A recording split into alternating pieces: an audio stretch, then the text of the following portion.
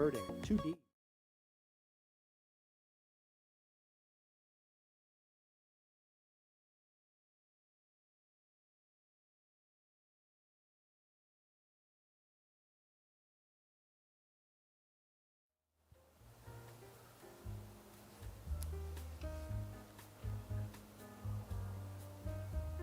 잠시 안내 말씀드리겠습니다. 잠시 후 10시부터 2023년 대한공간정보학회 추계 학술대회가 시작될 예정입니다. 오늘 컨퍼런스는 GIS 월드 유튜브 채널에서 같이 생중계되고 있으며 오후부터는 서울시 채널에서도 생중계될 예정입니다. 아울러서 서울 도시건축 전시관 및 길 건너 있는 시민청 내부에서는 취식이 금지되어 있습니다. 커피와 다가는 1층 카페나 혹은 옥상 마루에서 하여 주시면 감사드리겠습니다. 잠시 후 10시부터 컨퍼런스를 시작하겠습니다. 잠시만 기다려 주십시오. Ladies and gentlemen, may I have attention please?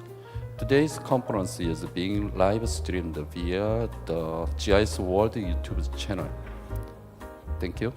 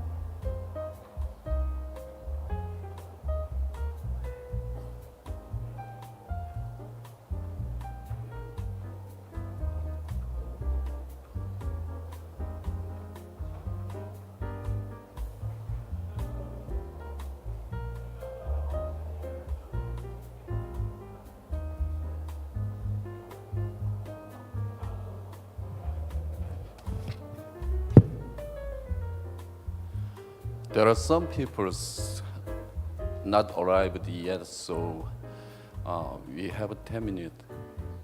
After we have 10 minutes start. Thank you.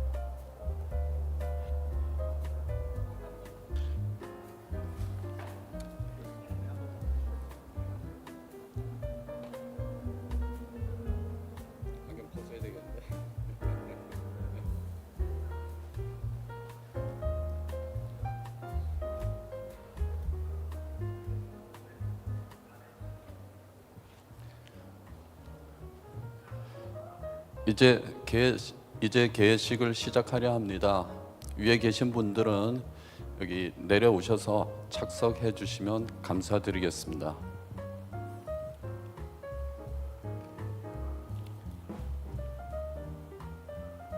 Good morning, ladies and gentlemen. Welcome to conference of Korea Spatial Information Society. My name is Park Kyung-sik, professor of Inner Technical College. I'm honored to be the master of opening ceremony of this conference. For the smooth process, I kindly ask you to turn off your phone or silent mode your phone, please. Thank you for your cooperation.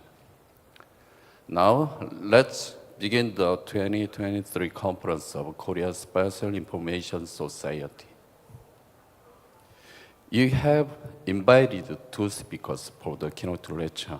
The first keynote speaker is Hwang Ji-eun, who is professor of University of Seoul and also CEO of Tech Capsule. She will speak on the lucid heritage, digital representation, and archive of urban fabric. Please welcome her with big hands.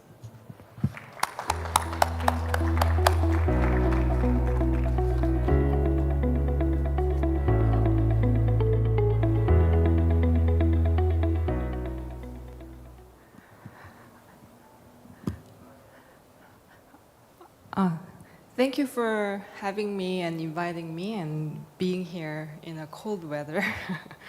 I'm so excited to share my clumsy idea of the concept of lucid heritage with you.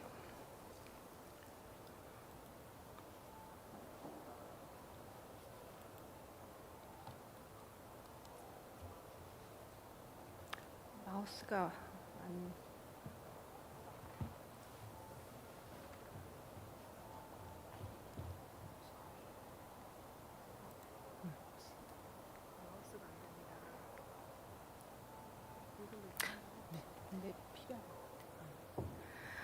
Okay. The first session's destiny. Imagine a city as a live canvas where the past and present are interwoven in the intricate tapestry. Lucid heritage is about consciously navigating this urban fabric, preserving our cultural roots in the face of rapid urban development. Indeed, I took this idea from lucid dream. I take this image from the movie Inception, where you are aware of your dreaming and you control your dream environment, right? So, likewise, lucid heritage is about being consciously aware and purposeful, and as our city transforms, it's like a city in a constant state of flux, and lucid heritage allows us to be lucid and fully aware of this change. Just as you might shape a dream consciously in a lucid dream, lucid heritage let us consciously document, archive, and understand the change in our urban fabric. So lucid heritage is the idea of being aware, intentional, and mindful in how we approach the preservation of our cultural and historical heritage within a contemporary dynamic context of urban development. As you can see, it's beautiful images from maps. City is a vibrant and dynamic tapestry, woven together by various elements like buildings, streets, and parks, and neighborhoods. And this intricate and interconnected pattern, the urban fabric, I would say, that forms the overall structure and character of the city. Think of it like a quilt it's a traditional Korean 보자기 made of diverse patches, each representing different part of the city. Some patches showcase the historic buildings, while others depict skyscrapers, streets, like a thread that connect these patches, creating a seamless and unique design. Now, for visitors, I would like to look at some Seoul urban fabrics. This is Dongdaemun area. As you can see, the major road system and streams is over there, and then the infill of the block is a little bit different. Some are follow the more ancient the alley systems. Some are new development, and obviously there is a big object, Dongdaemun Design Plaza as a monument, and then that also influence all the road systems and other about district. And then there are empty big plots waiting for the development. Is like obviously a patch of our life. And this is Jamsil area, and as you can see, there's tallest building in our country is there, and then you can see all different types of beautiful patterns of infills with the residential development, as well as like mixed use. The small buildings is located in a wall. Also, there are, the development is going on. It's big, mega residential complex projects. And now we are here. This is Seoul Hall of Architecture and Urbanism, where you're sitting. And check out this SMAP interface. I saw many advertisements of SMAP before this session started. Maybe the big sponsor today. So this is a Seoul public digital twin. And as you can see, this building used to be 5-story buildings, and then that is reconstructed in between 2030 to 2022. So it's about adjacent with one of the royal palace in Seoul. There are 5 royal palaces within this area, Deoksugung. And then the main boulevard, the Sejonglo, is reached all the way up to Gyeongbok Royal Palace, and then Gwanghwamun area. So this must be to go if you visit. Firstly in Korea, that's the national monument place. Gwanghwamun is the main gate of Gyeongbok Palace, and then Gwanghwamun is the Gyeongbok Palace built in 1355, 14th century, and then more than the historic landmark, Gwanghwamun is a symbolic public space representing the culture and democratic essence of Korea. Just a month ago, the restoration of Gwanghwamun's World-Dae, the primary podium structure of this historic gateway, was successfully completed. Referring to the original structure from Joseon Dynasty in the 14th century, this restoration project aligns with the rich history of Korean modernizations. Over 600 years, but more recently 100 years, during 100 years of modernization period, Gwanghwamun has been evolved and undergoing multiple reconstructions solidifying its status of national monument. At the recent restoration project, excavation around Gwanghwamun discovered various evidence of a modern urban infrastructure trace, such as tram rail operated until 1966 from a Japanese occupation period.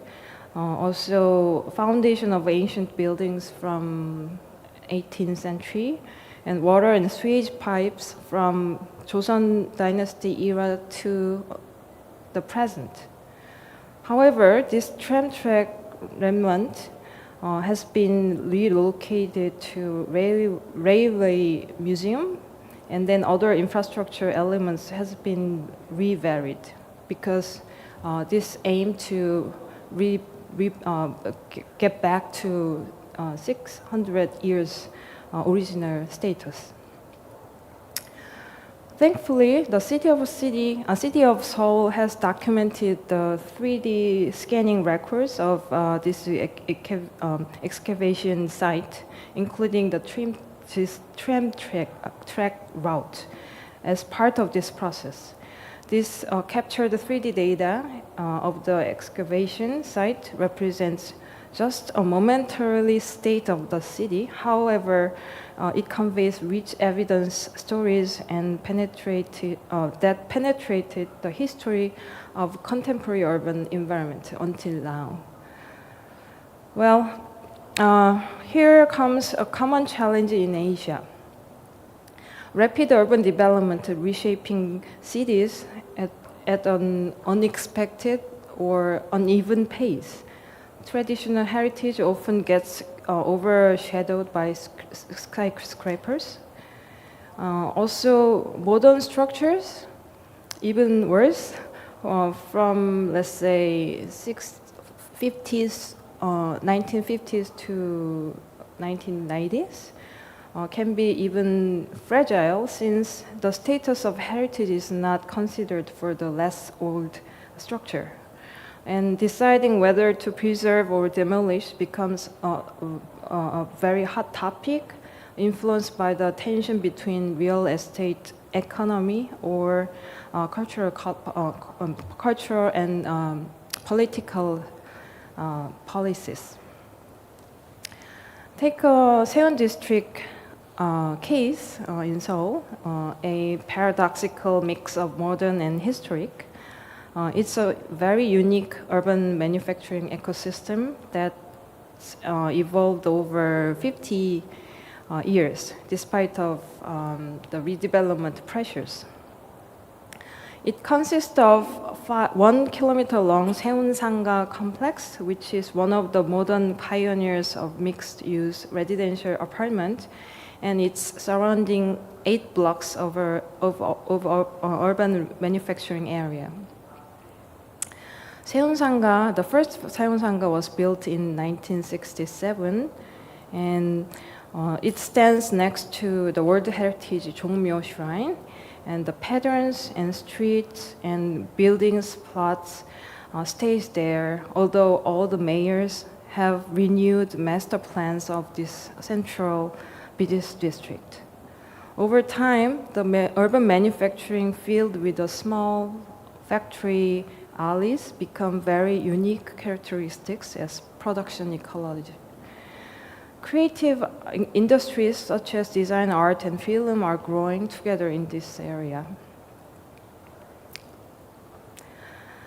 How do we capture this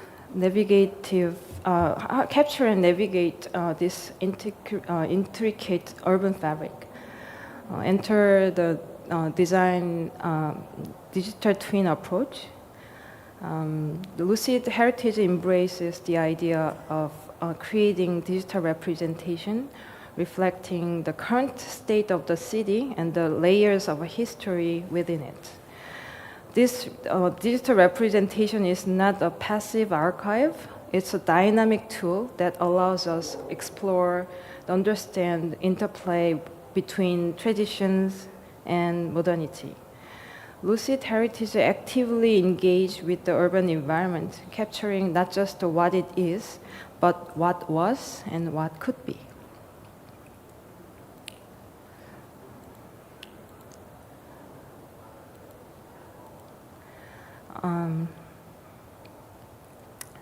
This presentation I showed was done by a grassroots documentation project by 3 groups. It was a proactive survey by 3 expert groups of the technologists, architects, and archivists.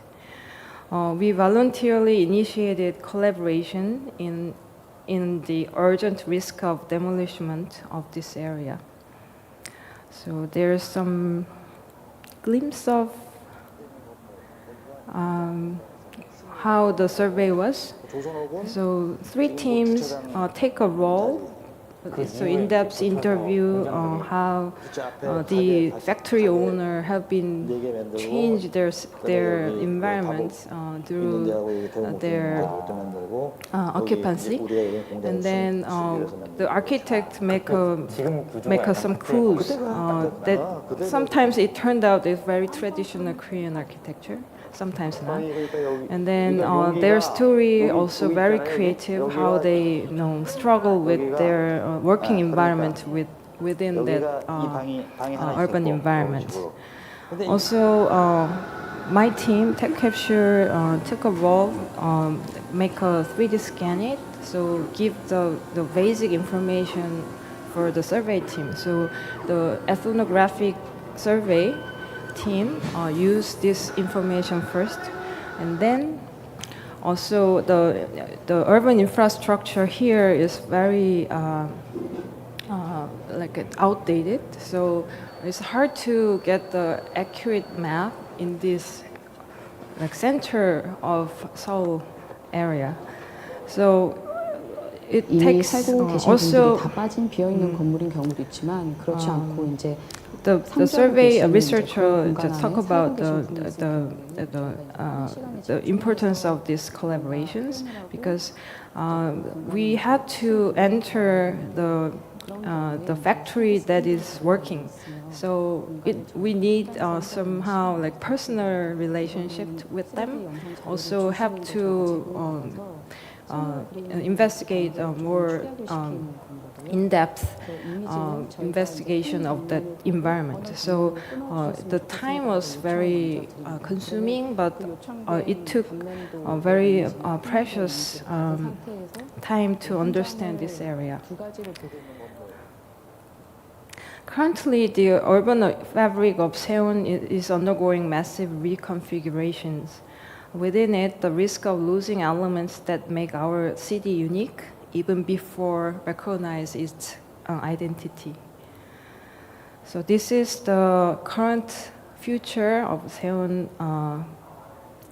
district from the Seoul urban plan. It prompts us to ask, what do we value as heritage in our cities today? How we can consciously integrate into this development narrative, and what do we lose and what do we gain? I will take another example. It's Bampo apartment reconstruction project. So it's actually already demolished for new reconstruction. It was originally developed in the 70s for public housing, tightly related to history of urban expansion toward Gangnam of Seoul. Now it will be reconstructed for one of the most expensive residential high-rise complex. Last year, we contacted to the resident union, Johab, and the construction company in order to get permission to documenting this complex. Right after all residents moved out and before the construction started, We gather volunteer teams of radar scan, MMS, drone 3D mapping to investigate, record this technique on this various detail of this complex. So let's take a look how we mingle this data with some like interview narrative by the patrols of this the last moment of this complex. So it was autumn, very beautiful coloring of the whole parks, and then whole scene is already gone, and that can be a lucid heritage of our time.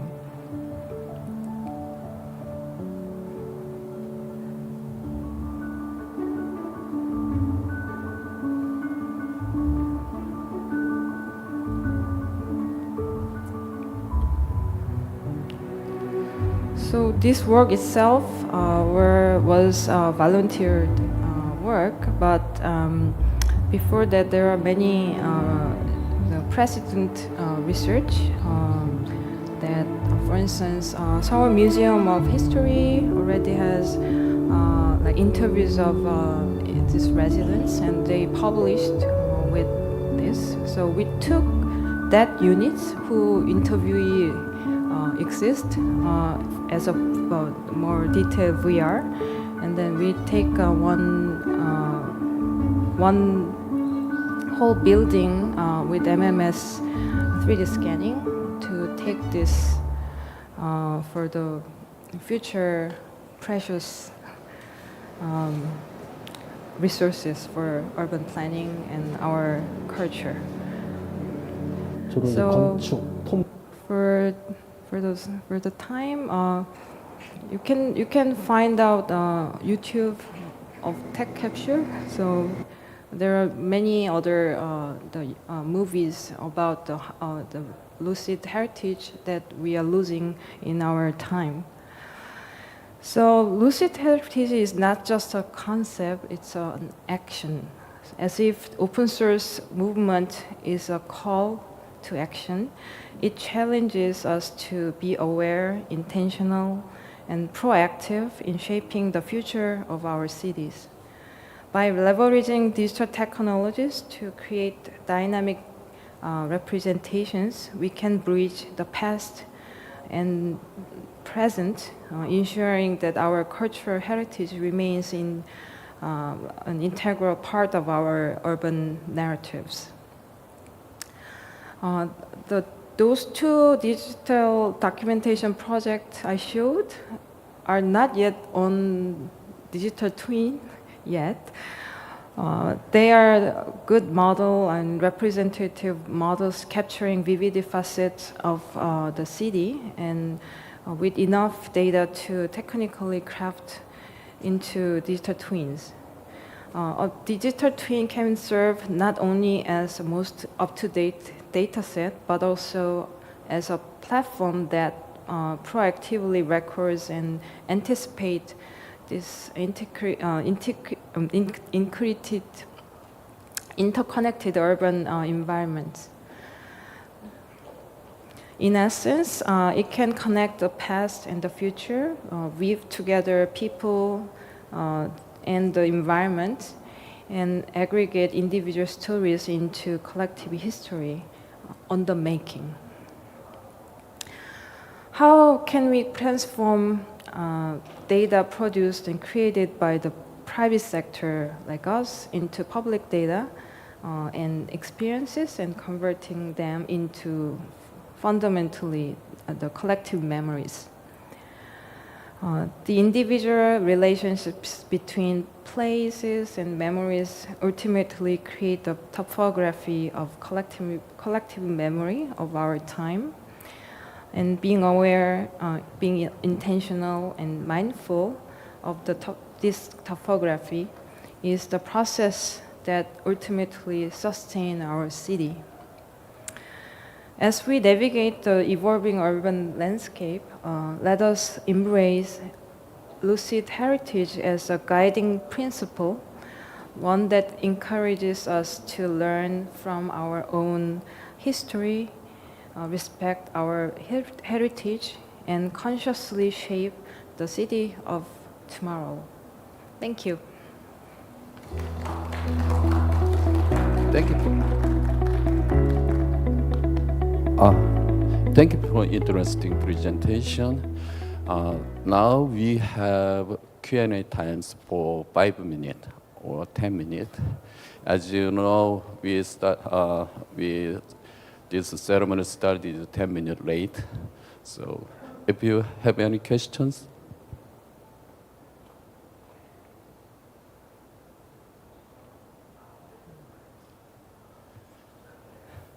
Yeah.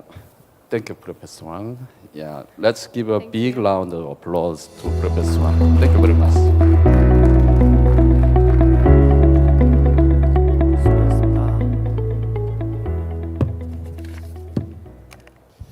Now, next speaker will be delivered by Ms. Dina Faye Ander. She is a regional ambassador of youth mappers in Asia Pacific region and also researcher in NOAA Center, University of Philippines. The topic of lecture is modern map makers, the power of collaborative mapping in shaping our modern technology. Please welcome her with big hands.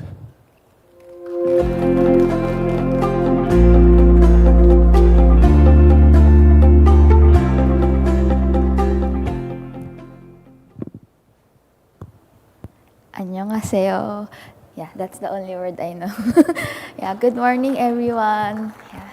So for this morning, I'd like to thank the organizing team of the FOSS4G-Asia and also to everyone who is around here to listen to our talk.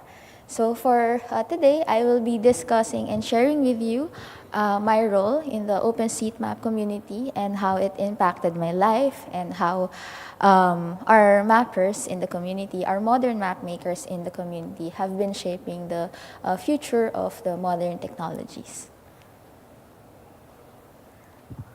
So let me further introduce myself. So my name is Faye, and I'm a volunteer of OpenStreetMap from the Philippines, particularly in Metro Manila. And beyond my role in the OpenStreetMap community, I'm also actively involved in different smaller mapping communities, such as Geolidis Philippines, who is actively involved in working with women in the geospatial technologies and recruiting more women mappers to contribute to the OSM data. And I also co-lead a chapter of youth mappers in the University of the Philippines, Resilience Institute. And I am a regional ambassador of youth mappers since 2020, where we actively recruit student organizations to be involved in the open data movement. And also, I am a voting member of the Humanitarian OpenStreetMap team.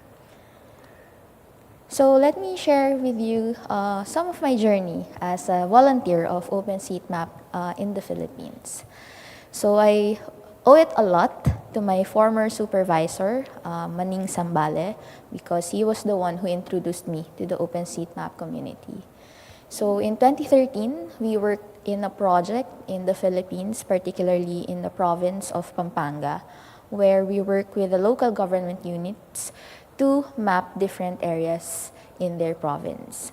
So we mapped here the critical facilities such as the hospitals, the educational facilities, and other facilities that are very critical for disaster risk reduction. And we introduced some technologies like QGIS, like field papers, OpenStreetMap data, for them to be able to use it for their disaster risk reduction and management plans. So thank you, Sir Maning, if you're watching live. Thank you because for introducing me to the OpenStreetMap community. And without you, maybe I will not be here also with you today. And in 2013, it was also the same year when Super Typhoon Yolanda hit the Philippines. So Yolanda was one of the biggest typhoons that happened in the Philippines because it also destructed a lot of facilities, establishment, and also there were a lot of casualties that happened.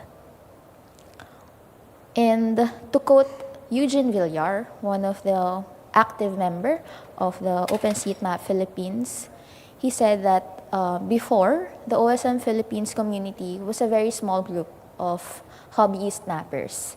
So as you can see on this screen, we have here photos of the previous mapping parties held in the Philippines. And you've also noticed here that there is a very small ratio between men and women in the community.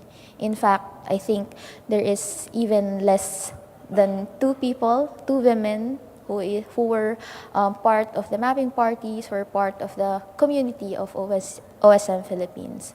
But because of the crisis brought by Yolanda, it showed us that the work we do in the OpenStreetMap community and in OpenStreetMap ecosystem showed us that Philippines or mapping using OSM can mean the difference between life and death, because these datasets were used by different organizations, humanitarian organizations, in the response to those affected areas.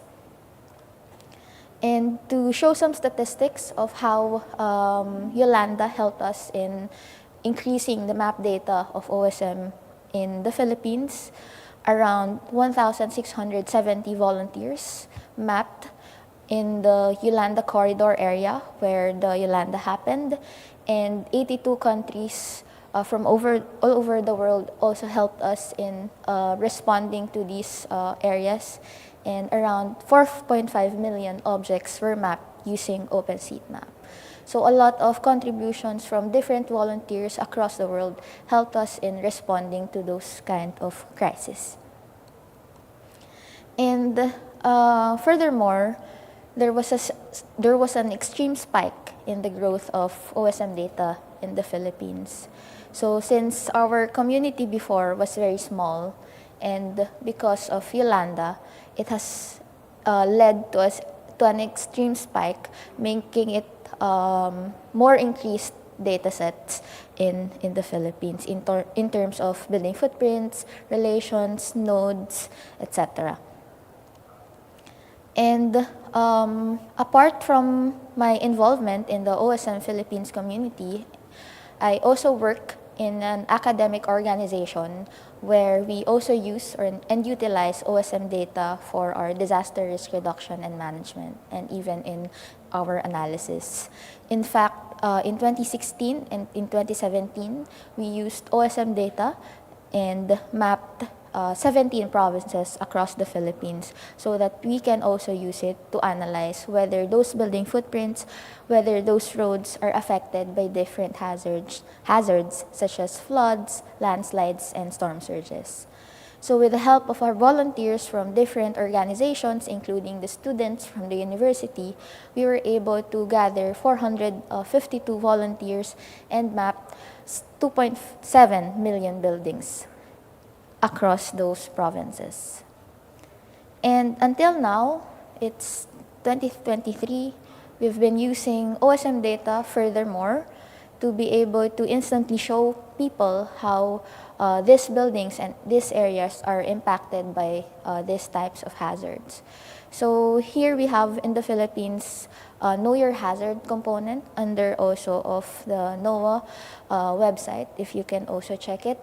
It instantly assesses the building footprints or the area based on its exposure to different hazards. So OSM datasets are very used even in the government and even in the public sector. And as you can see before, we only have a few men and women joining the mapping parties. But since my active days or early days of involvement in the community, it has widely expanded. So as you can see here, more women are joining our mapping parties, more groups from the LGBT and minority groups are joining us and celebrating the beauty of open data.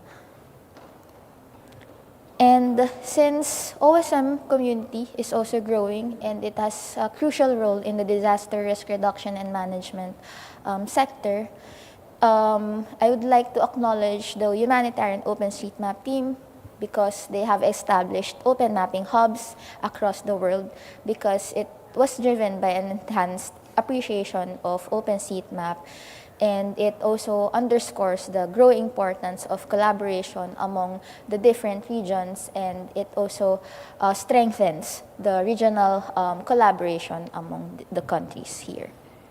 So Open Mapping Hub is also a sponsor of the FOSS4G-Asia conference, and they are very active in terms of providing support to different communities in Asia and across different regions of the world. And aside from the mappers from the humanitarian sector, we also have our modern map makers who are the youth mappers. So there is a common saying that the leaders of tomorrow or the future are the youth. But we believe that youth mappers or the young generation are the leaders of today because they are already actively taking the role of leadership in collaborating with different communities and also in mapping the different areas of the world. So if you're not yet familiar with Youth Mappers, it's an international consortium of university-level student organization from different parts of the world. So we have over 5,000 students and alumni working with us, and from 388 university campuses from 80 countries. And we're also proud to share that 45% of our community and network is women. So it's at least it's growing and it's also progressing. And we work with various countries, and also we work directly with the communities because they have been actively collaborating with us in helping them enhance the data sets in their country. So for instance, in Asia, Bangladesh, Nepal, and the Philippines are the countries that are most active in terms of the contributions in the map data and also in expanding the reach of OpenStreetMap within their respective countries. And furthermore, to zoom in to my country in the Philippines, I also owe it to the Youth Mappers community because they have elevated my presence to the OSM community, helping us reach those invisible areas so that they can be visible to the map later on. When I started working with Youth Mappers in 2018, there were only 2 chapters in Metro Manila or in the Philippines. But because we don't want invisible things on the map, we tried to expand the reach of OpenStreetMap and Youth Mappers across the Philippines. That is why we actively collaborated with the Youth Mappers or the universities in the Visayas, here, and in the Mindanao regions because they also need help in expanding the data in their respective communities. And in Youth Mappers, we invest more in the capacity and skills and knowledge of our young mappers. That is why we do a lot of capacity building for our mappers so that they can also teach other communities, they can serve other communities so that we can create more maps to the benefit of the community. And we also try to serve as diverse communities as we can so that we ensure that everyone can be visible to our map data. So in these pictures are some of the active Youth Mappers chapters in the Philippines. So aside from actively contributing map data to OSM and mapping during crisis, their interests also expanded not only for disasters but also according to their advocacies. Some of them partnered with elderlies because they wanted to help elderly to be able to locate which services are capable of serving them. And our vision and mission also aligns with the United Nations Sustainable Development Goals. So this is a testament that collaborative mapping is helpful in addressing these kinds of goals. So through our local chapters across the world, we've been providing support with different communities conducting chapter mapathons. So we call it mapathons, where we gather a small group of people and do same or shared goal, which is to map areas that are affected by a crisis. And we also do a lot of community outreach activities so that we know that our work is directly impacted for those communities. And last year, we have published a book, an open access book called Open Mapping Towards Sustainable Development Goals, where we shared the voices or stories of how youth mappers worked with different communities in addressing sustainable development goals. So in particular, in the Philippines and in Asia, we work under Sustainable Development Goal for Health, which happened during the pandemic and also during crisis when, of course, when disasters are happening. And I just want to highlight how the passion of OpenSeatMap volunteers are also impacting us, because volunteering during the pandemic isn't very easy because there are risks involved when going out and possibly being affected. But I want to commend the mappers that we work with during the pandemic and map those areas that were that can be affected during those times. So the spirit of volunteering remains intact even during this crisis. Also, earlier this year, we worked with some communities in Turkey and Syria, since they were affected by an earthquake in their respective countries. And here, youth mappers took an active role in organizing mapathons, mapping activities, so that we can contribute to the map data and help in the disaster response in Turkey and also in Syria.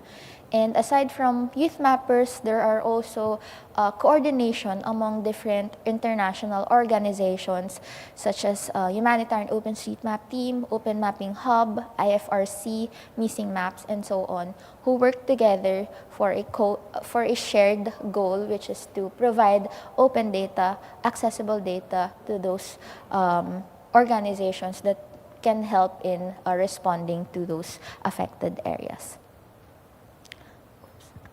Let me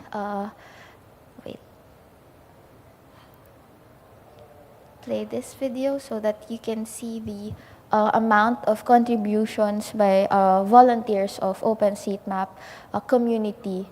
So for this particular response, we were able to map more than 2 million buildings, and more than 1,000 volunteers also contributed to the map data. And collaborative mapping also has given birth to an array of different mapping tools in the OpenSeatMap community. And we are very grateful that they have been very supportive since day one, since there are tools evolving, and also there are tools that were developed using also collaborative community. So we have ID editor, we have street level imagery using Mapillary, we have organic maps for mobile data collection, we have the rapid editor that utilizes AI generated building footprints and also roads, and some other applications like OSM and Open Aerial Map and Everydoor. So we're very grateful to those big organizations and companies that continuously support OpenSeatMap community. And also for us, as these technologies modernize and develop, it also undergoes a symbiotic relationship, because we also benefit from the development that they've been doing and from the ever-evolving landscape of technologies.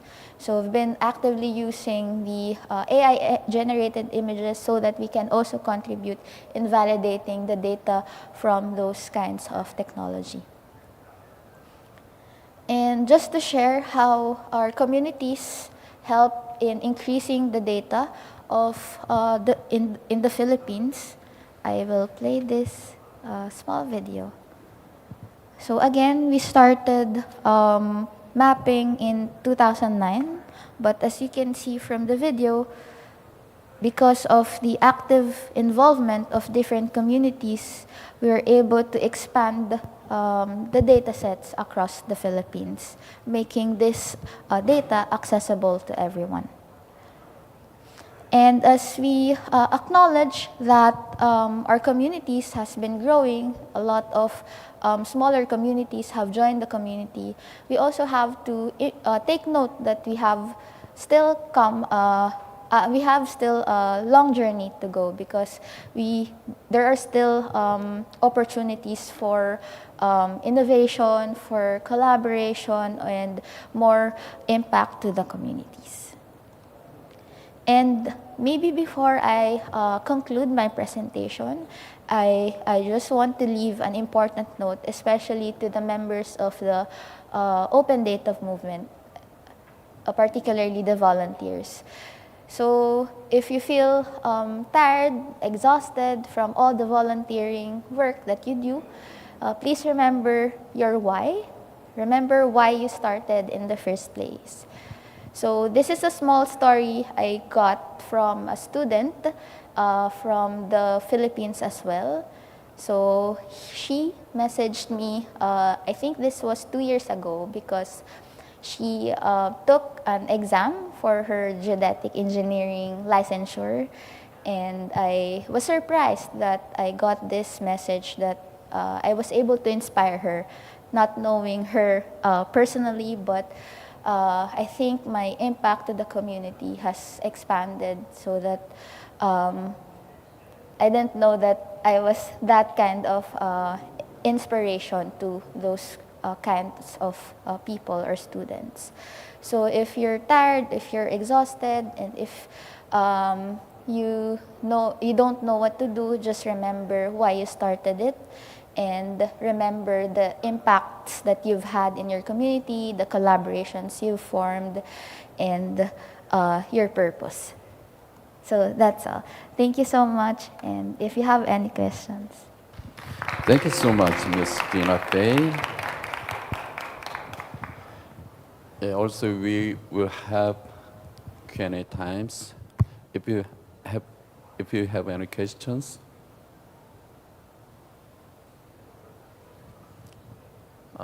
Yes. Thanks Please. for your great presentation early this morning. Actually, in Korea, we have some kind of legal obligation to collect the geospatial information over the street or building or stuff like that. Is there any legal restriction in the Philippines? You know, as a volunteer, you might have some, permission from the Philippine government to gather that information and store and to distribute to other parties. So I believe you should have some kind of permission from the government. What's the process in the Philippines? There is no actual legal rule to follow when mapping using OpenStreetMap. But when working with, for example, private subdivisions, we have to ask permission from the homeowners to go inside their subdivision and collect data sets. But in general, we don't ask permission from the government. In fact, we also wanted to collaborate with the government of the Philippines so that they can also utilize OpenStreetMap data for the entire Philippines. Okay, Professor Han. Hi. Thank you for your presentation. Do you feel cold? Do you feel cold? Yes, I've been Manila a few years ago. I feel very warm in there. I heard very interesting. You have good idea. The most important thing is sustainable development. Please tell me about your future plan shortly. Please tell me about your future plan. Yes. Thank you very much for that wonderful question. So for me, for next year, I plan to conduct more capacity building with the Youth Mappers chapters in the Philippines, but also across Asia, so that we can support elevating the skills and their knowledge to be able to contribute more and to validate more data. Because right now, there have been a lot of existing chapters already of youth mappers, but we also want to focus on enhancing their skills so that we can maintain and ensure the high quality of data in OpenSeatMap. Yeah, having more questions? Thank you, Ms. Dina Pei. Yeah, let's give a big round of applause to Ms. Dina Pei for giving a great direction. Next, Mr. Park Soo-hong, President of Korea Spatial Information Society, will deliver his opening comments. Please welcome him with a round of applause.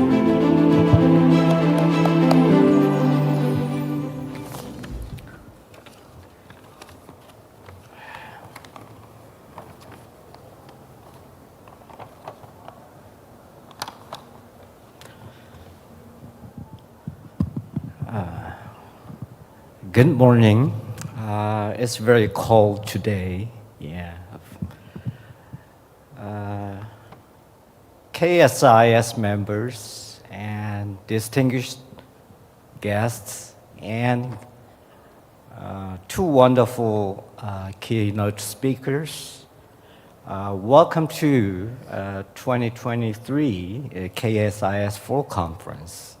I'm Soo-hong Park, the president of Korea Spatial Information Society, and I'm very honored to have an opportunity to address you today. First of all, I would like to express my sincere gratitude to all of you for participating in this KSIS conference. This is a wonderful week as the KSIS is co-hosting the FOSS4G-Asia 2023 conference with the Seoul Metropolitan Government and the OSGeo Korean chapters. FOSS4G-Asia is an international conference that shares the latest technologies and trends in the global open source spatial information field. This 2023 Seoul conference is the first to be held in Korea, and it is expected to attract more 200 participants from more than 20 countries around the world. This KSIS conference is being held as part of FOSS4G-Asia, and it will feature a variety of papers and seminars on open source spatial information technologies. It will also be an opportunity to share the latest research trends and technology trends through lectures and discussions by domestic and international spatial information experts. Spatial information is becoming an essential element in all areas of our society.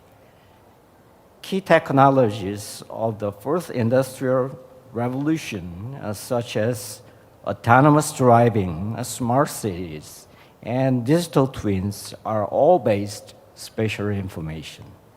The KSIS recognizes the importance of spatial information and is committed to the development and dissemination of spatial information technology. This conference is part of these efforts, and it will be an opportunity for domestic and international spatial information experts to gather and share the latest research results and to explore the future direction of spatial information technology development. I hope this conference will contribute to the development of spatial information field and help the sustainable development of our society. Once again, I would like to thank you all for attending this conference, and I hope you to have a pleasant and memorable stay in Seoul. Thank you very much. Thanks so much, President Park. And that wraps up for the opening of 2023 Conference of Korean Spatial Information Society. A big thank you all who shared their insight. And after lunch, the paper presentation will continue in the workshop room in Citizen Hall starting at 1:30 p.m. Thank you, everyone. Enjoy your meal. Thank you very much.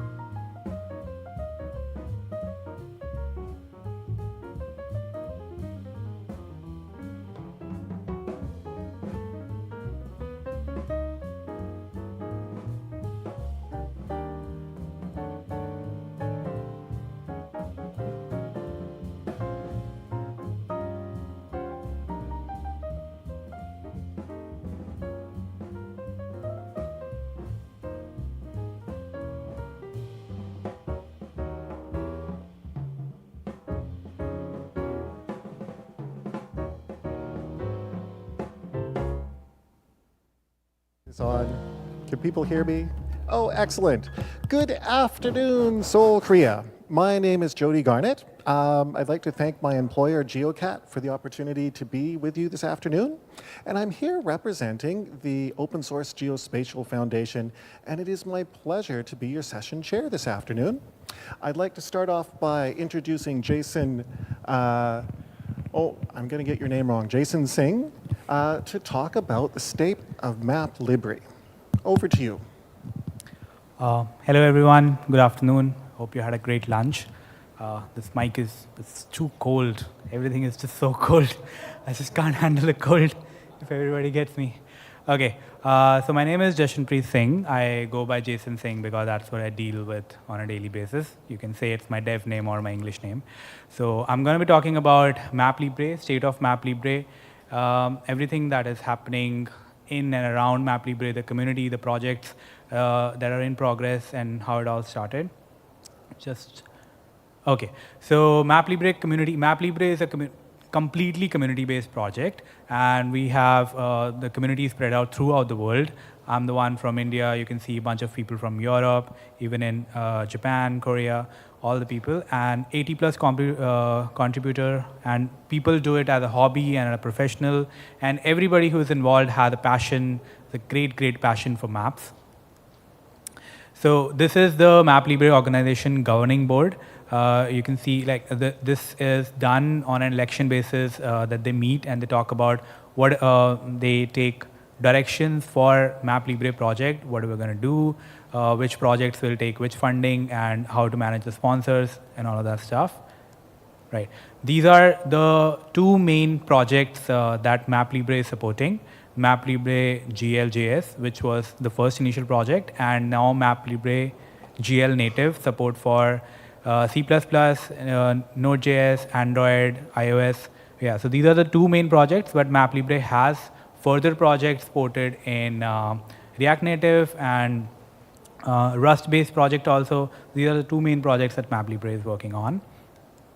Right.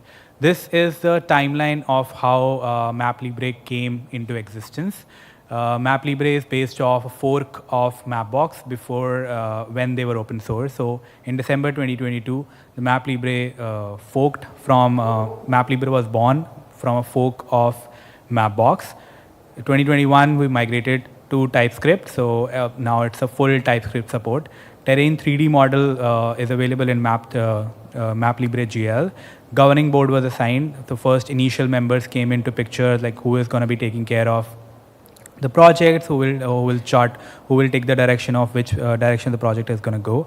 Professional maintainers hired. So this, like with MapLibri, all the funding that we've got from a bunch of sponsors have now been assigned to a bunch of features and maintenance, and professional people, like they're getting paid to maintain the project.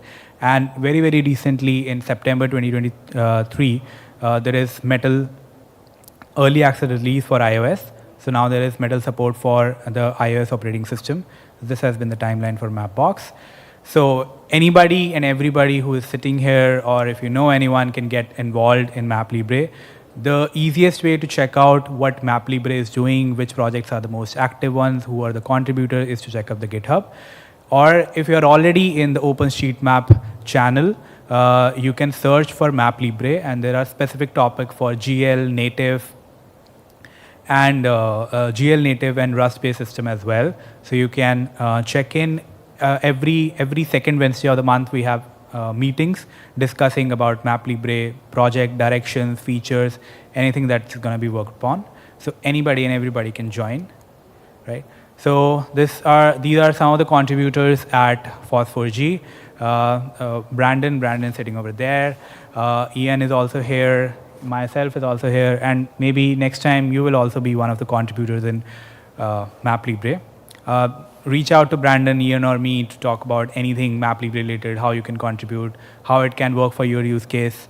Again, it's a drop-in replacement for Mapbox. If you are looking to move away from Mapbox to an open source license, then MapLibri is your project, right? This is something I want to talk about, MapLibri bounties. So working in open source is often a bit challenging from the financial side of things, how people are going to get livelihood out of it. So MapLibre has a bounty program, right, for all the projects. So you can go, you go back to the link mentioned here, step-by-step bounties guide, and see what features have currently assigned bounty to.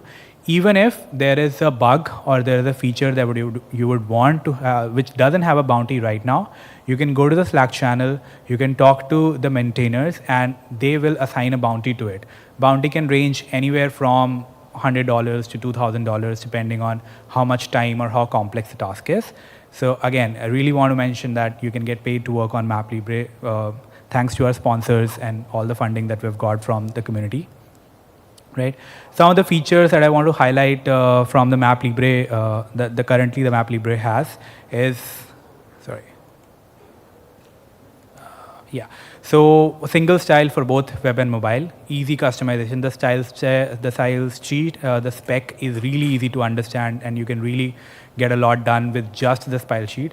There is fast rendering support by the GL support and metal support on iOS. This is the newest feature that is available in MapLibre.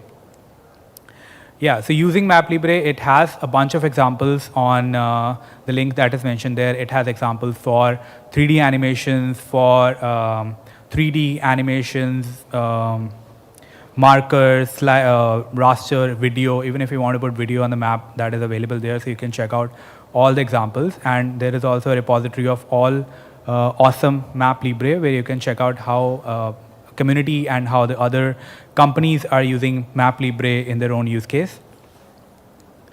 Right? It's as easy as getting started with MapLibre with this. It's like the basic map, it'll draw the basic map, and that's it. There you go, like the map is ready. The example is for MapLibre GL.js, but it's very simple to do this in your native apps as well. Right? These are the sponsors who are currently sponsoring the development of MapLibre, AWS Meta, Murin, who the company is also here, Komoot, Radar, and Jog Maps. Thanks to all these sponsors, the MapLibre project is growing strong and strong every day with increasing list of volunteers, with increasing list of features that we're adding, bugs getting resolved. Again, some of the quotes that I got on using MapLibre, especially from Brandon, it has a protocol called Add Protocol, by which you can have your own custom resource that you can use to load maps. So that works for proto maps, but it can also work for offline maps, or your own implementation of how you want to load maps onto the maps in MapLibre engine. There is dynamic styling involved. And again, same style sheets for web and mobile. And it's a drop-in replacement for Mapbox. So if you have vector tiles, if you're working with vector, it will work with the industry standard Mapbox vector tiles. And again, it's open source, so you don't have to pay anyone anything. And that's it from me. Thank you.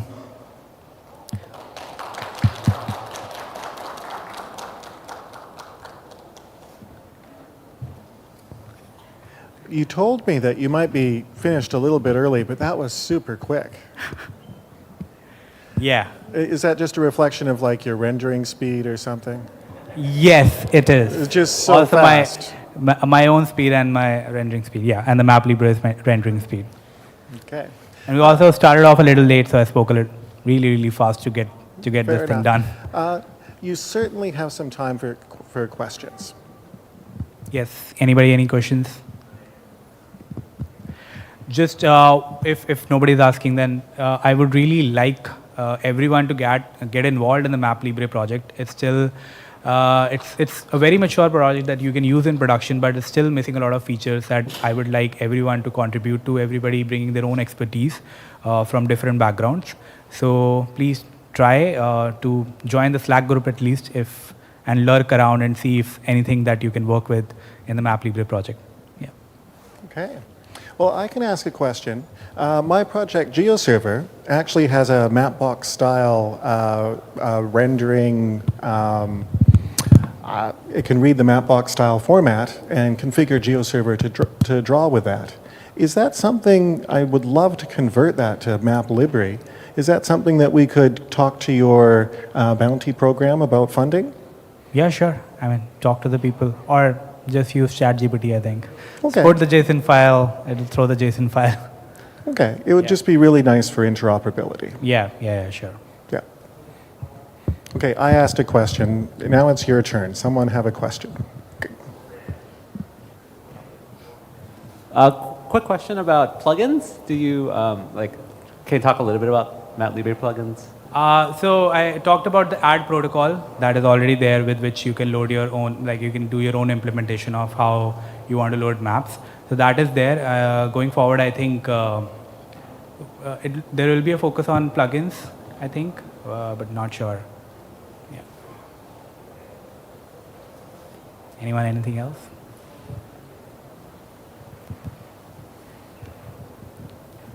Hi, thanks for the talk. I'd like to ask about you guys' stance on the recent Mapbox style change. So, like, I believe Mapbox have released a new version and they have different kind of expanded style specification. Yeah. Like, how are you gonna are you gonna handle them? Like, what's the direction you're gonna? So the project is now a separate project from Mapbox. It started as a fork of, but now it's a completely different project. So yeah, the MapLibre, it's going to do its own way. Okay, so you guys are not planning to? Not sure. Okay. Okay, thank you. And I should point out that that is a real strength of open source, that freedom to fork and to set up your own governance to take care of a code base is a real fundamental strength of the open source approach. And it's something you should keep in mind, especially as kind of more and more Silicon Valley startups promote this business software license. Yeah. Just MapLibre is an excellent example of why we fully embrace open source as a really good approach to engineering and trusting each other. Yeah, and the way I got involved in MapLibre was that we already had a project set up in Mapbox. And once they changed the license, like a few years back, we were looking for an open source alternative, and MapLibre came into picture, and it was just like changing an import statement and a keyword, and that's it. We had a map running, which is completely open source, and to this day, it's still running in production and it's doing great. Yeah. Thank you very much for the work you do and sharing your work with us today. Thank you. Thank you, everyone.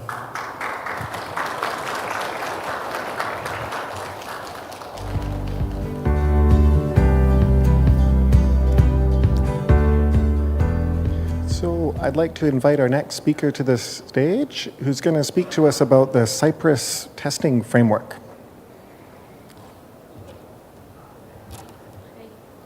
Hello. 안녕하세요. It's cool. Okay. Hello. My name is Palishat Navishian. I'm automated.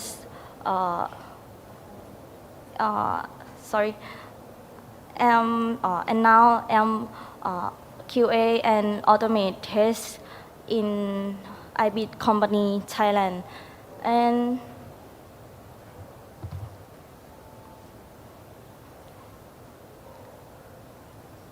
okay.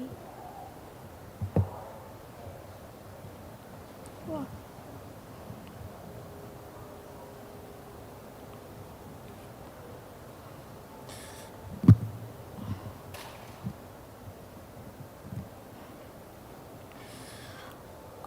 Okay.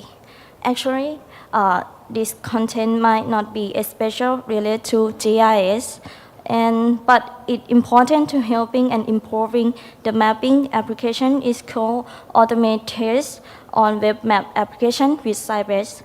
This may not be best practice, but it's guideline that I have summarized from what I have experienced that developing mapping application. And now, let's move to the first topic, my presentation. Okay, importance of testing. One, quality assurance. Testing helps ensure that a product or system meets specified quality standard. It identifies defect, issue, or vulnerability that might affect the product's performance or safety. Two, bugs and error detection. Testing is an effective way to find and fix bugs, error, and defects in software, hardware, or other products before they reach end user. This can save time and resolve in this long run. And 3, risk mitigation. Testing helps mitigate risk associated with product fail. Identify issue early in the development process can prevent costly recall, safety hazards, and reputational risk. And next, verification and validation. Testing verifies that a product or system meets its design specification and validate that it fulfill user requirement. This ensures that end product does what it's supposed to do. And 5, user satisfaction. Testing is essential to ensuring that a product or service meet user expectation, and acceptance testing involve real user assessing the product usability and functionality. And 6, security. Testing helps identify vulnerability in software or system that could be exploited by malicious actors. This is critical in digital age to protect data and privacy. And 7, compliance and regulation. Such as healthcare and finance. Testing essential for compliance with industry-specific regulation and standard. Fail to comply can result in legal consequence. 8, testing is an ongoing process that leads to continued improvement. Feedback from testing can be used to refine and enhance product or process. In 9, cost saving. Detecting and addressing issues early in the development or manufacturing process is generally less expensive than fixing them after a product is released or in the hands of customer. 10, customer confidence. Trust. Testing can instill confidence in customer. Knowing that a product has been rigorously tested can make customer more likely to purchase it and recommend it to others. 11, testing can help identify performance bottlenecks and areas for optimization, allowing for fine-tuning and improved efficiency.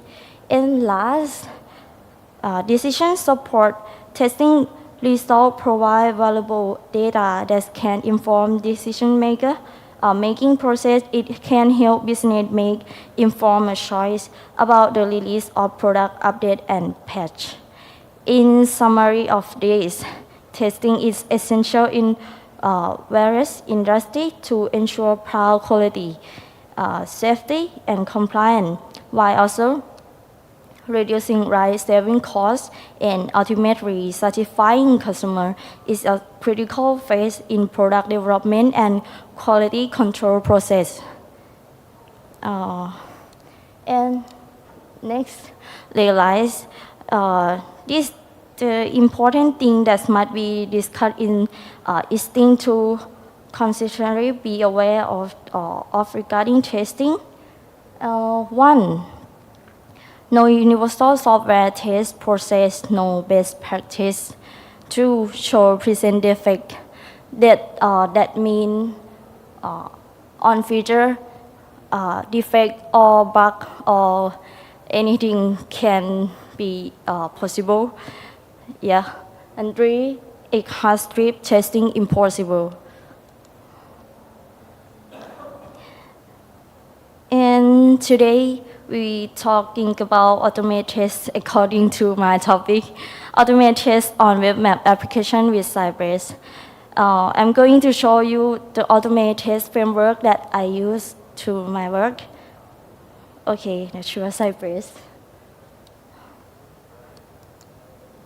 Okay, key benefits of Cypress is real-time reloading. Cypress offers a light reload feature that instantly update test result as you make change, speeding up the development and debugging process.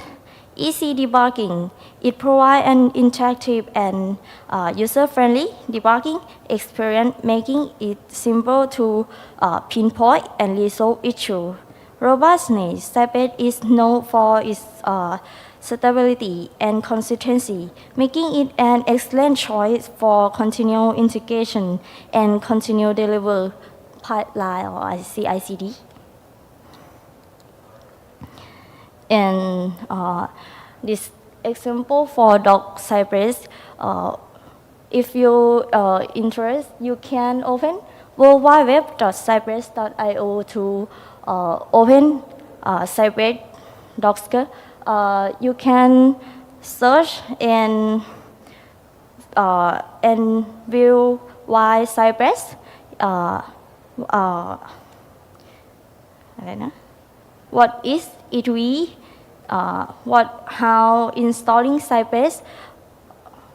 In first script, do you want to write test script and that show command that you want to write to test automate on your project? Okay, example.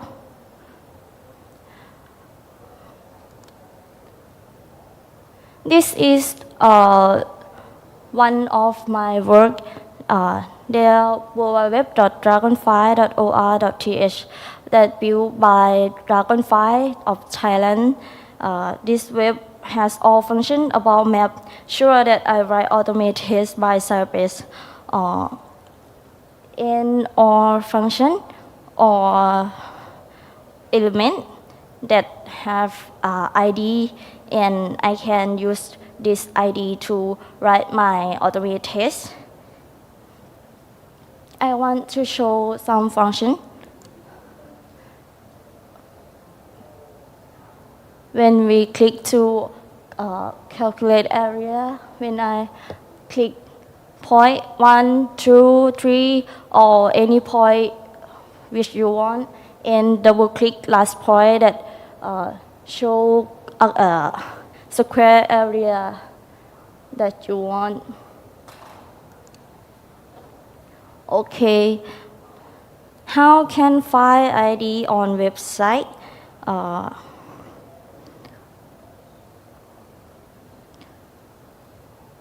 When we want to find ID, you can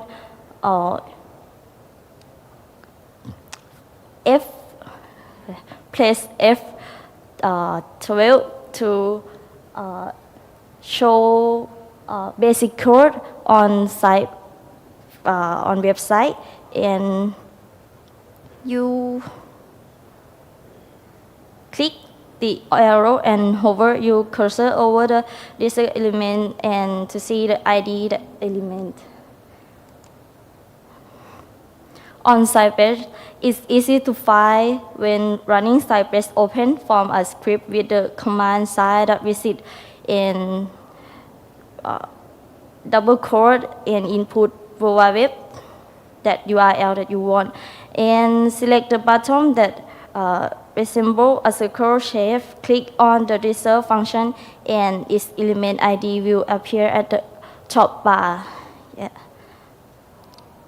Okay, however, if the ID displayed on the bar is not a user-defined ID from the programmer and the website has dynamically generated IDs, be caution when using for testing. Using such an ID may lead to misalignment, incorrect click, and worst of all, the fail to locate to that ID again. In such case, fail occurred instantly, even if there was no abnormal behavior.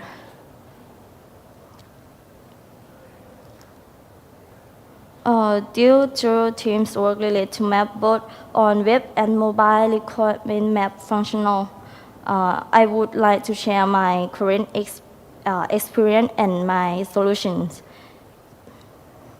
in our present.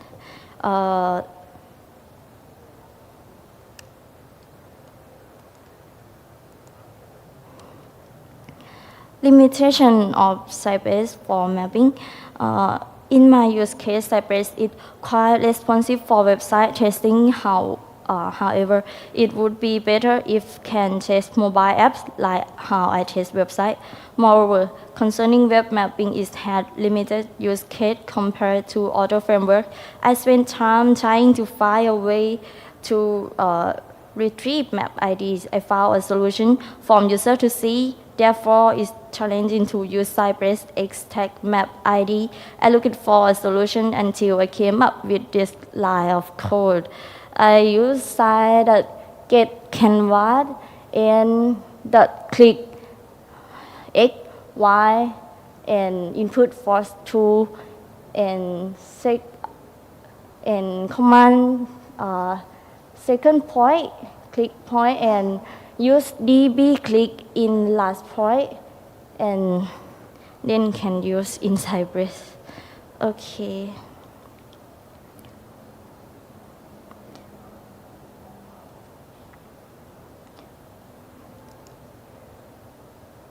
Okay. This simple method that I want to share with those interested in using the drawing function on a map website. I hope that in the future I may discover a better and certainly more efficient way. In order to come across different methods, I would be happy to try incorporating them into my work. Feel free to share with me if you have any question or want to share something. I hope this session is helpful. Thank you for joining. Thank you.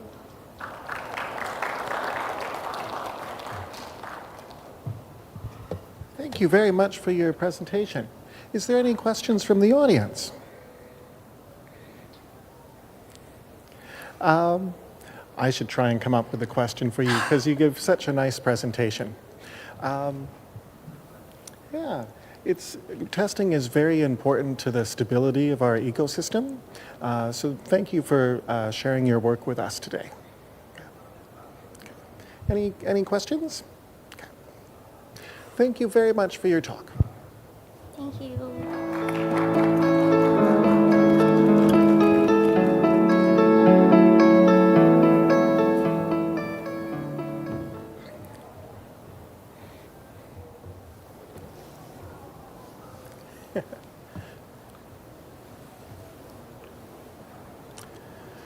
How is everybody doing? Are people still warm? It's really nice to see so many people here this afternoon. Yesterday they were all huddled up together for warmth over at this end of the stage, so I'm really glad to see people spread out and feeling comfortable. You said? So up next, we have a project that uses one of my favorite technologies, Ruby. Ruby is a very cheerful language out of Japan, and I really adored learning Ruby when it first came out, and so I'm excited to hear about the use of Ruby and Ruby on Rails with Geo. So take it away.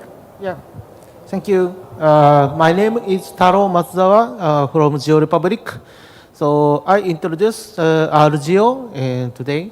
So today's slide is available at online. So please check this URL. But if you the Safari may bugs in this QR code. So please be careful. So my work is Geo Republic Japan GIS engineer and sub-president Japan Unix Society and director both OSGeo Japan and OpenStreetMap Foundation Japan and lead of United Nations OpenGIS 7 Core. So my hobby is skipped. So my skill is Ruby on Rails and Python and Postgres, PostGIS and JavaScript, TypeScript and Unix. Yes. So my community works is I'm a maintainer of tile.openstreetmap.jp. So this is a freedom, the free for use worldwide tile server for OpenStreetMap Japan community. But this tile server is enabled to access from worldwide. So, but location is in Japan, so please notice location. So, and the maintainer of Caritas on the Determine GTT and the contributor of type OL Open Layers EXT and Regex Persist, Persist and more. So today's main topic is Ruby language is very powerful and simple and friendly with geodata using RGeo. And the second is RGeo is friendly with Ruby on Rails and FOSS4G-Asia. So today's topic is 3 topics. So let's start first topic, concept and data model of RGeo. So RGeo is a geospatial data library for Ruby, and RGeo provides a set of data classes for representing geospatial data, and RGeo provides too many spatial analysis operations. So RGeo implementation is separate two parts. So RGeo is a peer library if Geos is not available. So, and RGeo is a Ruby wrapper of Geos if Geos is available. And RGeo supports many geospatial data formats, WKT, WKB, GeoJSON, and shapefile, and etc. And RGeo supports Project 4 and support too many spatial analytics operations. So RGeo requirements, so MRI Ruby 2.6.0 or later, and partial support for JRuby 9.0 or later, but highly recommend to use MRI Ruby and Geos C API. So benchmark is peer Ruby implementation is slow, very slow, and FFI implementation is slow down at 2x. So please use C API is I recommend. And how to install so at the first install the Geos libgeos dev and lib project file project for dev and project.data and install the gem install RGeo or insert the following line into your gem file gem RGeo. So RGeo has some extensions. So RGeo GeoJSON is GeoJSON supports format support, and RGeo special shapefile is shapefiles format support, and RGeo Project 4 is Project 4 support. So and Ruby on Rails support is RGeo provides active record extensions for Ruby on Rails with FOSS4G-Asia.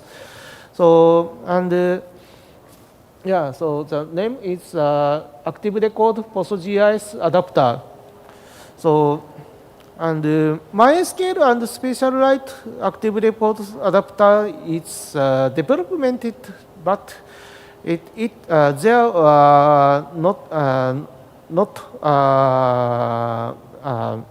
there is one is archived and one is maintenance, not maintenance.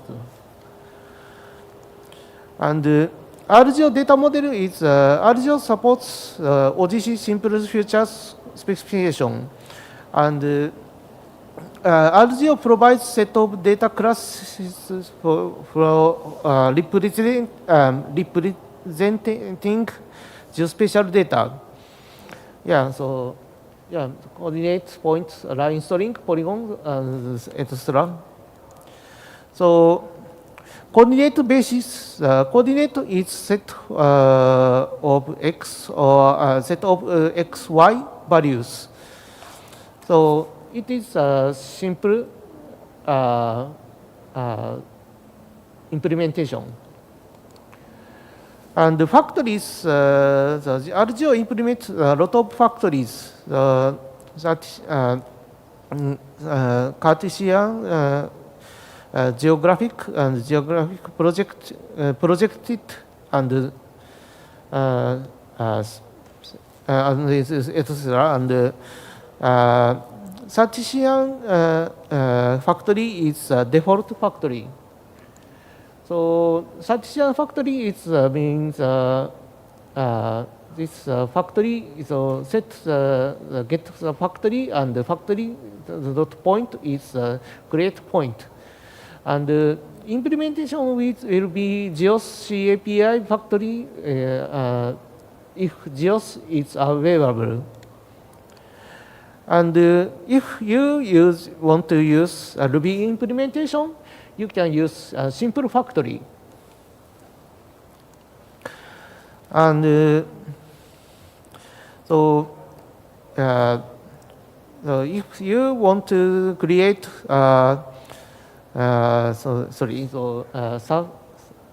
suffixal factory, so you can use this factory, and but the result is maybe same as so. But if you want the 3D data, so you need to set as z coordinates true, and the point is 1, 2, 3. It's so 1 is x, and y is 2, and 3 z is 3. So yeah, so it is how to create 3D data. So and with m coordinate, so you need to have m coordinates true, and specify an SRID. So SRID is can set the factory and SRID options. So the factory use the SRID 4326 using Geos. So it's Tokyo Station's position. So I talked about the point is so point have the only coordinates, and you can use with the WKT. So factory dot pass WKT is generate the point data, and you can also line storing function to create set the points. So you can create line storing, and others supports line too many polygon and geometry collection as multi-point, so too many classes is supported. So basic manipulation and querying geospatial data. So in the geospatial analysis operation has two patterns: an array and binary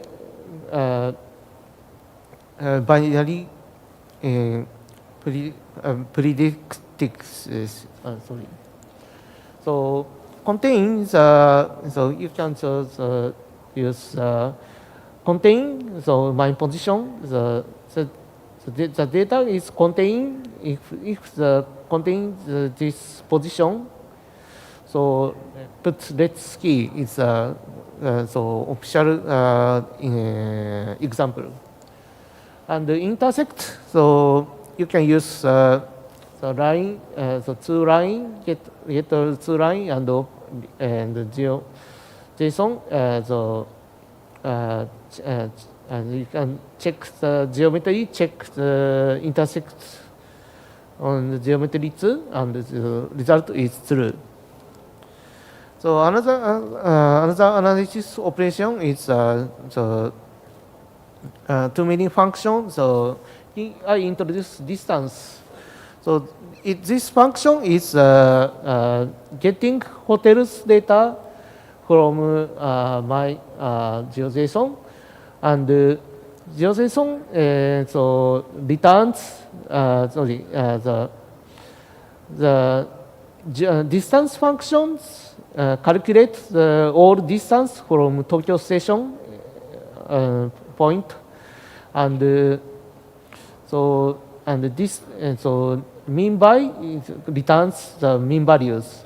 So mean value may nearest, and max by may return farthest. So let's talk about integration with Ruby on Rails and real-world application example using RGO. Ruby on Rails support is RGO provides active record extensions for Ruby on Rails with FOSS4G-Asia. It's provided by active record FOSS4G-Asia adapter. Active record is powerful and simple to use, and RGO is friendly with active record. So overview is the actor access Ruby on Rails and if so you have the geodata with FOSS4G-Asia. So FOSS4G-Asia adapter active record FOSS4G-Asia adapter to the access to the database, and then the result it's covered with RGO, and so you can get the geographic data. So yeah, let's create the application. So it's only 17 steps. So so Rails new API. So it's let's create API mode and the database to set PostgreSQL, and let's add the game file let's add active record FOSS4G-Asia adapter to game files. So RGO and RGO GeoJSON and active record FOSS4G-Asia adapter. So it's useful as a 3 line. So and the next database changes adapter to FOSS4G-Asia, and then create database. So and the next, let's create the migration file to enable FOSS4G-Asia extension. So enable extension FOSS4G-Asia is this migration file is enabled to FOSS4G-Asia in your database, and create the model and migration and controller via scaffold. Scaffold is easy command to generate everything. So it generates the empty migration and model and controller to related to name the toilet. So the Rails G scaffold toilet, then create the toilet models, and so you need to change the following line. So you need to add the name and SC point, location, and geographic true. That means default is SRID 4326. And let's run migrate. So yeah, then so you can add you added the table of named the toilet. So next download data from overpass per tab. So note amenity toilet and save export as GeoJSON. And let's create put the GeoJSON data to DB seed data directly, and then so edit seed RB. So seed RB reads every GeoJSON file and insert the into the toilets database to the name and location. And then run DB sheet. So import the old data and so print out the count is 662. And toilet edit the model of toilet RB. So as GeoJSON, it's a utility function to output GeoJSON. And as GeoJSON function, it's the override as this function. And the geometry is GeoJSON encode the self-coordinate location. And properties the except location the attributes. And next, application controller.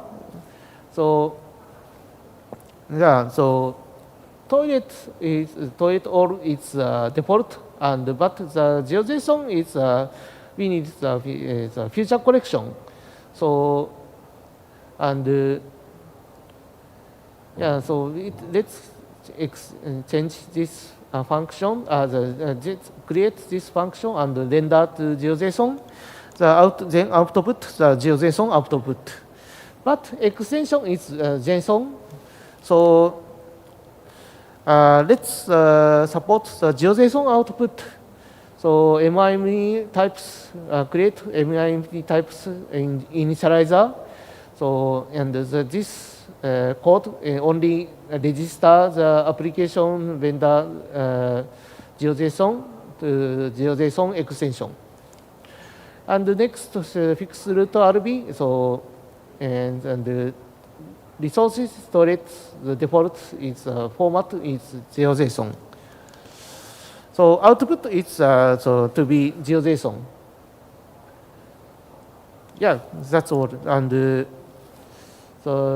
so index HTML can access to from the QGIS.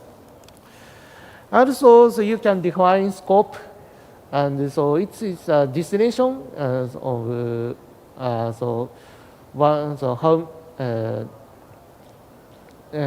destination with functions, and so set parameters the destination scope. So and so let's get you can get the query of the radius is 1,000. So near the toilet, you can get near the toilet. So to do is this application to do is so let's add some functions. So and so thank you. So that's all.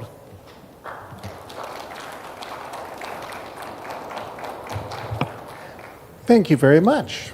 That was great. Can I ask, how many people are involved in this project? Is it just you? Is there more than one developer? I'm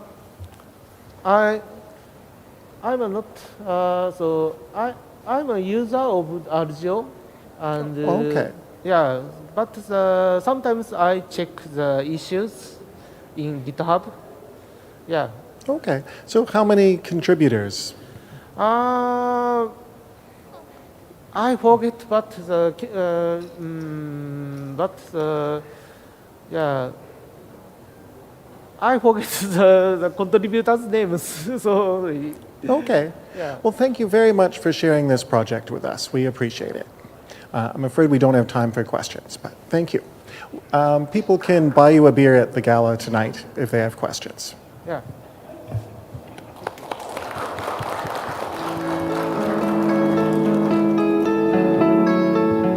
Thank you very much. Next up, we've got Brandon.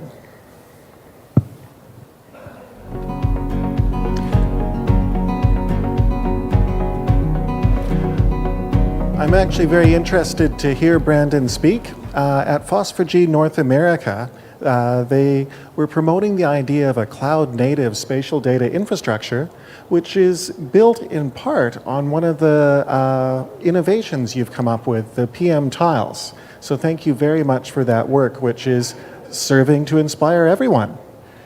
All right, awesome. Thanks, Jody, for the intro. And I'm going to talk a little bit about PM tiles, but also a lot more. So I'm Brandon. I'm the lead developer of a project called Protomaps, and I have a company behind that. But I'm going to sort of focus the talk on the theme of this specific conference, which is FOSS4G-Asia, and talk kind of exclusively about Asian web map localization. It's a very specific thing, but I think it is a topic that impacts all the projects that are at this conference, and millions, maybe even billions of people. So why Asia? It's really a topic of geography, because if you, there's this sort of optimization problem, which is what is the circle in the world where you can fit a majority or more than 50% of the world population. And it turns out that multiple geographers have tried to do this calculation. This is someone on Reddit. And they found that essentially this circle that is centered around East and Southeast Asia is more than 50% of the world. So any open source project you do, especially anything that is related to maps that people use, if you're going to design it for the world, you better be prepared to deal with topics, features specific to Asia. And why this topic of web mapping? I took a little look. I'm not sure I totally believe these numbers about like mobile applications, but you can see even within East, Southeast, and South Asia, there's a huge variation in mobile devices. If you're building a solution for mobile phones, which are popular, do you build it for Android? Do you build it for iOS? Well, it turns out iOS isn't that popular in Korea or India, but is really popular in Taiwan and Japan. So the benefit of the web as a platform for doing geo or really any sort of technology is that it is more or less universal. These projects like WebKit, Blink, and Firefox, or the engine behind Gecko, have been developed for decades. They have great internationalization capabilities. They are truly universal in that you don't require an end user to download a desktop application to buy something through the App Store. You can provide a service, whether you're a company, whether you are in the public sector, through a web map, and that reaches as many people as possible, unlike native. And the Mozilla Docs, great, very reliable web resource, has a page on internationalization, or I-18N as it is shortened. And within this, they talk a lot about writing systems, which is, we might be using English for this conference, and it's the language I'm most comfortable using. But that isn't always going to be true for your entire audience. It makes sense that if you are building for, in the Korean public sector, then the application, the software should probably be in Korean. But for other countries or other places in the world, cities, they might have multiple languages. They might have both English and Chinese as official languages, like in Hong Kong. So this question of what is the language that we are delivering software in is really important to me. And where this influences FOSS4G is base maps. So a base map is almost going to be present in any single visual geographical application. It is the most basic commodity layer for all web GIS, for all applications, and the purpose really is to familiarize the end user. They should recognize that on a map, it should say Seoul. It should have Seoul in probably in Korean characters, maybe in Latin characters to help other people read it. Some of the big proprietary vendors of base maps are Apple, are Google, and Esri, and those do a pretty good job. They have, these huge commercial companies that produce these data products, but they're not the solution we're really looking for at this conference because these are not open source. And within the open source web base mapping ecosystem, there's sort of two major approaches right now. One of them people refer to as raster maps, which usually encompasses libraries like Leaflet, OpenLayers, rendering tech like Mapnik or GeoServer, or using a hosted vendor like OSM.org or a commercial company. And the alternative is to use what people call vector maps. They're delivered as vector tiles. As of now, these are mostly focused around a couple of open source client-side rendering libraries where the styling of the map is done in the web browser, usually something like Mapbox.gl or MapLibre.gl, which is a fork that we just had to talk about, as well as using vector tiles from any number of vendors. And these are like the main two open source web mapping approaches right now. But one sort of consequence of maps as oftentimes a commercial business is that even though 50% of the world lives inside the light circle, 50% of the business of maps is probably more like in the green circle. And a lot of the reason that the technology, especially in open source, is focused around usually English, maybe German, maybe French, maybe Western Europe, is simply because there's not a commercial use case, or we have not sort of developed the open source software to the point where it handles languages in Southeast Asia. That's not been a priority. So I think this is something that is a little bit of a call to action for this conference, which is how can we improve the open source ecosystem for 50% of the world. So what is Protomaps? This is the open source project I work on. As Jody talked about, it is consists of a few different parts, and at the core is something called PM Tiles. So PM Tiles is a cloud-native format for map tiles, and its goal is to make hosting a global map as easy as hosting HTML or CSS. So I think so oftentimes self-hosting a solution is kind of a dirty word because it can be complicated, but with Protomaps and PM Tiles, it's made to be as easy as simply copying a file to S3. And part two is what do you deliver in PM Tiles? Well, my project focuses on delivering a global base map as PM Tiles. It's derived from the best open source database, OpenStreetMap, as well as other data sources like Natural Earth. Here's what our base map looks like when it's focused on Korea. There is also an API you can use that's supported for commercial use by GitHub sponsors.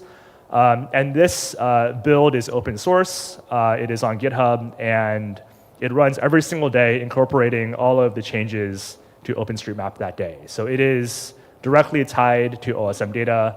It is user editable just with OpenStreetMap data.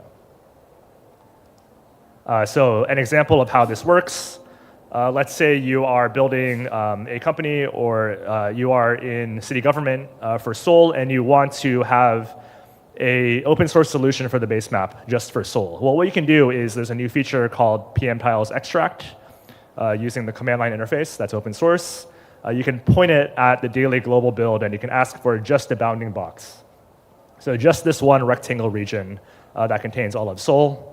How this works internally is it is not going and scraping every single tile one by one because there happens to be thousands of tiles. It's going to take a while. It uses a Hilbert space filling curve design where internally the tiles are organized on a curve. So when you ask for just Korea, then you're asking for only a couple of sort of contiguous ranges inside the file.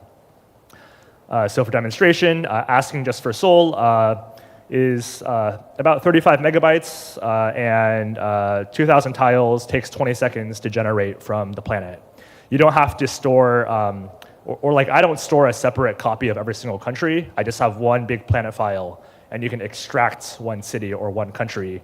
Like if I wanted to extract South Korea, I can ask for this bounding box, and it turns out that is about 600 megs, 250,000 tiles, but it takes less than 2 minutes to download just that Korea data.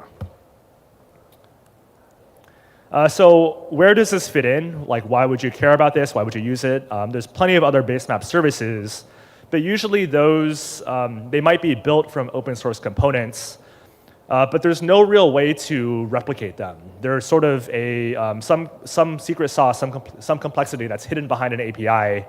With metered use, they have a restrictive TOS on how you can use it. Can you cache it? Can you use it offline? You're locked into sort of this rent-based model where you are paying them rent to use their service, and where the data comes from or who controls it is a little bit opaque. So the purpose of protomaps is to make open source the value proposition. All the core features are open source. You can reproduce it within government, within your company. You can combine your own data. It is clear where the data comes from. And ultimately, it allows you to have sovereignty over your maps. It is under your control. It's not going to be deprecated in a year. And I'm lucky to be supported on this project recently and in the near future by two foundations. One of them is Radiant Earth through the Cloud Native Geospatial Foundation, and the other one is NLNet, which is a European foundation for open source.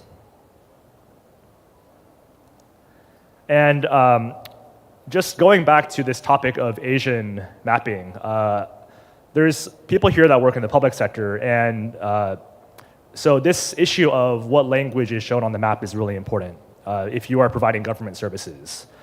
Here's an example of just from Wikimedia on all of the writing systems of the world, and you can see how they're sort of clustered in this 50% of the world that we're interested in. Just zooming in, a lot of these are languages that are used in South and Southeast Asia. And sort of one of the major obstacles to FOSS is that popular map rendering technology has no way or does not do a good job of showing these languages. Here's an example of the government of Nepal and the official map they published. So obviously, it is all in the official language. Yeah, it's all in Nepali. But if you try to download an open source web map, it'll often be in English because maybe the data has not been added to OpenStreetMap yet. There was another great talk yesterday about adding more Nepali names. For countries or territories that have multiple official languages like Hong Kong, well, you're going to have a switcher to move between Chinese and English. And all of this data often does exist in OpenStreetMap, but the default rendering of OSM is like the tip of the iceberg. If we look at Singapore, which has at least 4 official languages, all you see is the English or Latin Singapore label on the map. All of the tag data for much more than 4 languages is in OSM. But one of the limitations of raster-based rendering is you cannot do any client-side customization. So in terms of the 2 major tech stacks, what we're really is favorable for localization and for multilingual rendering is MapLibre and other vector-based solutions. One thing that I'm working on in 2024 is locale-specific logic. So if we wanted to do some processing of language tags for specific countries, if we wanted to make things like the formatting of punctuation correct for countries, this is a major feature I'm adding next year, which is doing a spatial join at tile creation time to use the right tags from OSM, because OSM as a raw product is not quite enough to build a correct multilingual map. And additional challenge areas beyond multi-language and multi-script, one of them that might be interesting to a Korean audience is CJK rendering, and then I'll talk a little bit about Indic rendering. Two of the major challenges for both the raster and the vector map stacks, one of them is that in general, because in Chinese, Korean, and Japanese, the glyphs, the individual characters are much more detailed and fine than Latin, then it's often hard to read those characters using raster tiles. You might need to generate another set that is like high resolution tiles to be able to see things clearly. It's not really great for accessibility. If you have elderly users using the map, they might think the labels are too small. One of the major drawbacks of the Map Libre rendering stack was that it showed very blurry characters for Chinese, Japanese, and Korean. So this is actually a patch I just finished up last month, and it doubles the resolution of all Chinese, Japanese, and Korean characters in Map Libre. This was merged in Map Libre 3.4.1. So if you're using Map Libre anywhere in the Chinese, Japanese, or Korean speaking world, I'd highly recommend you upgrade. This is all released on NPM and should greatly improve the language rendering of your map. Talking a little bit about indic rendering. So these are all of the native scripts in South and Southeast Asia. In Nepal, it is the Map Libre text renderer technology cannot correctly render. So in this case, it is Devanagari script. So you can kind of see this this hook on top of this label is in the wrong place. So the software right now does not support this at all. It's also not supported by Mapbox.gl. There has been a little bit of work in Map Libre in Map Libre native to support Khmer in Cambodia. This is limited only to Khmer for now. And there is a talk on the Map Libre site about how Grab implemented this. They use a text shaping engine, Harfbuzz, on Android. And one of the last challenges, especially challenging, is in Burma or Myanmar. This is the capital of Myanmar, and it is completely butchered, so Map Libre cannot render this at all. And not only that, there's a secondary problem of OSM as a data source does not always contain Unicode for Burmese. So Burma is one of the few countries in the world that is not 100% on Unicode. So in order to convert or detect the non-standard encoding of text, which is called Zagi, you need to use a classifier. So one of the things I'm working on is to build a classifier to correct non-Unicode text in OpenStreetMap. So Oliver, who is one of the developers behind Map Libre, has a really great quote in his text rendering guide that he wrote up, which I find inspiring. And it's that it is an exciting time to work on open source like Map Libre, because any improvement is going to affect millions, if not billions, of users that can enjoy maps in their language. And that brings me to the end of my talk. I hope you are inspired by this call to action to improve localization. Like I said, this is a global FOSS project, Protomaps, made possible by my commercial clients, sponsors, thank you, as well as foundations. I'm really happy to talk to anyone that is working on localization problems with maps. You can find me on LinkedIn, on Mastodon, and you can contact me. And yeah, just find me at the conference. Thanks.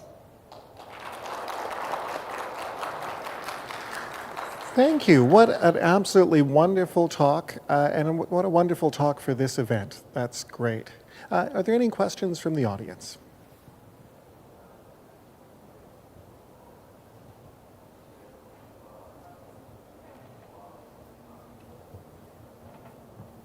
Any questions?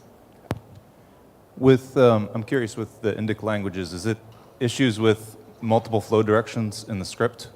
Multiple flow directions is mainly an issue with Hebrew and Arabic, and those are solved via a plugin in Map Libre. Okay. The issue is what are called complex text layout or shaped languages, where the flow of code points is not simply from left to right. There is some context-specific positioning. And those are mainly found in South Asia. No. And the current font format, which is a custom font format specific to MapLibre, does not hold enough data for that in order to make that correct. Okay. Yeah, I may have some follow-up because I know somebody who worked on it for Malayalam. So, awesome. Cheers. Cool. Anyone else? Okay. Thank you very much, Brandon. Great, thank you.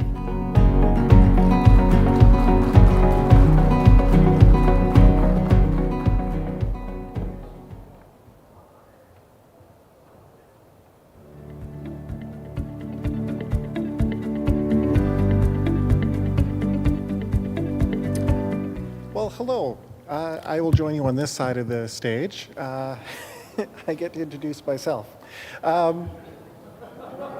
So, hi. Pleased to meet you. Yeah, so my name's Jody Garnett, and I'm going to be talking a little bit about a project I've been very privileged to work with, GeoServer. So GeoServer is one of the original OSGeo projects.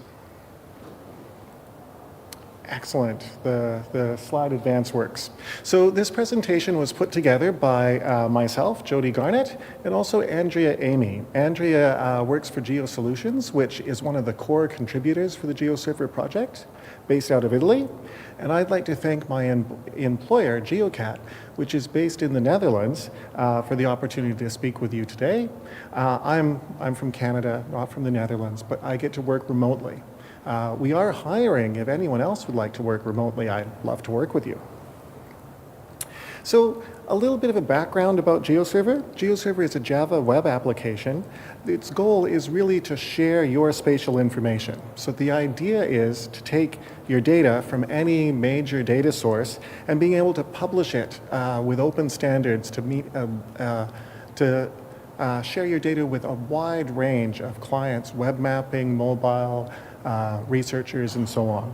So our core protocols come from the Open Geospatial Consortium. These are standards like Web Map Server, Web Feature Server, Web Coverage Server, and so on. And then we have additional extensions which you can install. They're optional for things like Web Processing Service, and then also some of the newer OGC API standards such as OGC API features and OGC stack. So the idea with GeoServer is you publish your data once, and we speak as many protocols as we can to get your data in the hands of the public. So just a little bit of an update about the GeoServer team. We're managed by the core project steering committee, which is brought together from a bunch of different companies. But more importantly, not all of these people are developers. It's really nice to have Yuka, who's a power user, on our steering committee. And we like to try and have a balanced team of developers and users in order to better represent our community. We also have a number of service providers, so these represent our employers. GeoSolutions and my employer GeoCat were core contributors that take on kind of all the maintenance activities and make the releases for GeoServer each month. We also have experienced providers, so these are people that have a history of contributing and supporting the project. In terms of our infrastructure, GeoServer has been developed in public since 2001. So we've always had our source code available to the public, and right now most of our infrastructure is hosted by the Open Source Geospatial Foundation. And in the last year, we've started publishing Docker images. One of the people in the audience was going to help me get that on Docker Hub later today, so thanks for that. We're looking forward to that contribution. Sorry. We also have community modules, which is how we do research and development. Sorry. So for GeoServer releases, we always have a rule of two. So we always have a stable release and a maintenance release. And the idea is that you should update GeoServer once a year to a stable release, in which case it'll get 6 months of updates and then further 6 months of just kind of important security patches and so on. So we are just released GeoServer 224 earlier this quarter, and that's the one we recommend you use at the moment. If you are using an older version, please update. That's the only way we can reliably get, the only way we can reliably get security updates to you. Okay. As I go through this slide, if you read at the bottom of the screen, you can see the author of any given change. You can see the version number of when that feature is available. And then importantly, you can see the person who paid for it. So we really like to thank our customers and our sponsors of functionality. Occasionally we do things out of the generosity of our heart. So if you see a little heart symbol, it's something a developer has done to make them happy. And then some of the things are community modules, so they don't have a version number, they're not released yet. They're being shared as an experiment in the hopes of attracting other people to take part or contribute financially so the functionality can show up in a future release.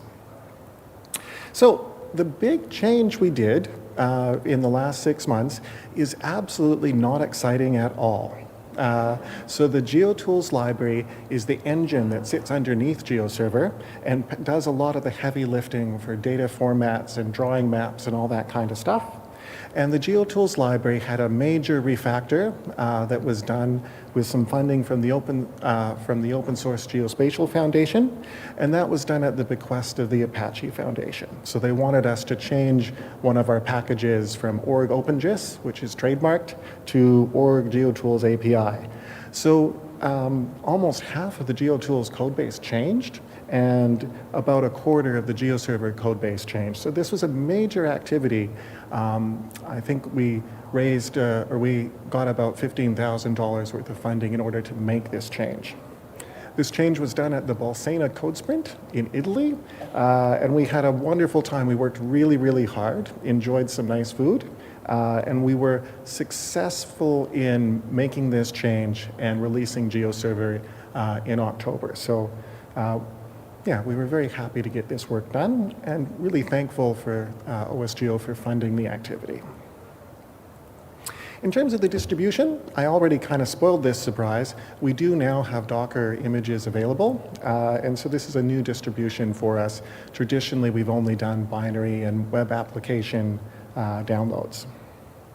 In terms of mapping, one thing that is always going on, mostly done by GeoSolutions, is the USGS has funded some improvements to improve image mosaicing performance. So this is really important for organizations that have large, vast quantities of raster data. So always nice to see improvements here.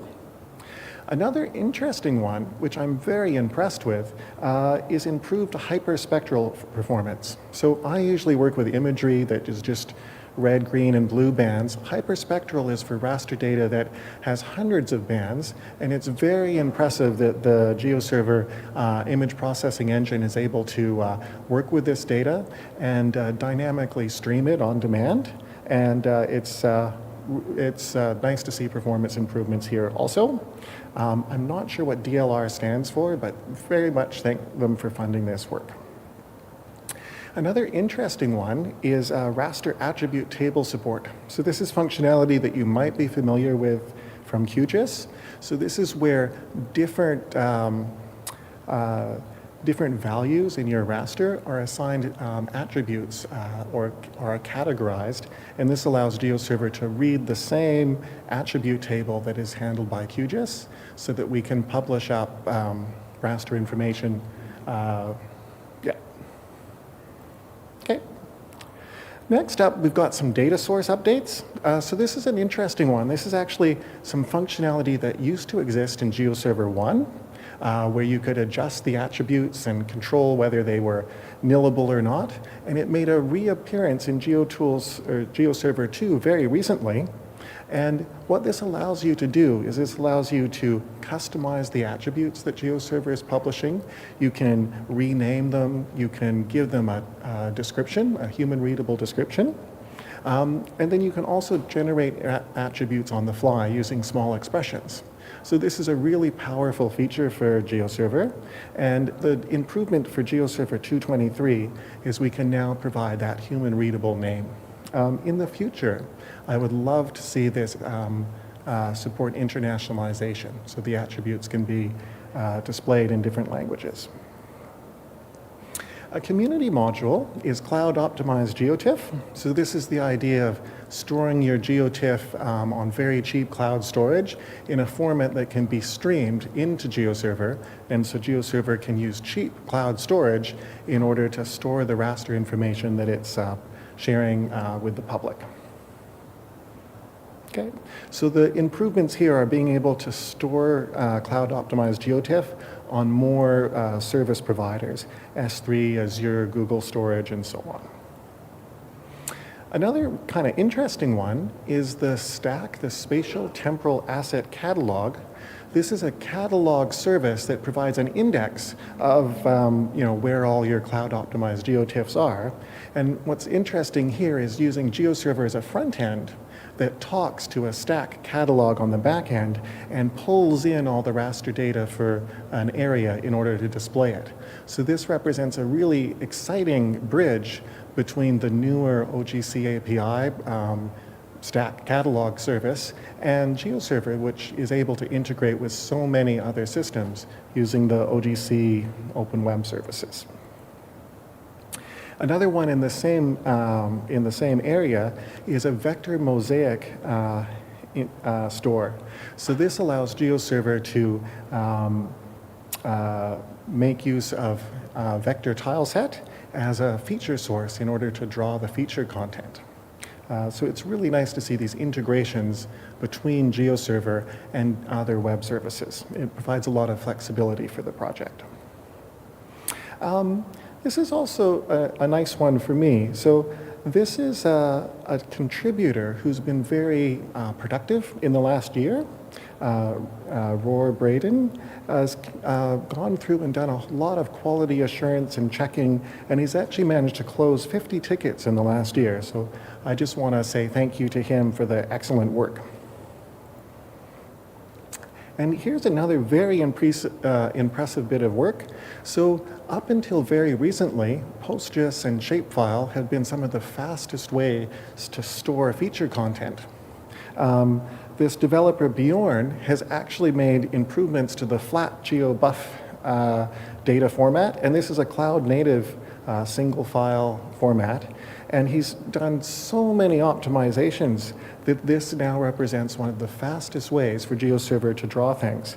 So I know that this looks kind of very much like some kind of painting done by Van Gogh, but every one of these little things you see here is information coming out of a tractor that is doing precision farming. And so it's a hugely detailed data set. So a few million polygons are being drawn as this tractor goes around a field doing its crop work. So very impressive, really impressive performance. On the services front, some work that I did as part of that GeoTools refactoring was I managed to gather up a bunch of GS printing modules. So this is the module that's responsible for publishing PDF output for people to print.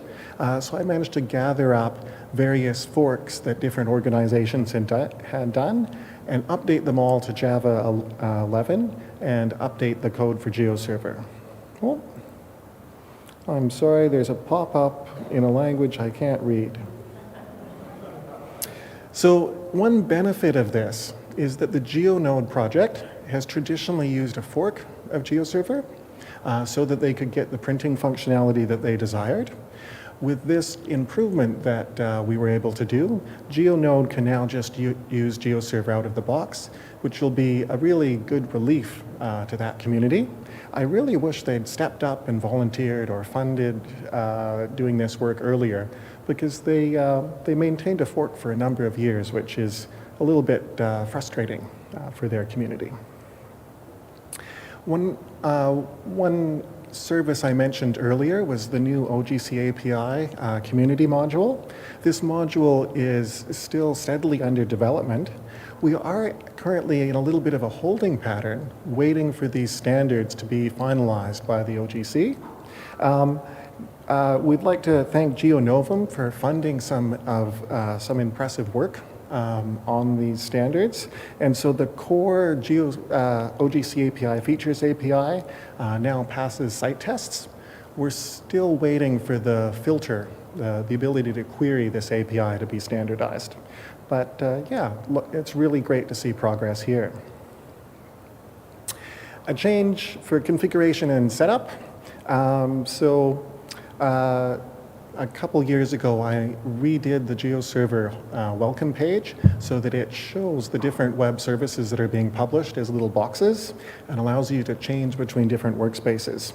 I really enjoyed this change, and my customers really enjoyed this change, but some customers that have tens of thousands of layers really were unhappy because this was slow. So a configuration change has happened, allowing them to turn this off or allowing it to detect if someone has too many layers or it's too slow to respond. It'll default to just a very simple display. So it's nice to see these improvements adapted for larger GeoServers. An interesting change, this is a community module, is set up for groups that use one GeoServer in a multi-tenancy arrangement. So one GeoServer to support lots of different groups, and that allows them to, based on the subdomain that the GeoServer is being accessed from, to change what workspace is being published. And here's an interesting one, taking your GeoServer beyond the confines of Earth. So GeoServer fundamentally has always used the EPSG coordinate reference systems, and this change adds the addition of the IAU standards, which is the one used for different planets like the Moon and Mars and so on. So in GeoServer 224, you can now start to share a map of the Moon or start to share a map of Mars. So here's what this looks like. You can actually define a Mars North Polar projection. I don't know how many people have these data sets, but it's really fun to see, and this was funded by the USGS.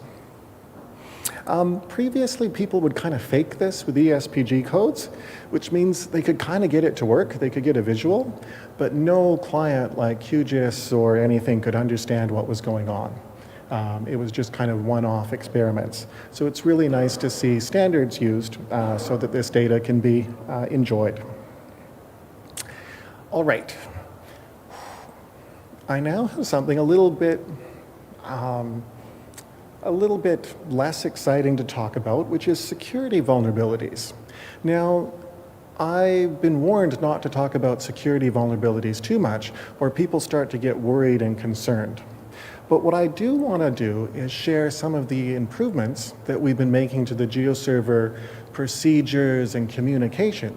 So GeoServer is no more vulnerable today than it was last year, but we are trying to do a better job of communicating, because normally all I do is each year I say, please update your GeoServer. It's the only way I can help keep you secure. But what we've changed this year is we've started to issue these CVE numbers, the Common Vulnerability and Exploit numbers. And we're just doing that as another tool to communicate to you, to remind you to please update. But it will mean that your security department will do a scan and say, oh, you've got an old version of GeoServer, and start yelling at you. That's great. They're probably much better at yelling at you than I am. So we also had an awkward situation where there was this CVE published for something that we'd actually patched and fixed a couple years ago. But it did come under active exploit in about February of this year. So older GeoServers started to be attacked and compromised. So even though this was patched, many people hadn't noticed and updated their systems, and hackers started to take advantage. So this was one of the motivations for me to start to use CVE numbers to communicate. So this problem's been fixed since GeoServer 218. So it's been fixed for a number of years, but many organizations hadn't updated yet. So the change that we made was a change to our disclosure policy. So our policy is still the same. We wait until we've patched the releases of GeoServer that are available to download, and then we tell people, hey, there's this security vulnerability, but you've always had a chance to update your GeoServer first. We used to call this responsible disclosure, but the security researchers told us that the new cool way to say this is coordinate vulnerability disclosure. So that's what we do now, but it's the same procedure for us. Yeah, so we are going to just, we're going to be assigning CVE numbers to the vulnerabilities going ahead. And I probably talked too much about this, so people are worried. Sorry about that. One of the first CVEs we had the pleasure of sharing with everybody is a fix for kind of a fundamental limitation of web processing service and web map service. So both of these services let you make use of a URL to provide a style for drawing. And we want to be able to check and make sure that you trust that URL.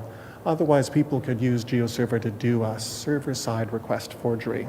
So there's a new setting, URL checks. It's on by default. And yeah, it's really nice to address this issue. It's been known to us for some time because it's part of the OGC standards. Okay. One thing that just comes up in vulnerability scans is an H2 database. It's not used very much by GeoServer, and we're phasing it out rather than fixing this problem. I'm going to wrap things up here.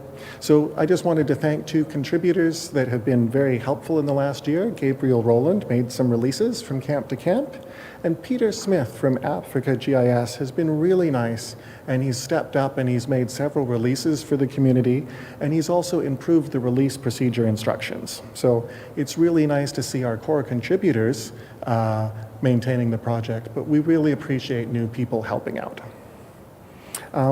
We do try to recognize our core contributors on our website, GeoSolutions, Austin Technologies, GeoCat, but we also like to recognize sponsors. But there's a problem. We haven't had any. So the two sponsors that we've got here, one of them is North Road Geographics, and they gave us a small little thank you for speaking at a conference, and so we listed them as a sponsor. And the other sponsor, How to Map, is actually me, and I only sponsored so I would have little screen snaps to show people how to sponsor. So for such a successful project, GeoServer's only gotten about $1,000 of sponsorship in the last year, and one of them was just me doing an example. So we really would appreciate your financial support. It allows us to take on bigger activities. And we do have some bigger activities ahead. So I'm going to be converting the documentation from RST to Sphinx, and my company's employer, GeoCat's going to be helping do that. The other one is, in order to stay on a supported version of Java, we need to migrate from Java 11 to Java 17 in the next year. And that is going to take a little bit of work. The first phase, we need to update our image processing engine and update our UI to use Wicket 9. And in the second phase, we need to update some of the Spring framework that we are using, especially the Spring Security version 5.8 something, and get GeoServer working on Java 17. And we need to do that by October of next year, when Java 11 stops being supported. And the last one is, we need to change from Spring 5 to Spring 6 by December of next year.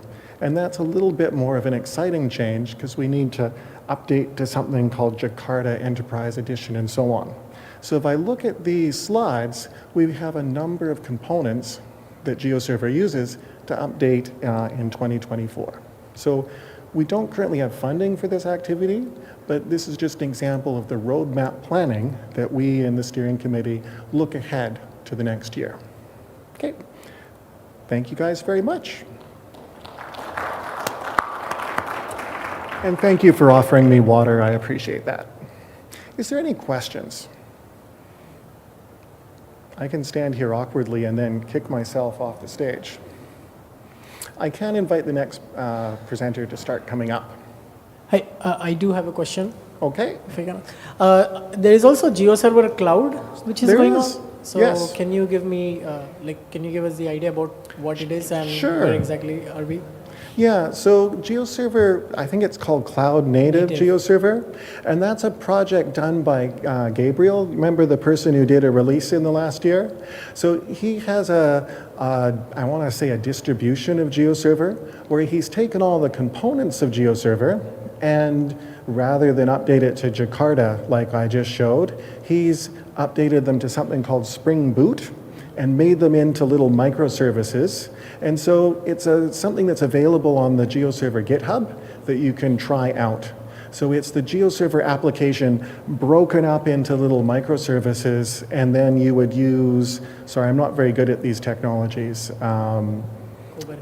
Yeah, you would use the different cloud infrastructures in order to make a little constellation of Docker images. The idea, though, is to set GeoServer components up so that they can auto-scale. But it's still under community, right? It's not stable yet, or? It's not stable yet, but people, the camp-to-camp customers are using it in production. It's certainly something worth checking out. Okay, thank you.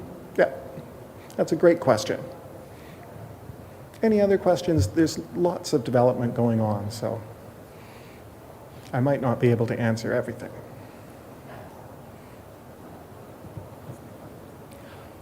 If anybody has to reach out for any of the support regarding GeoServer, the community, where exactly can we reach out? So on our GeoServer website, under commercial support, there's a number of commercial support providers. I tend to like to direct people towards the core contributors, like my employer, but also the experienced providers that have a history of contributing to the project. But I also really like it when people can talk to the service providers that are in their local area. It really helps if you can meet with someone in person, and it's really nice if you can invest in your local economy. So if you go to the GeoServer website, there's the service providers that have approached the project and asked to be listed. If you go to the OSGeo website, you can also see service providers around the world that offer GeoServer support. And then we do have a bunch of community support options. So a user list, we've got a little, I want to say, Gitter channel that is occasionally active with developers. And then Ian Turton, which is one of the steering committee members, he also keeps a lookout on Stack Exchange or GIS Stack Exchange or something, and occasionally answers questions. Does that help?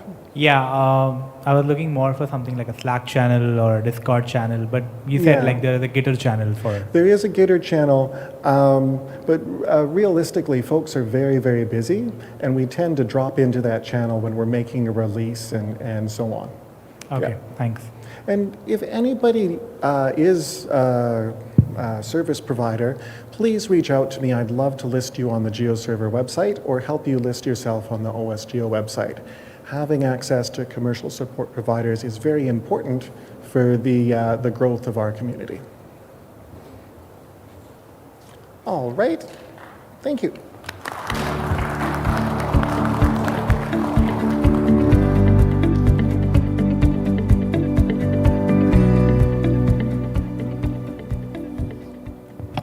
All right, I'd like to thank Jody Garnett for that excellent presentation and answering questions. That's really well done. So next up, we've got an update from one of my favorite projects, the zoo project, which isn't really made up of a bunch of animals. But the zoo project I'm really proud of the zoo project. After a very long process of going through OSGeo incubation, it graduated earlier this year and is now an official OSGeo project, which is a major milestone. And I'd like to thank the zoo project team for working towards that. And I'm very pleased with your success. Thank you very much. And if that was part of what you wanted to share in your presentation, I'm sorry. Okay. So, hi everybody, I am Gérald Fenoy, CEO of the Geolabs company in France since 17 years now. I am here today to present to you the Zoo project, probably one of the most innovative open source projects for the last 10 years I have met. I have prepared the presentation with Nicolas Bozan, Venkatesh Raghavan, and Rajat Shinde, with whom we have created the idea of the Zoo project. So, a brief introduction of the Zoo project. We are an open source project with multiple components that I will show you. We are mainly focused on the Open Geospatial Consortium standards and specification and draft specification, as I will show you later on.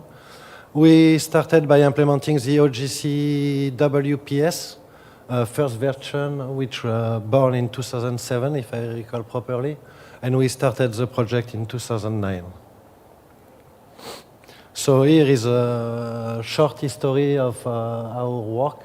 So the idea born in 2008 in South Africa for the FOSS4G, organized by Tim Sutton at that time. Then we got the first talk in Sydney, FOSS4G 2009. And then every year before the FOSS4G, we were trying to make a new release to provide the announcement and make a release for the last test development we've made. And this year, as Jody's mentioned, we finally become an OSGeo project. So here is a PSC list. So you can see the usual faces like Venkatesh Raghavan, Nicolas, and I. But we also have Rajat and Angelos Tsotsos, which is accessorily also the OSGeo president. And lately, we got Fabrice Brito from Terradue, an Italian company, which this Terradue company is using the Zoo project for many years, and they have announced it. I will talk later on about this. So we integrated him inside the PSC. Also, here is a list of the main developers that are involved in the Zoo project. This list is not exhaustive, but it's just proving that we are an international group of people working. So here is a traditional get involved slide where you can find the link to the mailing list, to the IRC channel, even if it's maybe obsolete nowadays. You have the bug tracking, everything is available on GitHub. You have the service provider which are listed in our documentation. You can also, you can contribute code, you can contribute application, you can contribute common workflow language application packages, you can also contribute doc or simply translation. So let's go in deep details about what is the Zoo project. So we have 4 main components. The first is the Zoo kernel, which is a generating processing engine, which I will focus on during the next slides. Then we have the Zoo services, which are, let's say, nowadays, as we speak about OGC API processes, we can say, no, we cannot say more services, but probably processes. So it's a list of available processes that are available when you're deploying the Zoo project. Then we have the Zoo API, which is a JavaScript API which can run on the server side, meaning that you can create complex application based on existing services and chaining them all together by using the JavaScript language. At the end, the last to come was the WPS Zoo client, the WPS client, which is a JavaScript library that you can embed in your web application to be able to communicate simply with your backend processing engine. The Zoo kernel, so it's an implementation of WPS 1.0 version, WPS 2, and also OGC API processes part 1 core. So the Zoo kernel has been implemented in C and C++, because C and C++ is the base of every single programming languages. This is the reason why we are able to support C, C++, Fortran, Java, PHP, Perl, Ruby, Python, C#, JavaScript, and R. It means that if you know only one of these single language, you can program your whole process, your implementation, only using these languages.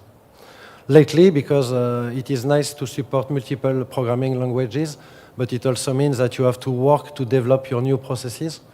So what we think was we should have to find a way to automate the integration of new services, and one way was to reuse the existing software such as Saga GIS and Orfeo Toolbox, and have their application available as WPS service or OGC API processes.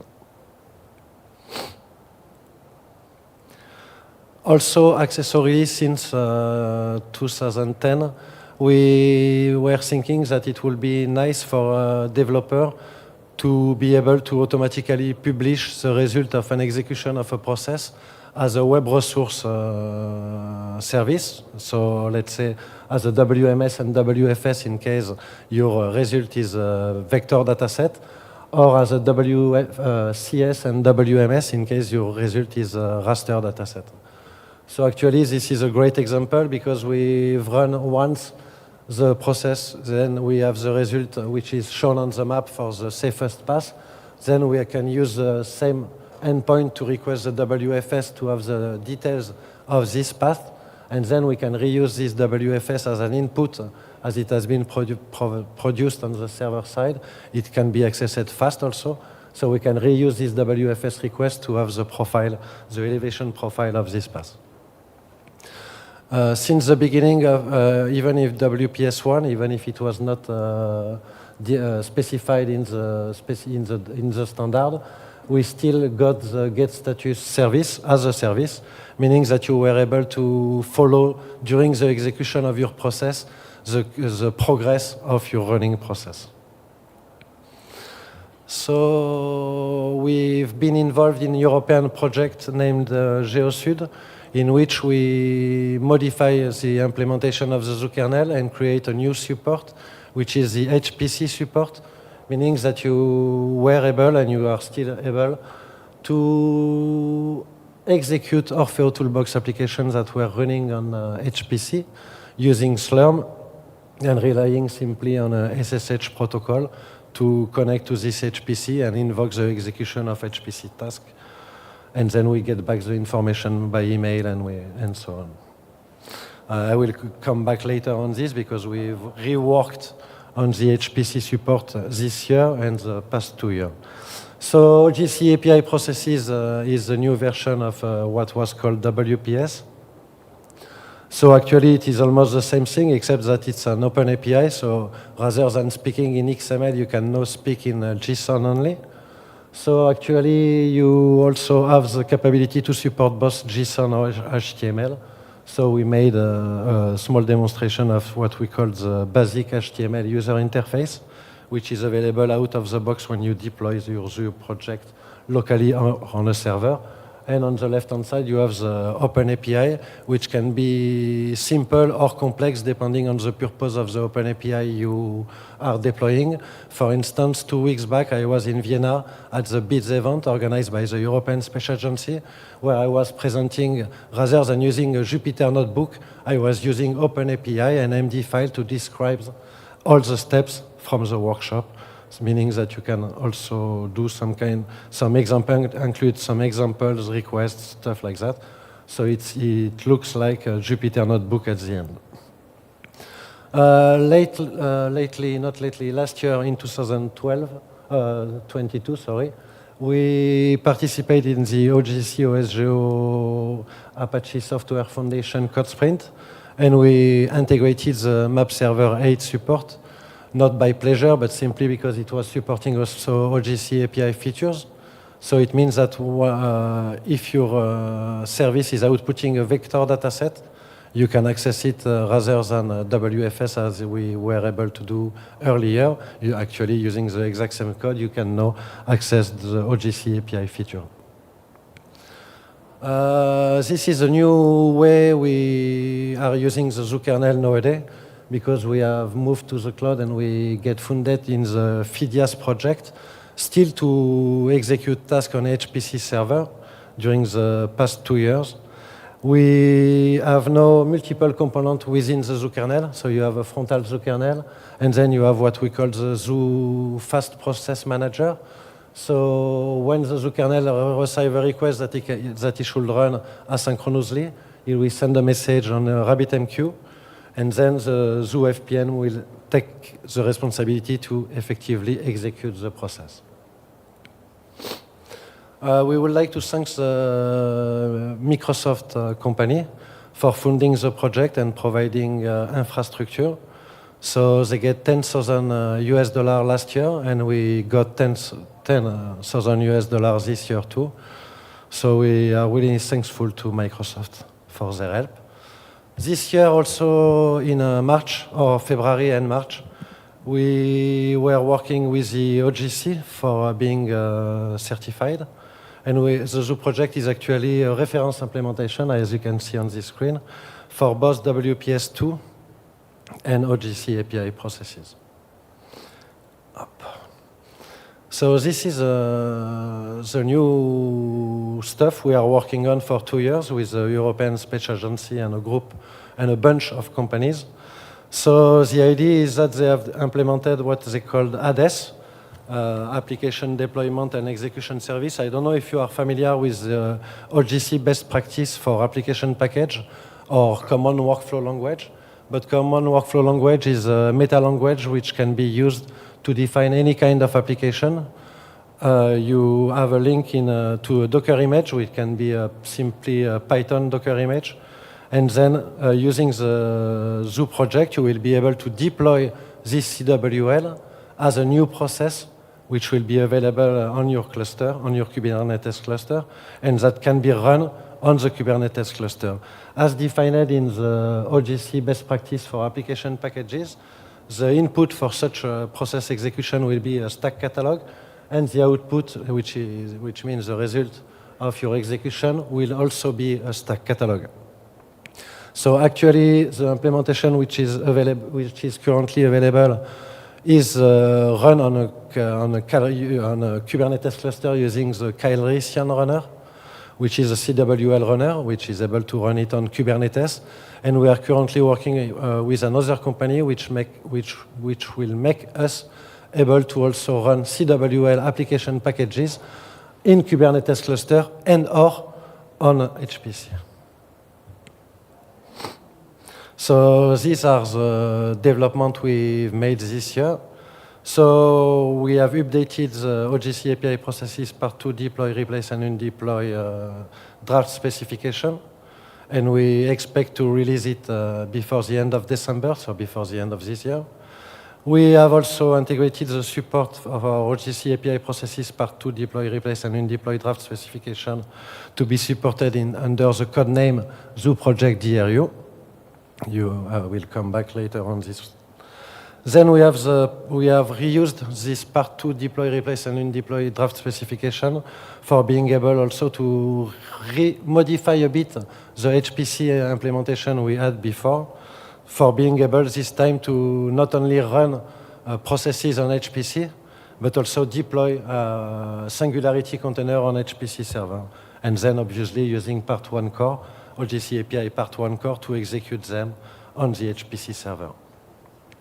Also, during our year, we investigate and we made some research, and we have made some kind of new package which we will name Zoo EO API, where we are mixing data using the EO API platform, so the stack catalog and everything, with the Zoo project. Actually, you have only one endpoint, which is the Zoo project itself, where you can access your stack catalog or your tiles or everything using a single endpoint. So for the future task, we are willing to investigate the part 3 of OGC API processes, which is the workflow. For this workflow, we currently have already partial implementation, meaning that you can already chain processes together, even if it's kind of limited, at least the way it has been implemented. We are also willing to enhance and have a more efficient support for cloud-native format. And actually, why we are pointing this out is because in part 3, you have the concept of collection input and collection output, which is very near to the stack catalog I was mentioning earlier, but still we are willing to be conform with this new standard draft specification. So here is the Zoo services, so I will pass through them. We started initially by implementing all the GEDAL applications that you are usually using from the command line, and we made them available on the web using the WPS at that time. So we are not mixing metadata and source code. We are having one configuration file, the zoo configuration file, or your YML file, or a PG database, PostgreSQL database for storing the metadata, meaning what are the input, what are the formats supported for the input, for the output, and so on. And then you have the source code. So the source code, just to show you how simple it can be, for one input which is named A, and you want simply to print an hello world message, you can simply use, using the Python language, you will have dictionaries of inputs and pre-filled dictionary of output, and you only have to feed your output result with the value you are willing to get back to your client. Keys, this keys is just to mention, keep it simple, stupid. So these are the services we got. I already talked about Orfeo Toolbox and Saga.js. Then we have the Zoo API, which help you to chain services together, but also add logic in between the services execution. Here are a few examples of what we can did using this implementation. Actually, we have built up on top of the Zoo project what we call MapMint, which is a SDI which lets you create your maps and publish them. So this was an old screenshot more than 14 years ago. It was about MapMint 1. So then we have the Zoo client, which is a JavaScript library to interact with WPS application. Here are a few examples that are the demos that are available online. So here you have the Saga demonstration, which is nice here, is that the formula to execute your process are dynamically created using the process description. Meaning that you can then integrate all these processes or application in any other web map application, which is just demonstrated here. So we have, this is a MapMint 2 version, which is almost the same modules that I was showing earlier. Oh, then during the last 4 years, 4 years back, sorry, the project has moved to GitHub. Okay, everybody did that. We are also producing Docker images. For every single commit you do on the Zoo project GitHub repository, we are running the old test suite that we have written in 2012. And nowadays, we are also running the official Open Geospatial engineering test suite directly from our GitHub action. It means that for every modification also handled by the Open Geospatial Consortium in the ETS, it will be taken into account. We build the ETS from the GitHub action, and we run it through our current implementation. So you can find us on Docker Hub. We want to thank also Docker Hub for giving us open source support, meaning that we can build and we have no limitation to use the Docker Hub. So please go there and type Zoo project in the search box. Then you can also run the Zoo project on a Kubernetes cluster. So you remember I was showing you the Zoo project DRU, deploy, replace, and undeploy support. So you have the Helm chart to deploy it on your Kubernetes cluster easily. You can see that we got the certification and the official package stamp. And you have also the Zoo project HPGC, which is related to the HPC support I was mentioning earlier, where you can deploy Singularity container on HPC. So then, as I told you, we have built on top of the Zoo project this MapMint software. And this is it for me. I thank you for listening. And sorry for being quite long, but actually my slide is not reflecting all the work we are doing in this project. Thank you very much. Thank you. And I'll invite members of the audience to ask a question. And I'm glad everyone's staying warm.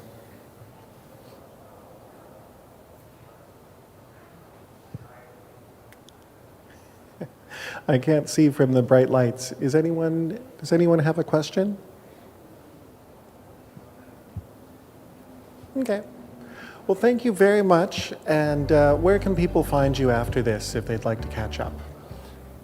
probably walking around in a smoking area or in the room. So they could join you for a smoke or at the gala this Yeah, evening. or I should be nearby the eating machine.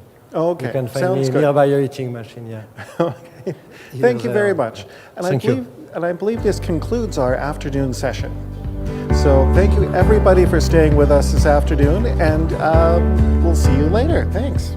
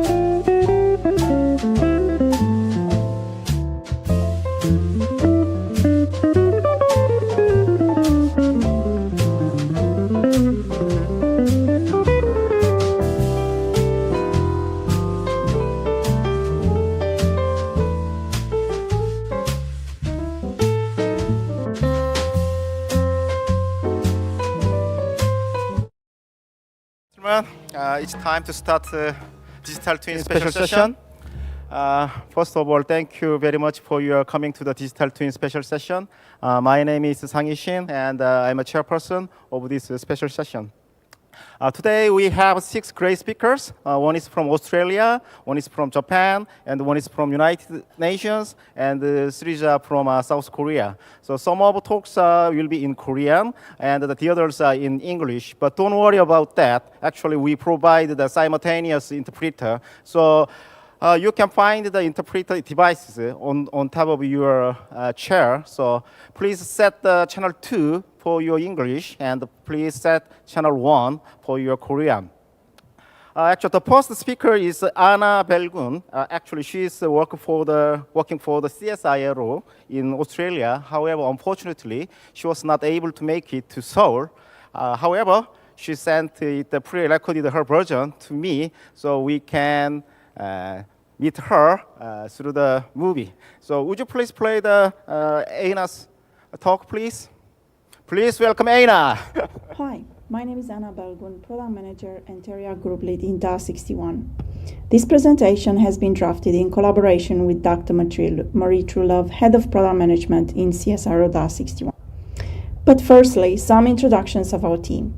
Teria team is part of engineering and design in CSIRO, the Australian National Science Agency. Teria is a group of product managers, designers, and engineers.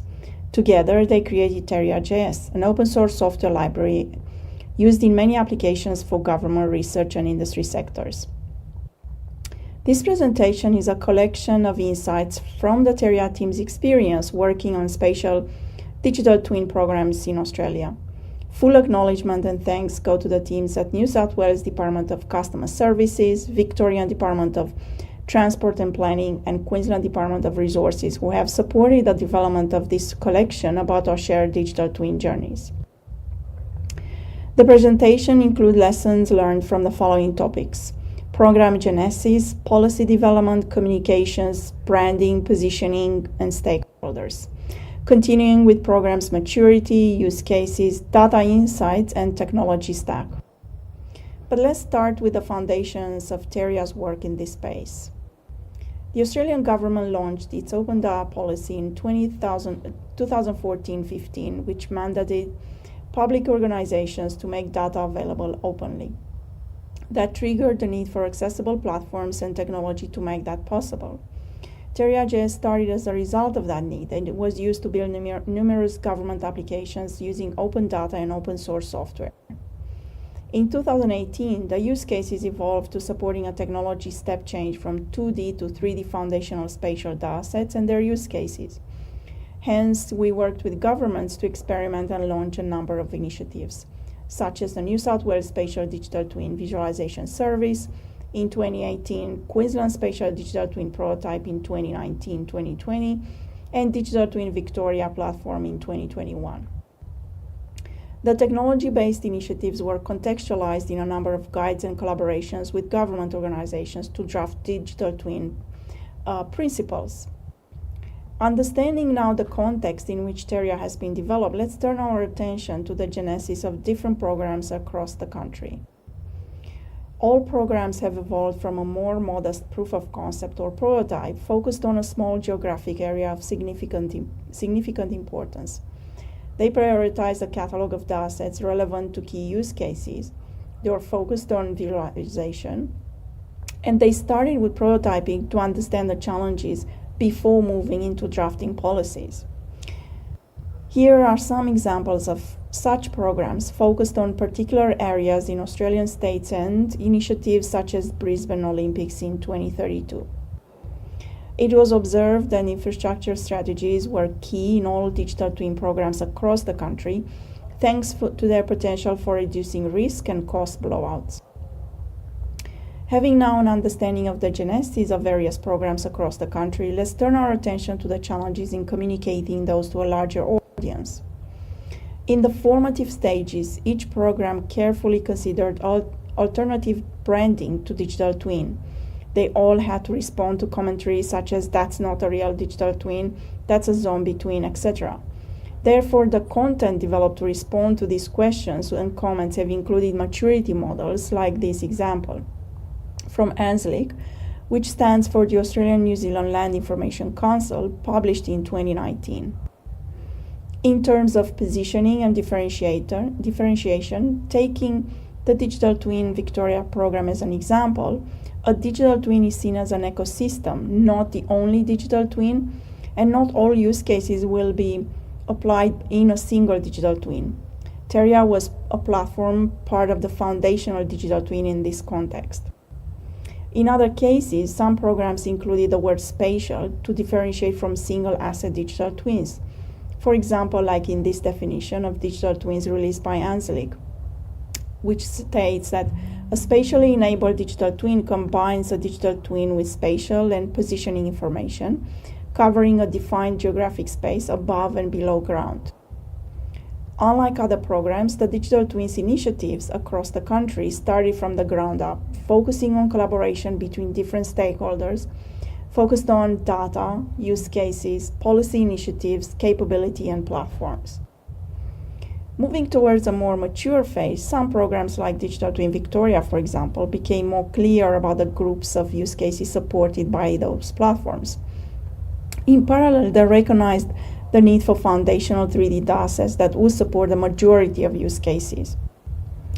And let's now move on to discuss some of those use cases, and we will show a couple of categories. This example, for example, illustrates the connection established between different digital twins in the ecosystem. It shows outputs from the eComply urban tool developed by an automated approvals workstream system.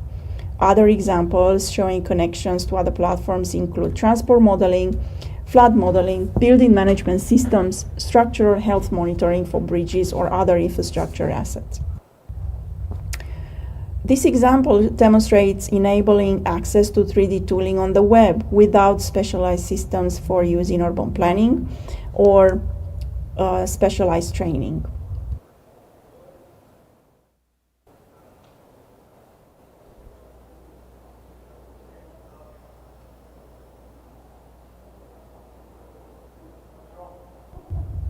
And let's now see the key learning on the use of data in digital twins.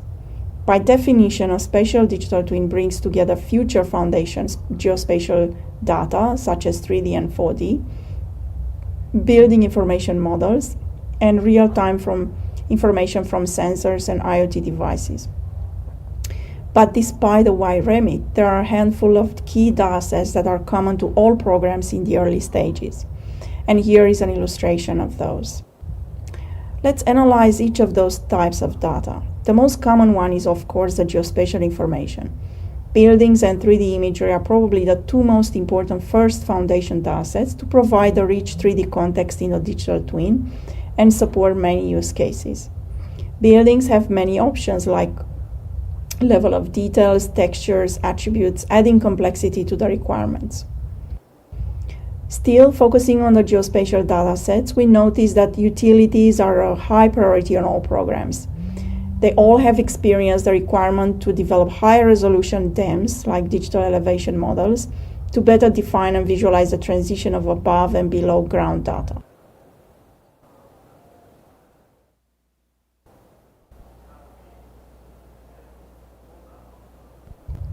In terms of byproduct datasets, experimentation with new approaches such as machine learning and the use of LiDAR to source height attributes has featured in programs to uplift data production and maintenance capability. In terms of building information systems, supporting BIMs in the digital twin is essential.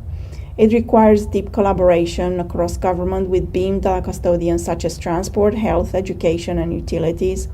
The data is never open, and it requires the development of new data technology and digital infrastructure such as conversion pipelines from proprietary formats to IFC and from IFC into open formats like 3D tiles and I3S. New data technology and digital infrastructure such as conversion pipelines from proprietary formats to IFC and from IFC into open formats like 3D tiles and I3S. With real-time data, although a key component of digital twin, the journey is still at a early stage with sensors and IoT. Maturing and scaling are possible through leveraging a connection with dedicated IoT platforms such as OpenDataSoft or public transport ones.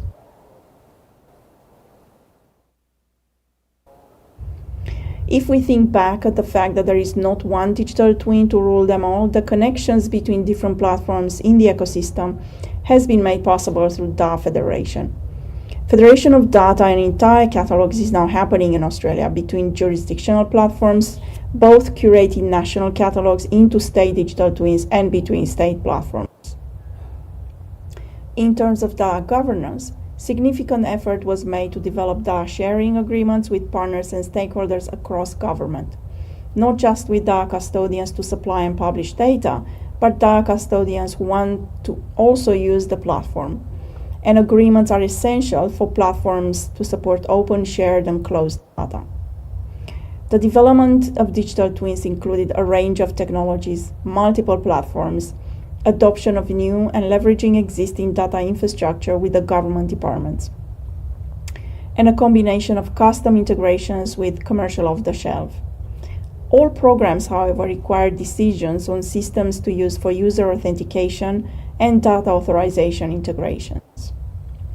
In our final slide, I'd like to acknowledge again the contributions of our key partners, New South Wales, Queensland, and Victorian government, and say thank you. Should you have any questions, please reach out on using the contact details on this page. Thank you. Okay, thank you so much, Aina. Actually, she's in Australia, so we do not have a Q&A session. So we'll move to the next speaker. The next speaker is Deputy Director of the Ministry of Land, Infrastructure and Transportation, Korea, Mr. Kim Si-jung. He will talk about the frontier of digital twin in Korea. So he will talk. Yeah, he will give a talk in Korean. So you please switch to the channel 2 for the English translation. Please welcome Mr. Kim.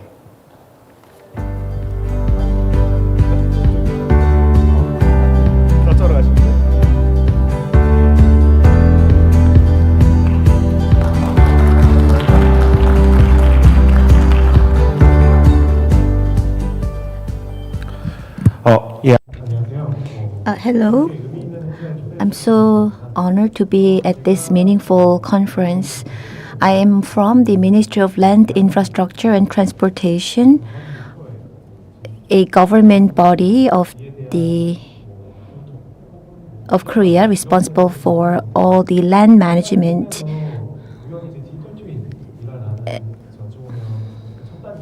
And I actually have been working on this topic of digital twin, which is like a cutting-edge technological field, and we'll be presenting on what the government is doing related to the digital twin. So I will be first going through what we have been doing and what were the progress that we have achieved. First, this is my table of contents. First, what is a digital twin? Well, this is like a cutting-edge technology. So different people have different concepts about digital twin. We at MOLIT look at it from a little different perspective compared to other government ministries like the Ministry of Science and ICT. So based on how you look at this concept, the data platform and the simulation, all these components can come together. And from our MOLIT's perspective, I will be explaining to you what a digital twin is. For the past 2 years, just like what one of the movie commentator has said, I felt like the creativity of the modern society is not about creating something out of nothing, but it's just about having creative realignment of what has been in the world already. And I think that can be applied to digital twin because it's not like a totally new concept or totally new creation. With the AI advancement, we have like data also being advanced and other technologies also have developed. And how we look at the space and how we analyze the space have gone into another stage. And it's not like anything new, and it's not a totally new technology. actually the commentator, the movie commentator, he said this for a movie, for the movie Matrix. So for digital twin, there are three components. First is data, of course. In the past, there has been very low level of map or 2D maps, but now there are higher level of more sophisticated maps or various layered maps coming into play. And after data, what we are considering as another component is for us to use the data. In the past, we just had the map as like a surface information, but now it doesn't end there. Now the map goes inside a machine or platform, and it allows us to use it further from there. In the past, if we were to measure distance, of course, we had to measure it by ourselves. But by putting the map on the platform, we can do that automatically through calculation. And through that, it will allow us to do better decision making. And that is what digital twin will support us. It's like creating something that mimics the real world in the cyberspace, and by using the analysis function, you can get support in your decision making. That's what digital twin is about, and based on that understanding, we are implementing digital twin at Mollit. So in the past, we just had the map in our digital twin area, and that was only based on the space data. But now we can connect all the data based on the location or geographic information. And we also have other technologies like AI technology and big data technology to analyze them better. So CCTV allows us to get real-time data in very complicated way. So the location information is received and then they are analyzed on the system. And it allows us to have better use of the space information. Then what is the 3D spatial model that we are dreaming of? In the past, we just had the 2D spatial model, meaning that there is only x-axis and y-axis, but now we have the z-axis. So if by analyzing this third axis, it can go upward or downward. Downward means it's going to the underground space. So we can create information about the underground space. And for the upward information, it's like or aerospace related information that can come into play in our system. So when we say it's like 3D spatial model, it is like making the 2D model more sophisticated and having the underground information and the above the ground, the aero level information to be embodied in the system. This is the 2D map. In the past, we had 1 to 5,000 scale map. And what we could see here was not very detailed. But now it will become even more sophisticated to eliminate any errors. It will reduce the range of errors and help us better in our decision making. So in the new map, it will show you more details like where the fire extinguisher is located, and it will allow the UMs and other autonomous vehicles to use them for their operation. Now we have this 3D map, and what is the most important for the 3D map? Actually, the box, what comes inside the box, like the objects are very important, and we will be focusing on buildings in our case. So this kind of LOD, one level of box-based object, the buildings will be the main target for our recognition. But actually, they have limitations in the perception because in case of the rooftop areas, there could be the rails and the gates, and they might not be recognized. However, that is what we are going to do at LOD 1 level, and we will further expand to other LODs later. Here you can see that for 3D spatial model, we have the underground information and road information and the above the ground information. For the underground information, we have 16 different types of underground facilities. They will be using the already existing underground information that we have in the system, and they will be integrated in our 3D map so that we can use them better for our urban planning and urban construction. And another thing is the precision map that we can use for the autonomous driving. In the past, actually, this map was created just for safer operation of cars on the road, but now we can refine this precision map further to allow it to be used for the autonomous driving. The other one is the satellite map.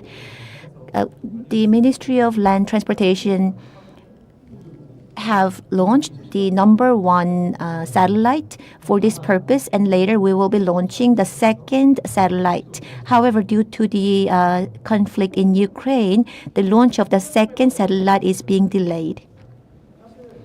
Next is about platform, that the third component. Actually, we have some homeworks or challenges to resolve in regards to platform.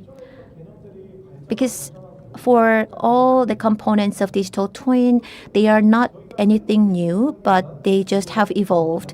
So it means that we are not creating anything new or deploying anything new, but they already exist across various platforms or systems that we already have in the government. So the platform that we use to gather data and also the platform that we use to send information to the public are already out there, but they are scattered. So in order to operate those platforms in very efficient way, to create the linkage, actually Ministry of Land and Transportation has very important role to play. So in that regard, we have two platforms. One is KG, where we gather critical information about the land and the road operation of Korea. And for the information that we gather here, we send it through two channels. First is the V-word. It is targeting the public, and we do the simulation on this system. The other one is LX platform. There is our partner, the LX Corp, and we work together with LX Corp to provide this platform so that we can support the digital twin services. I will show you a simulation later to show you what kind of issues we have. Well, simulation, it might sound easy, but actually it's not always so easy, because as for the spatial information, the geospatial information, it is something that we have to create by using data. But we have to have the expertise incorporated with that to create the proper simulation. For example, if we want to simulate the stability of the underground or to simulate the road congestion, just having information coming in from sensors or platforms already out there would not allow us to have the proper simulation. We have to also apply sophisticated and professional expertise for it to have meaning. It has to combine with various information and get advanced or evolved further, and to allow that people at our department has to work with people from different government ministries and agencies. However, it might not be as easy as it sounds, because that kind of cooperation, cross-functional cooperation, is not that easy in practice. So what we have done was we have provided some funding to local governments to run the simulation together with local governments. To start, we selected 7 local governments. And there are different departments at those local governments who were working together with us, And then it was like a pilot for the simulation. And based on this pilot, we wanted to expand it to the whole nation. This pilot was mostly focusing on resolving any issues or hurdles that the local governments are having currently. So there are 7 projects in total, but of course we were not satisfied with all the 7 projects. We have supported all the 3 local governments, and actually it was the process of finding out which one would be working out the best. So I'll later explain to you which project had the best result. In this case, it's Incheon City, and actually we thought that this might be the easiest project, but we thought this is also very important project. It's related to the firefighting. So we work together with the fire station of Incheon so that what the firefighters need in terms of the spatial information was developed, and actually it was quite effective. So I will be watching the video clip together with you. So in Namdong-gu, in the system they had this limited function for the navigation because fire cars, they can ignore the traffic signs, and actually fire cars are very big compared to normal vehicles, so there was no dedicated navigation function for fire trucks. So now this system has allowed this 3D modeling to identify any dangerous spots in advance.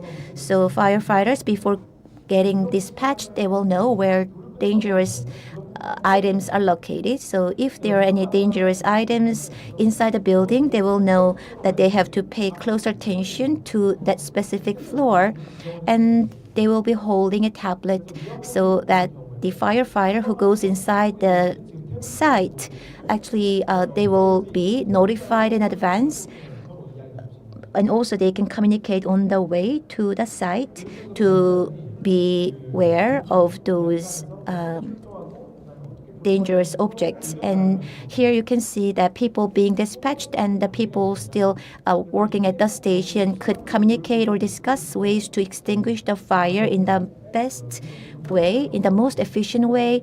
And for any patients or people who needs to get the treatment, they also have the communication based on this geospatial information.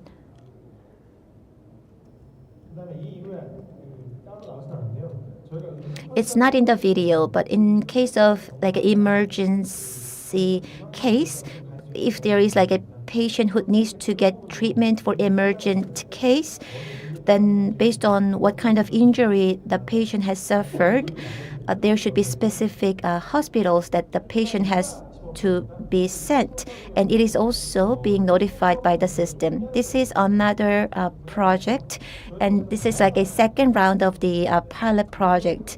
We have actually separated different business fields or business topics. So here you can see that we have classified into different categories like transportation, logistics, services, and etc. What we are most interested about is for Cheongju City and Seocho-gu of Korea. They are about transportation, the traffic congestion. So we thought that for the simulation to have the greatest impact, it has to provide the calculation function. And we believe that the best result could be achieved for the transportation because we believe that all the cars will be following the transportation rules and regulations. If you see what the private sector is already doing, they do the calculation based on the estimated traffic and also calculate the time needed to travel to that destination and which route would be the optimal route.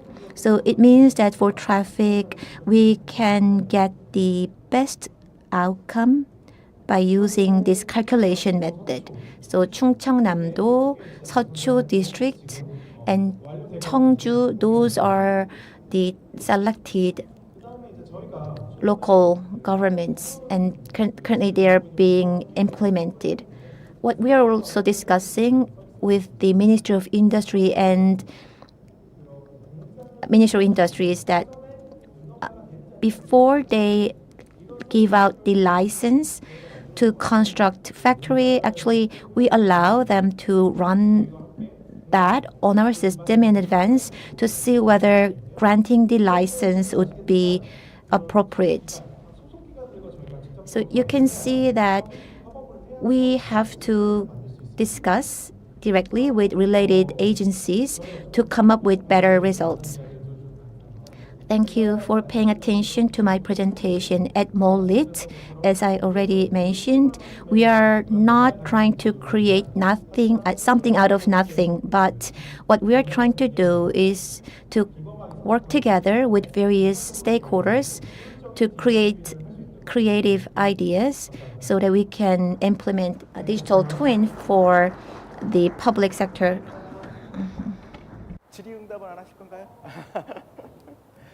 So we can have one or two quick questions. Do you have any questions from audience? No?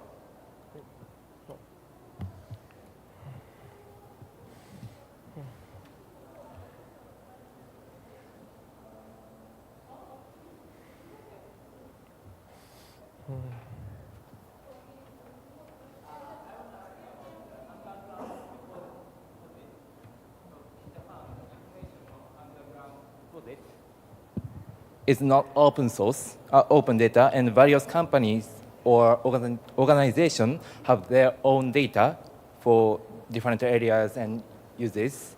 And yeah, I am not a specialist, so I apologize if this information was wrong, but I have heard there is recent movements to integrate data on underground in Japan. Now I'm curious about the situation in Korea. How do you collect data on underground deposits? 이 지하 공간 정보에 대해 말씀하셨던 것처럼 이게 상당히 어려운 부분. Well, as you just mentioned, it's quite tricky. I mentioned that there are 16 different categories or facilities for the underground information, but actually the owners for those 16 facilities are different. For example, there are sewage pipes and the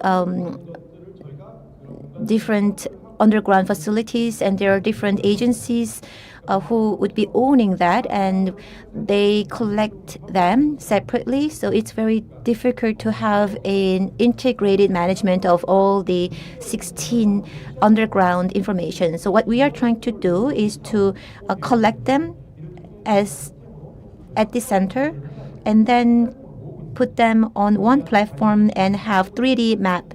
But actually, what is important is that even though the owners or the responsible parties for those 16 different informations are different, by gathering up them at one point, we can have more precise management and 3D embodiment. But as I mentioned, as the owners of these informations are different, it's quite hard to gather them precisely. To the Mr. Kim Si-jung. Thank you so much. And we'd like to move to the next speaker. Next speaker is Yuri Tsubaki. She is from Japanese government, and she will talk about the Project Plateau, the Japanese digital twin initiative. Please welcome Ms. Yuri Tsubaki.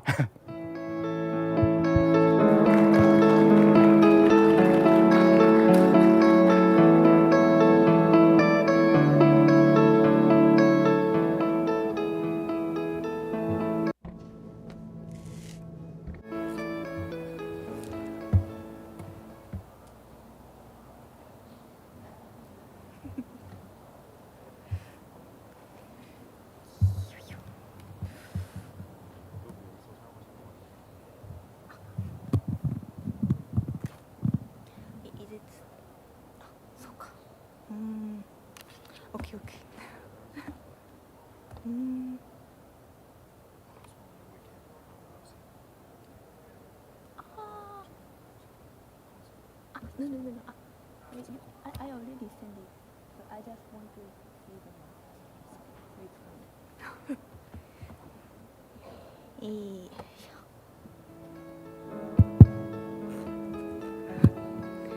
Okay, thank you for your time today. 네, 오늘 시간 내주셔서 감사합니다. 오늘 And responsibility. The name is Project Prato.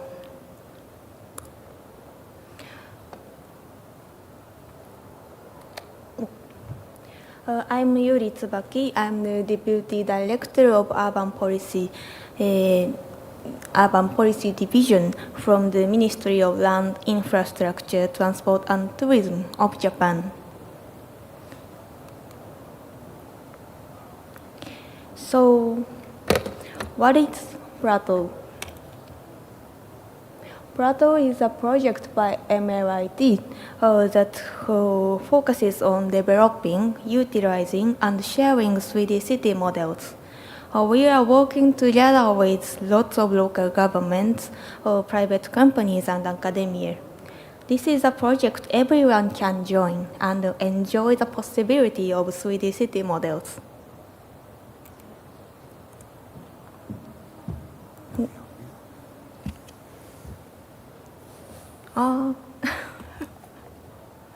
감사합니다.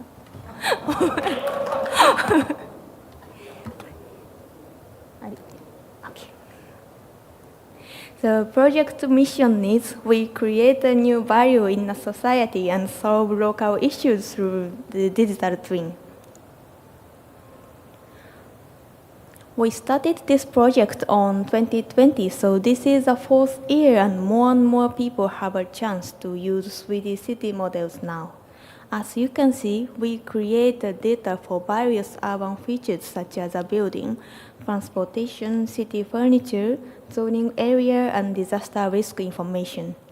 Currently, data for about 130 cities has been developed or updated. Prato's data is not just a geometric model. It is GIS data that contains various urban information known as semantics. Using this structured and rich information, we are developing solutions. As I show you later, actual use cases has been created in various fields by leveraging the open data provided by Prato. The value Prato offers is high quality, open data, data structuring. I'm explaining in detail. At first, why I can say Prato's data is high quality.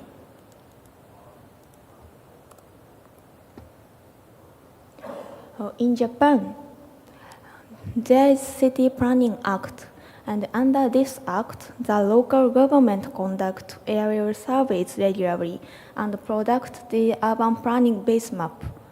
This is the basic data for Prato. Particularly important is Japan's rules and regulations for aerial surveying. In Japan, aerial surveys are conducted with consistent quality by local governments. Under these regulations, Prato's data are accuracy controlled within a horizontal deviation of 1.75 meters and a height deviation of 0.66 meters. That's why Prato's data is high quality. Another important aspect is leveraging the data from the Urban Planning Basic Survey. Local governments regularly conduct surveys to gather information on land use and building utilization for urban planning. By utilizing this existing information, Prato's data becomes even more comprehensive and detailed. Before Project Prato started, this useful data traditionally has been limited to internal use by the local governments. The most important point of this project is to reuse such kind of useful data and open it for everyone.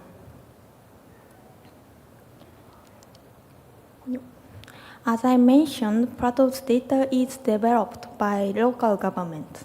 So data standardization is very important because there are more than 1,700 cities in Japan.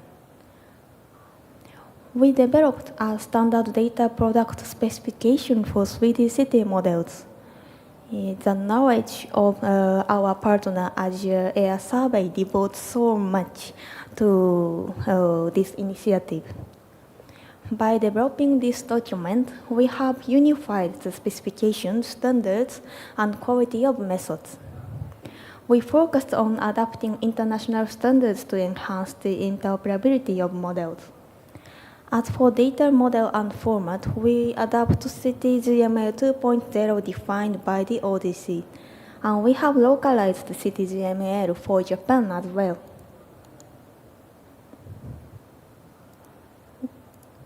The standard data product specification also provides detailed definition of LOD, level of detail for each feature. In fact, Plato's data created in the first year resulted in different cities having different levels of detail, even when the same LOD was applied. Please look at these two figures on the right side. These are both LOD2 buildings, but they are different in the details of the wall shape and the availability of building installations. Fortunately, this challenge was solved by Professor Philip of National University of Singapore, his research of LOD refinement. We localized LOD refinement with respect to data utility and simplicity of data implementation in Japan. LOD2 was subdivided in terms of the range of details that can be created using aerial photos. Roof shapes were defined from LOD 2.0 to LOD 2.2 from the perspective of detailing roof shapes. In response to this, LOD 3 was subdivided within perspective of detailing the wall shapes. While the exterior of LOD 2 and LOD 3 could be obtained by surveying, it is more effective to use BIM models for the interior. As such, the refinement of LOD 4 was done on the assumption of using BIM models. So next is, why do we insist on open data? Plato's data is available from the Geospatial Information Center. Plato's data has been widely downloaded and utilized in various commercial and personal applications. Not only data, but also all software developed through this project has been released as OSS. These are products or events which Plato's data is used. A common point among cases is that they made possible by data that has high precision location information and is commercially available. Especially when creating or measuring city models from scratch, the cost can be very high. Plato's data is very useful because it can be used for free. And these basic geo-information are devoted to call for the investment to the city. Furthermore, we place emphasis on tech community building. Open data has meaning when it is used. To enhance the technology for handling CityGML and other digital twin data throughout Japan, we organize various development competitions, hackathons, and workshops. As a result, there's been a lot of buzz and excitement in tech community like X, GitHub, and local tech events, with people showing the wide range of products using Plato's data. I'm explaining one of the most important features of Plato. Plato's data is not simply CG data made up of mesh, but structured data that expresses the meaning of urban space. For example, LOD2 building models define distinct objects such as roofs, walls, and floors. And we can see the building and recognize where the roof and where the walls, but the machine cannot recognize them as human brains do. For example, each mesh of the roof has latitude, longitude, and altitude, and the information that this point of the part of the roof. So the machine can understand the place and meaning of the city. In addition, Plato's data has semantic information such as use, structure, year of construction, etc. This feature enables more detailed analysis of entire city, such as areas where buildings are prone to collapse due to the earthquake or floods.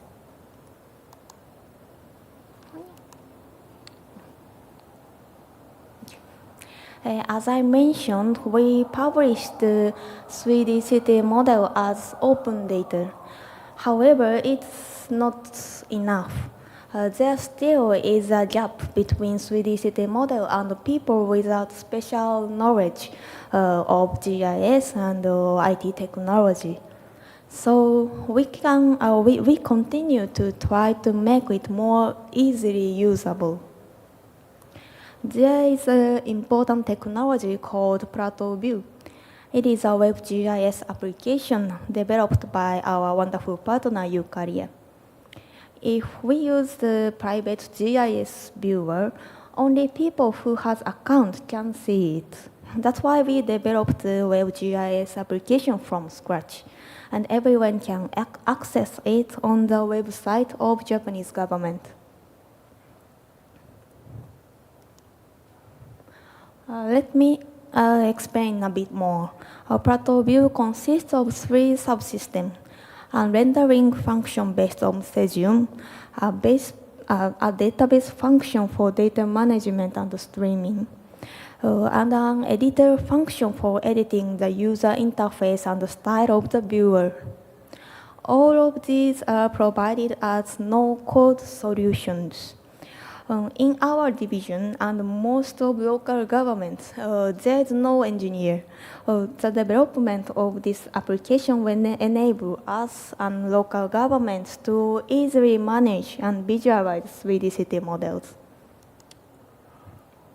This is also an innovative development to use Plato's data easily. Actually, CityGML is not suitable data format for QGIS, which is one of the most widely used GIS software. Therefore, there was an issue for importing Plato's data. However, Plato QGIS plugin, developed by our great partner Mielnet, make it possible to import the data very easily. Let me introduce another important tool. It is a Plato SDK for Unity and Unreal Engine. This remarkable job is developed by Synastagios and Unity. This tool makes it very easy to import and edit 3D city models in game engine. It's very important that we can use it in game engine to simulate in cyberspace and create application. We also develop SDK toolkits, which offer a lot of useful toolkits, such as map toolkits, the AR toolkit, the rendering toolkit, and the sandbox toolkit. It helps you to create application easily. We have also released these as OSS on the GitHub. So let me introduce what we can do by using Plato's data. A wide range of use cases has been developed in various fields, not only in urban planning and disaster management, but also in tourism, energy policy, infrastructure management, and other fields. At first, I'd like to show you the use case for disaster management. This is an application that shows the temporal changes of the routes to evacuation place when a river overflows and how they eventually become cut off. This is a point of This is a point of overflow. And this is a evacuation place, school. And this residential area.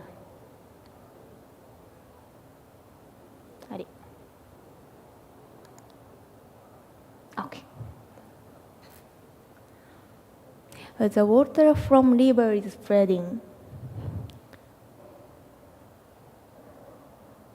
And we can see the height of water very easily like this. It also allows you to visualize the water level in actual city using AR technology. These white points are the evacuation route. And if you are delayed, the height of water reach at this level. It is useful for residents to simulate the optimal escape route from their homes and to visually appeal to them that if they delay their evacuation, they will lose their route to escape.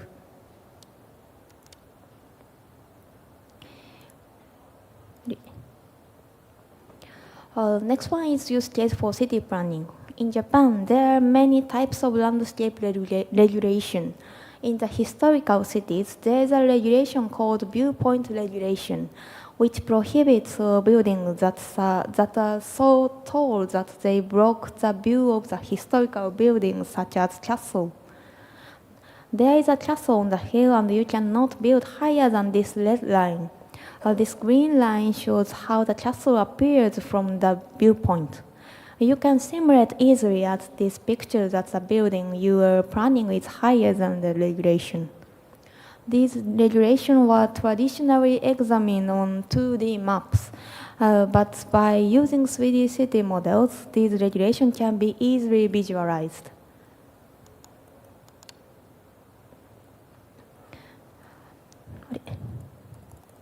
So this is a simulation for a crowded simulation.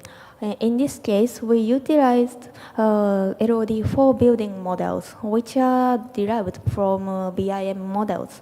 We can represent the inside of a building and simulate how people move from inside to the outside the evacuation place in an emergency situation.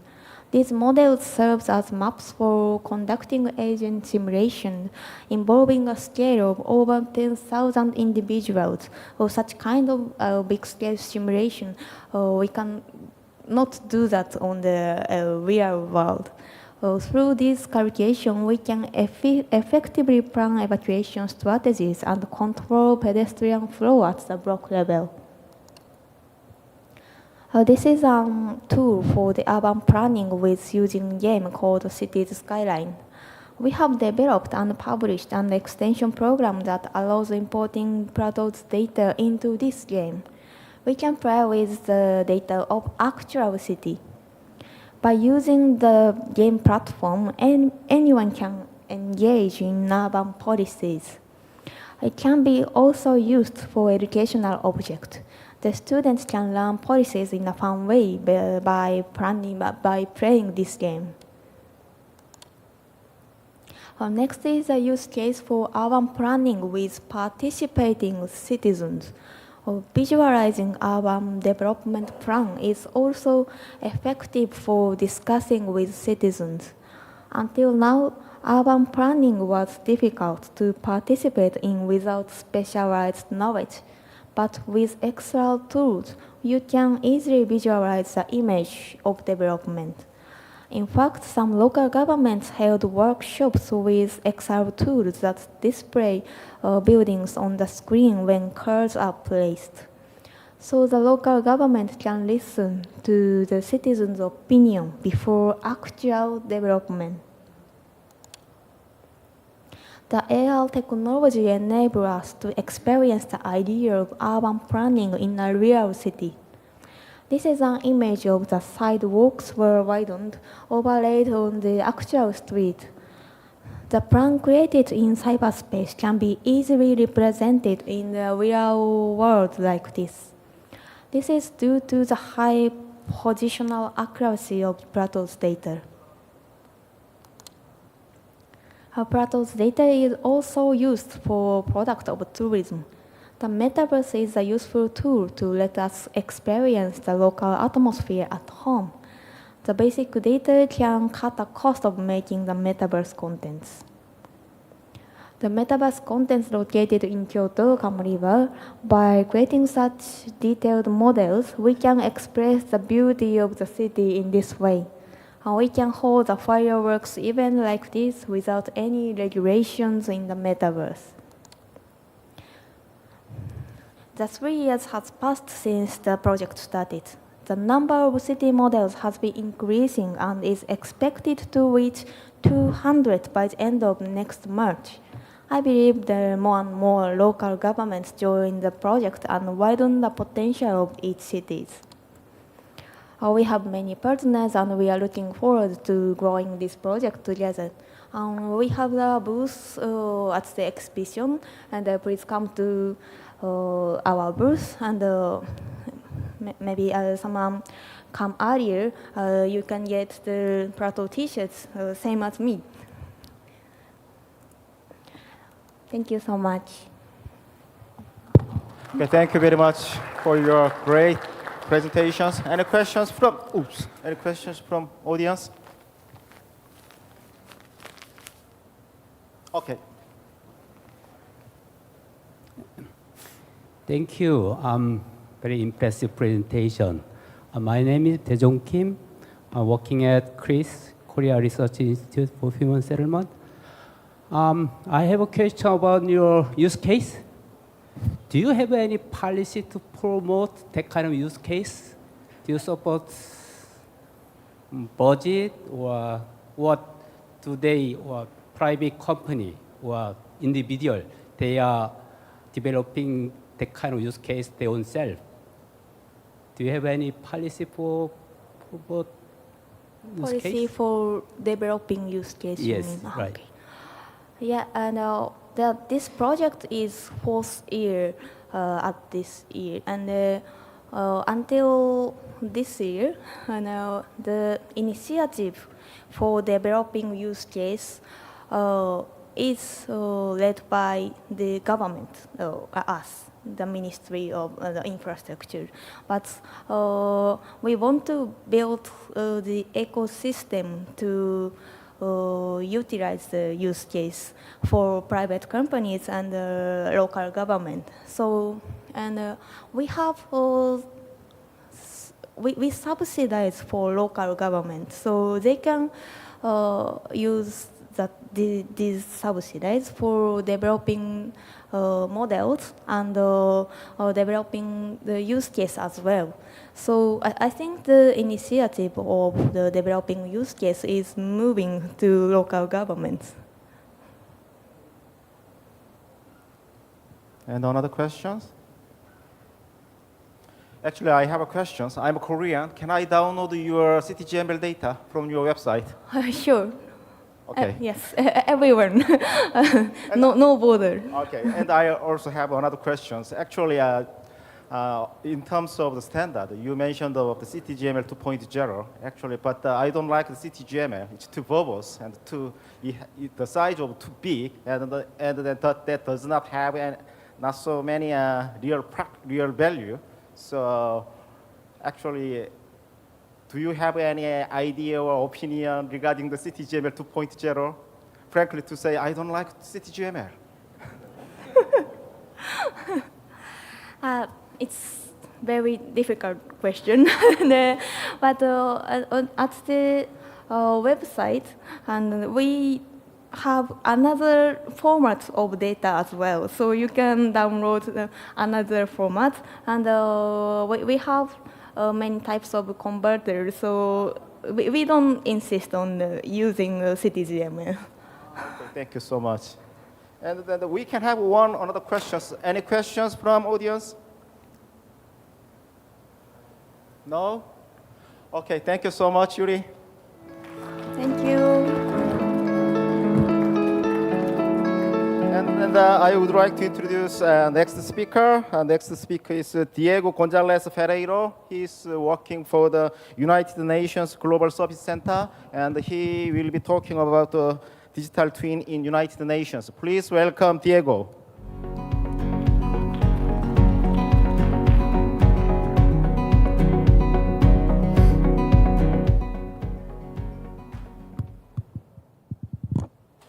Okay. Good afternoon, everyone. So, yeah, my name is Diego Gonzalez. I work for the United Nations, the Global Service Center. We are based in 2 offices, one in Spain and another one in Italy. And first of all, I want to say thank you for the invitation. It's an honor to be here. So, what we do in our office is to develop geospatial solutions and tools specifically for the benefit of our colleagues in the peacekeeping missions and political missions, mainly in Africa and the Middle East. So what I've seen so far in Digital Twin is absolutely impressive. And you are very lucky. You are very lucky in Australia, in Korea, in Japan, because you have data. You have lots of data. And the governments take care of that. And that's extremely important. For us, we have a big challenge because in the areas of interest of the UN, there is nothing. There is absolutely nothing. So sometimes we have to develop it ourselves. Sometimes we have to create it out of scratch, out of nothing. And even sometimes we have to estimate it and invent it. So that's the situation that we have for the digital twin. So we have understood in the UN basically the benefits of the 3D data. We have realized about how we are able to engage with the audience with compelling visuals, something that is important. We are able to gather information out of the 3D data that otherwise wouldn't be possible with 2D volumes of buildings and structures, the terrain, different terrain models, etc. At the same time, with the 3D information, we are able to create a better understanding of our surrounding, something that is extremely important to carry out our daily operations within the UN, especially in the field. So we have a better spatial context and even a better visualization. And even we understand that having immersive experience, XR solutions are very important for further collaboration and further initiatives.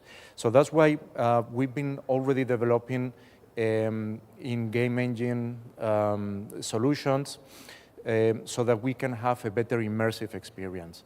And at the same time, and most importantly, we understand that with all this data, we are able to provide insights and analysis for the decision-making process of our colleagues who are in the field. So one of those aspects that we have created is the UN Globe, which is part of the entire UN Maps ecosystem. In this case, we are adding relevant operational information and terrain information, everything combined to provide additional data and information and insights for our colleagues in the field. For example, some of the layers that we have, that we include there are the 3D base maps, also deployment of the blue helmets, the troops that we have on the ground, 3D related information of UN camps, buildings, the air supply routes, for example, or any other information that is draped into the 3D environment.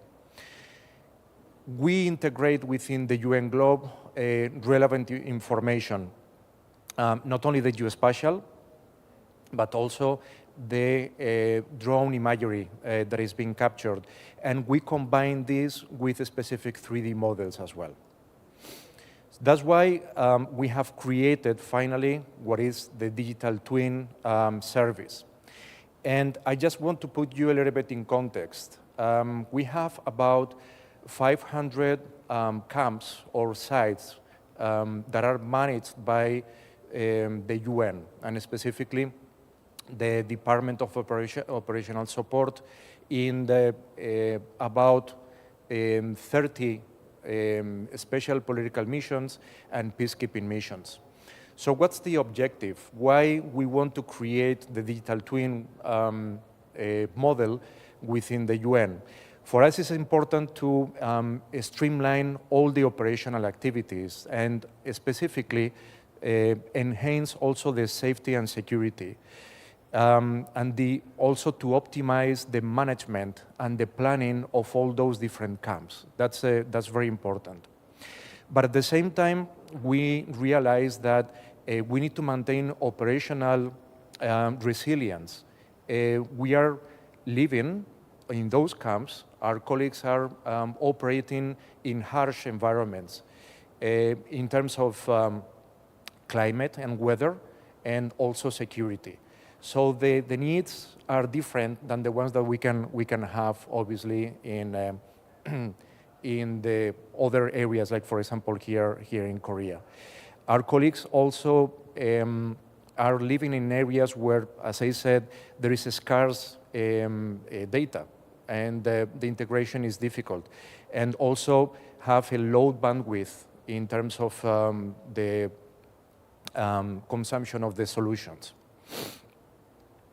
So we have created virtual 3D models of different LODs and levels of detail at the camp level and also at the city level. We are using as the source of information mainly drone imagery in those areas where we can fly those drones. We process them with Open Drone Map, for example, and we make sure that we integrate all those 3D meshes. We also add all other cartographic information, and we do all the processing through photogrammetry and creating the different models. So that's an examples of a few data models that we have created. We are now in the middle of a process of creating also a library of 3D assets, and we are adding also indoor mapping with BIM and CAD models. So what are the main use cases and examples? I just want to mention about the UN camp in Dukra. Dukra is a remote location in the UNISFA area between Sudan and South Sudan.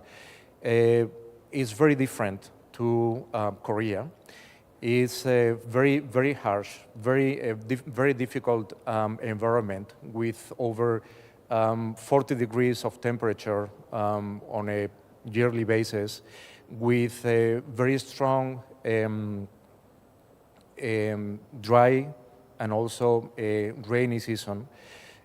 So the areas where we operate are definitely very different. So what are those fields of application? We have created those digital models for flood impact analysis, disaster management for our colleagues. We are creating what is called the UN Smart Camp. We want to integrate real-time information within those UN camps so that we can have a better analysis and decision-making process. We integrate information related to security as well. For us, that's very important to include analysis on the planning and the patrol simulation and the viewshed analysis with the CCTV cameras.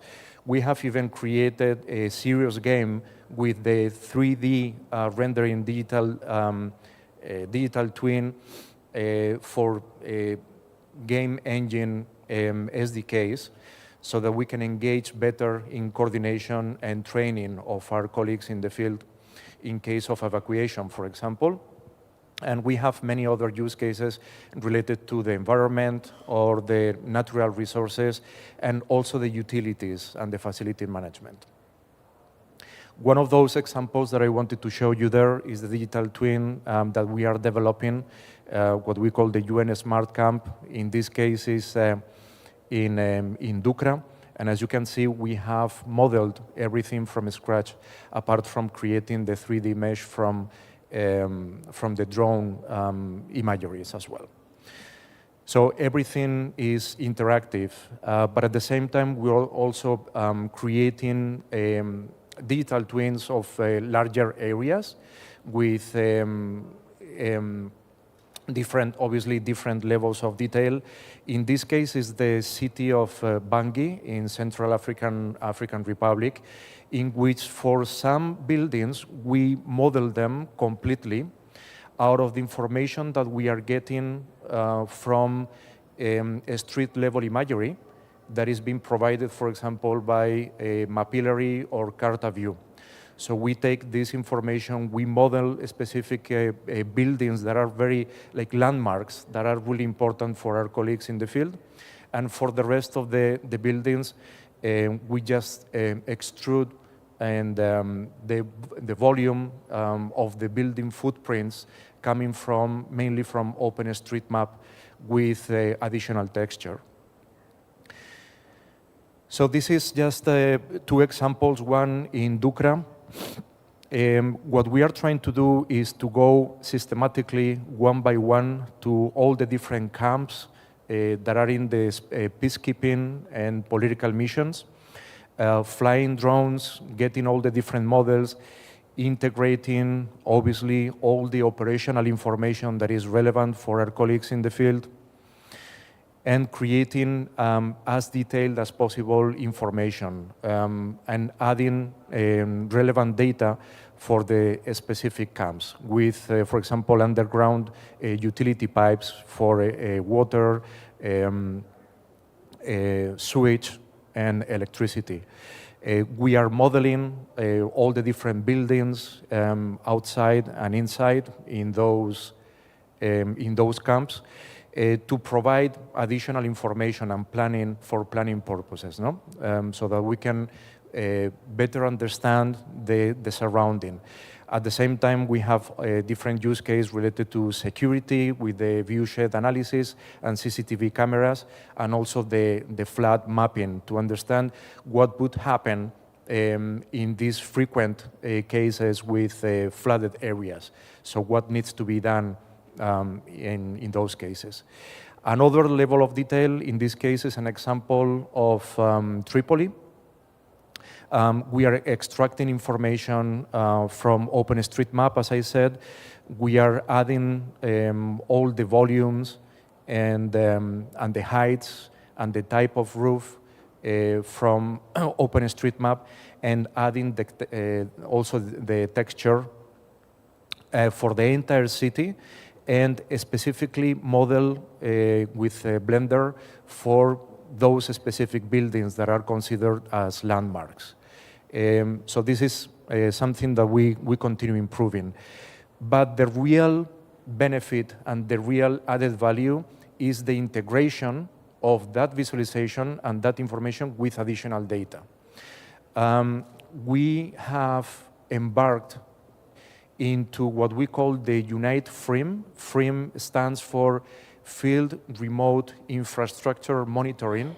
Is really the IoT, the Internet of Things program that we have established in the Department of Operational Support. We have already installed hundreds of sensors, and we are adding thousands of tags for those sensors that are attached to specific assets that our colleagues in the field want to monitor. That's why we are now taking real-time information from those assets and integrating them into our digital twin. The United So Nations I just want to Global give Service you Center has developed a powerful, a video. cost-effective, large-area digital twin 3D model production service which can be deployed to all field operations.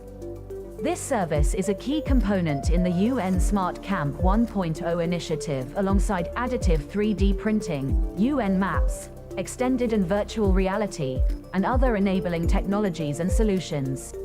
UNGSC can support the creation of 3D digital twin models for large urban or rural areas through satellite imagery techniques, as well as more detailed models through combined imagery taken from multiple drone flights over UN camps, and anywhere drones are permitted. UNGSC's in-house 3D model generation capacity, alongside a portfolio of contracted services, provides for a rapid and scalable production. This technology gives the UN the ability to twin any operational environment for a wide range of safety, security, engineering, logistic, or virtual and mixed reality applications. The Virtual Operations Center uses a digital twin of the operational area and mixed reality to model the environment for extensive safety and security planning.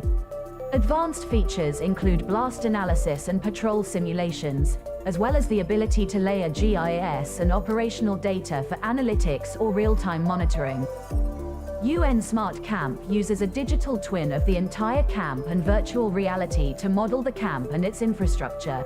Security systems, engineering installations, GIS data, operational layers, and Unite FRIM IoT sensor data can all be mapped onto a Smart Camp digital twin. Linking historical and real-time data along with artificial intelligence and machine learning could help improve operational efficiency on multiple levels.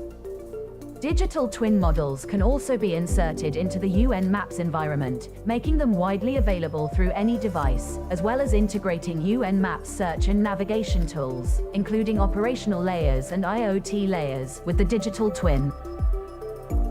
UN Camp digital twin models can be further refined and developed into virtual serious gaming environments to provide accurate 3D camp models for situational awareness simulations, camp attack simulation and evacuation training drills, and safety and pre-deployment training for UN personnel. The UNGSC Digital Twin Production Service can provide digital 3D duplication of entire UN camps, as well as surrounding operational areas, on large scales. The service is readily applicable to any mission, and can be easily integrated and rolled out through UN Maps and extended reality alongside the existing technology expansion strategy of widespread UN Smart Camp deployment. The last application that we have developed already and that we are going to implement in many of those UN camps is a specific interactive application that is used also for planning. So we are able to integrate 3D models and assets within the digital twin on a web application, and we are able to do the planning, moving the different assets, containers, prefab structures, and warehouses, etc., for better planning of an increased decision-making process. No? Thank you very much. Thank you very much, Diego. So we can have one or two questions. Any questions? Come on, don't be shy. Please ask a question. Okay.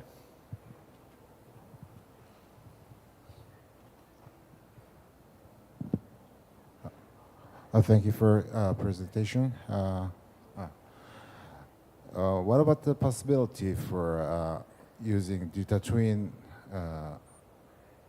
other bad guys like the terrorists using a UN digital twin? So sorry, bad guys like a terrorist. Terrorists. In case like use there is UN digital twin, like exactly. That's one of the.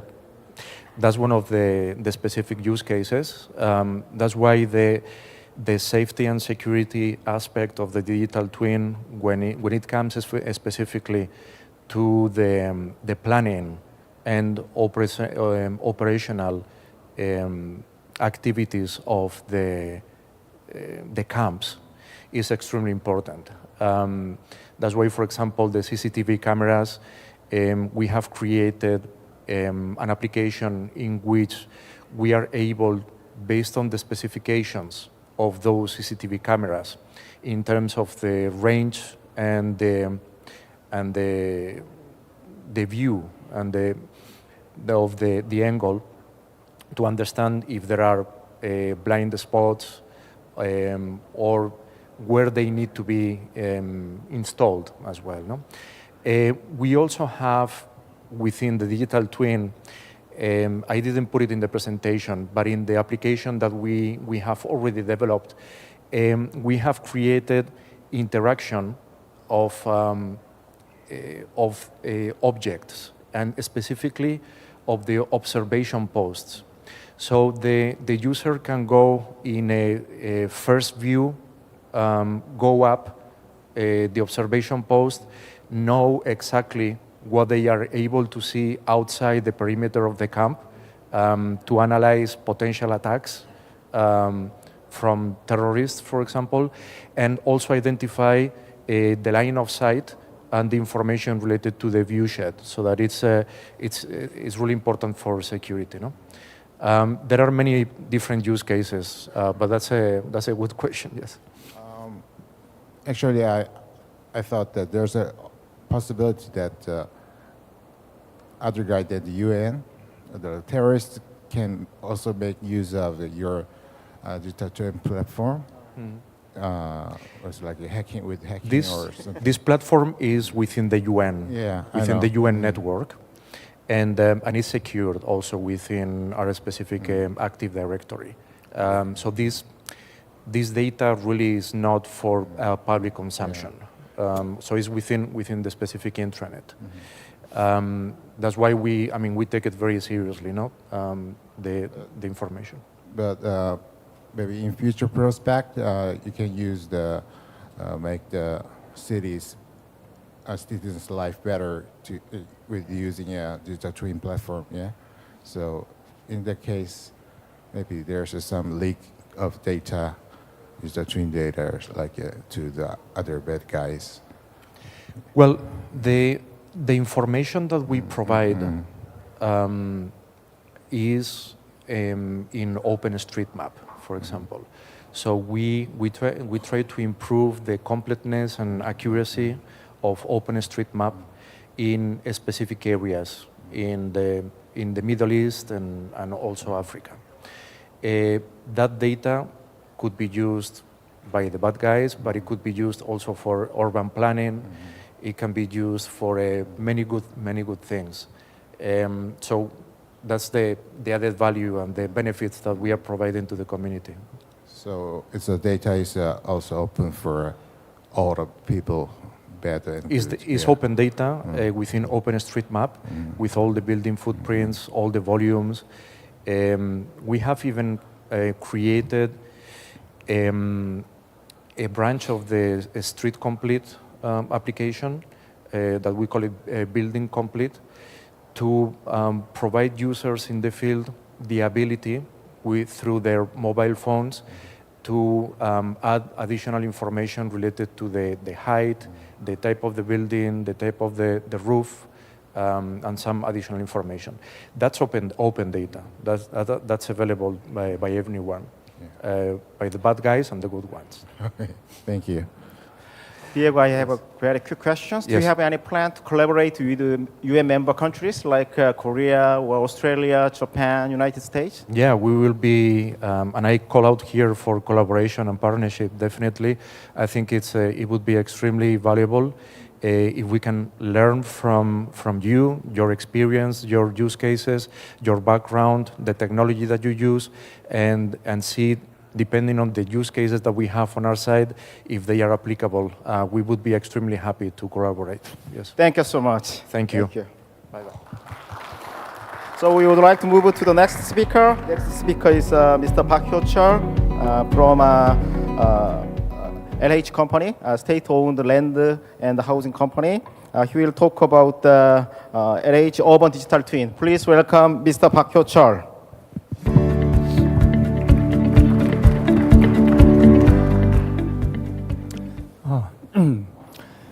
안녕하십니까. 저는 오늘 LH 도시 디지털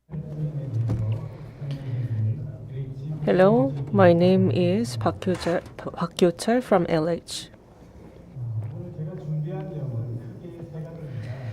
There are three main things I am going to talk about today. First, I'll give a short introduction to LH and our strategy for building digital twins. And finally, the key features that we have on the platform today. First, I am going to do a short introduction of LH. I'm introducing our company because we have our international attendees. And by introducing LH, I think it will help you understand why LH created and uses a digital twin. First of all, this is the mission of the LH. LH is established to lead the improvement of life quality and national economy by providing stable residential environment and making efficient use of land. It is established by merging two companies who was in charge of housing and who was in charge of the land. And these are various business areas of the LH. New city development, public housing construction, residential welfare projects, industrial complexes, urban regeneration projects are some of the business areas of the LH.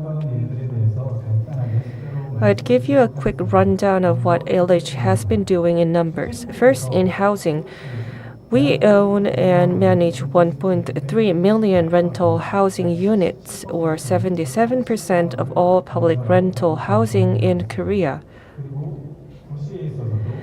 In terms of cities, excluding existing settlements, we have developed about 80% of the nation's residential land area, and we have established 14% of the total industrial parks in Korea.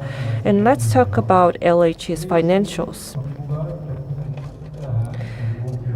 LH is a public institution 100% invested by the Korean government. However, it has the fifth position in terms of the asset. And we have 38 trillion won, and that's about 30 billion US dollars. And out of 13 million housings, 3 million people live in those housing. And that was the main businesses of the LH. As you can see, LH is mainly engaged in planning and executing housing policies, and it is still is in charge of 60% of the rental housing construction. In this section, I am going to talk about LH's strategy to establish urban digital twin. Each organization is making a digital twin to fit its purpose. As I mentioned before, as with the business area of the LH, LH uses digital twin to support this decision-making process to solve urban problems.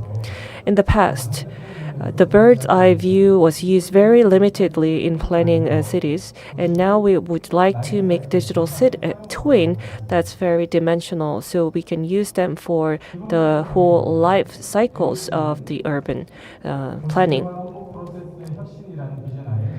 And under the vision of innovating the urban development process, we have established a strategy. First of all, of course, we would like to establish a platform based on the international standards. There are many stakeholders who will be participating in a project. Of course, planning and in executing as well, there will be many entities participating in planning, construction, in the life cycle of a city. When there are many participants, And the entity will be diversified according to each process. And the first primary creator of the data and the updaters of these data are different. And the different data should be integrated, and the international standard should be used for that, to be used for the digital twin. And second,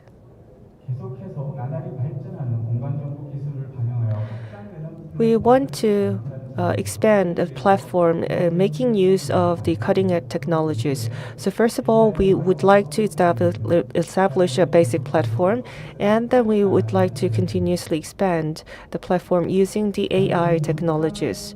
Of course, for the expansion, platform-based sharing should be established. 3D data analysis web-based platform should be first, and then on top, there should be a platform that can integrate each application. For this integration, we need to meet two standards of expansion and stability, and we came up with the open source strategy. In strategy 5, we have to incorporate city construction life cycle. And as a person or as an entity that plans the city, we have a differentiator with other entities engaging in digital twin, because we want to use the digital twin in the entire life cycle of planning, design, construction, and maintenance. And based on this, we would like to establish a reference cycle that can be a world class. And we want to contribute to the competitiveness of the smart city that's built by the LH. And I've explained the strategy of the LH so far up until now, and we've established it 4 or 5 years ago. Now that I think about it, it's really as close to the basic principle rather than a strategy. So we are establishing the digital twin based on these basic principles. And now I would like to move on to the main features of the digital twin, but before that, I would like to talk about the history. First of all, we started with the National Pilot City DT development, and then DT Phase 1 development and Phase 2 development, and we are in Phase 3. We are preparing for the Phase 3. And this is the screen where you can see various service features of the LH. This is displayed as a site map. So on the left, you can see urban planning features, the features that can be used for construction, and also the features that can be used for urban management. First of all, I would like to introduce to you Population and Housing Planning Review Service. It is very frequent that housing planning is updated. For example, for the amenities of a city, you sometimes are asked to reduce the number of houses, and also to fit to the government policy. Sometimes we are asked to increase the number of houses, and this is the feature or the function that can use in that cases. So in this target area, you select one specific area, and then you can adjust the height, and you can check the different number of population based on these adjustments. And now you can see how the density of the whole project area changes according to your adjustment very easily. And second of all, I would like to introduce to you this function. And this is a function that we established together with the SMEs in Korea. It's a AI-based architectural design solution. And this slide shows how this is integrated with the LH AI-based design solution.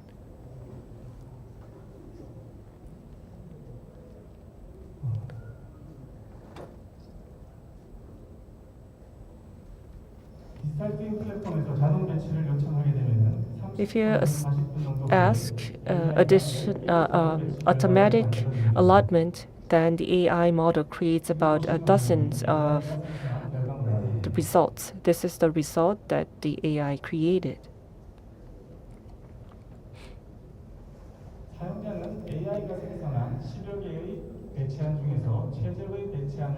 The user can use the optimal result out of all these results, or the user can use the edit tool to make some fixes.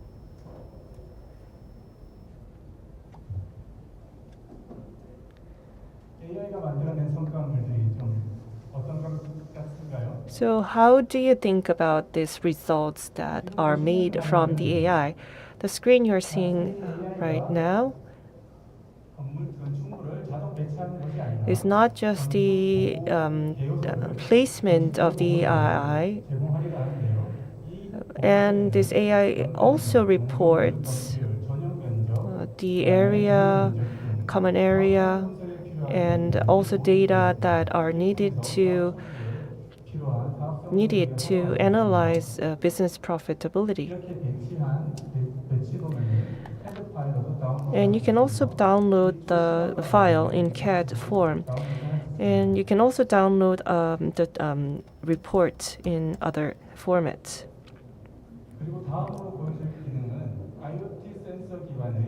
And next, this function is IoT sensor-based construction site safety management.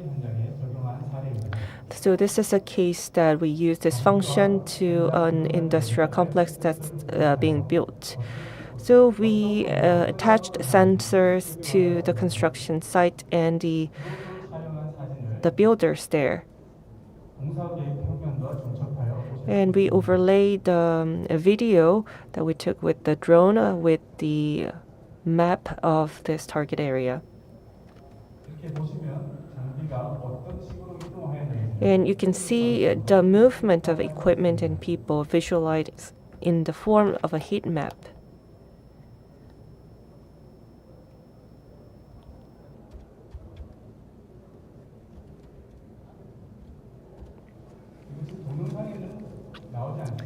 Not shown in this video, but after setting a danger zone, you can also set up warnings or notify managers when equipment or people approach. So this is the same function, and this is an example of applying the construction safety service to an apartment building site. First, the apartment under construction was modeled in 3D and built on digital twin first, and installed sensors indoors to recognize the location of workers even in spaces where GPS signals cannot reach.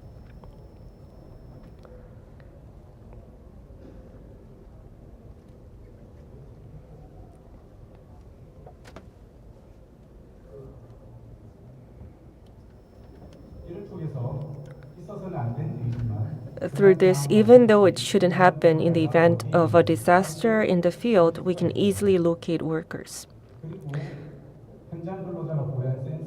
And the sensors on the gyro sensors on the workers' hands can be used to automatically detect the field workers and alert the managers immediately.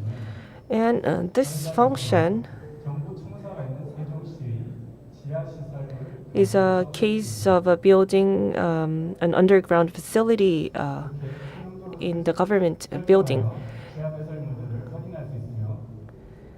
You can adjust the transparency of the surface to view three-dimensional underground facilities. You can also view the depth of burial and the properties of the facility through the cross-sectional view. And you can use the virtual excavation function, and you can use it for the operation phase.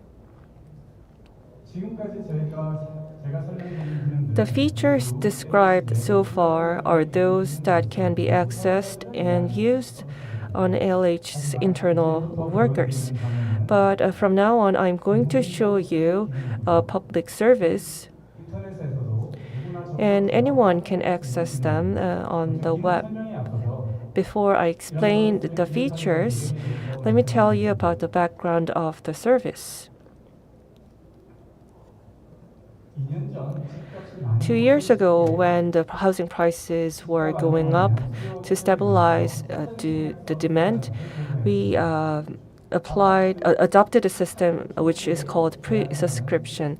So this is a system that accelerates the subscription by 1-2 years earlier than the pre-subscription. By this, the people who are participating in this cannot easily get information. We wanted to resolve the imbalance of information and adopt it and introduce this system.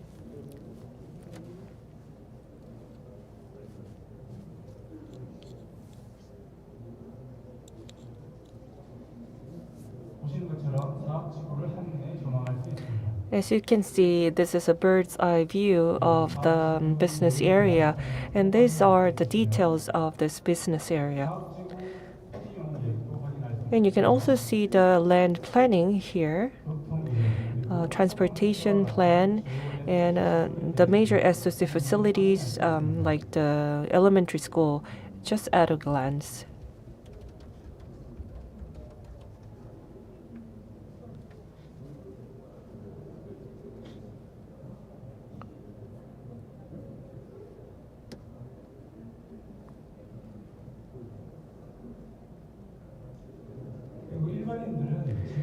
And the general public cannot see the zoning, and now the UI is very convenient to use.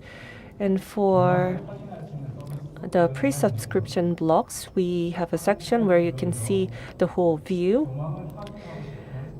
and you can select the building that you want to pre-subscribe, and also the level inside the building, and then you can see the outside from the inside of the building that you selected.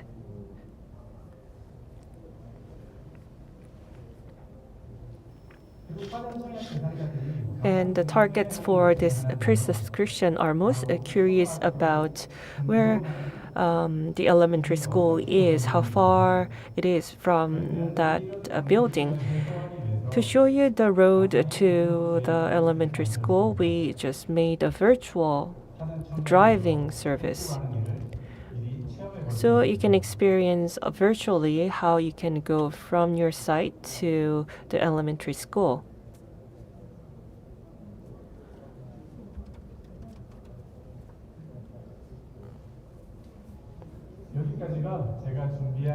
So that's it that I prepared so far. Because of the time limit of the 20 minutes, we have so many features, but I should just wrap it up right here. And as I mentioned before, we are preparing the phase 3 platform, and the LH digital twin platform is ongoing, and in phase 3 we would like to do noise analysis and transportation analysis module, so we can implement the additional features for urban planning, so we can better support the decision-making process for urban planning. Thank you for listening. Anybody has a question? I think we can have one quick question.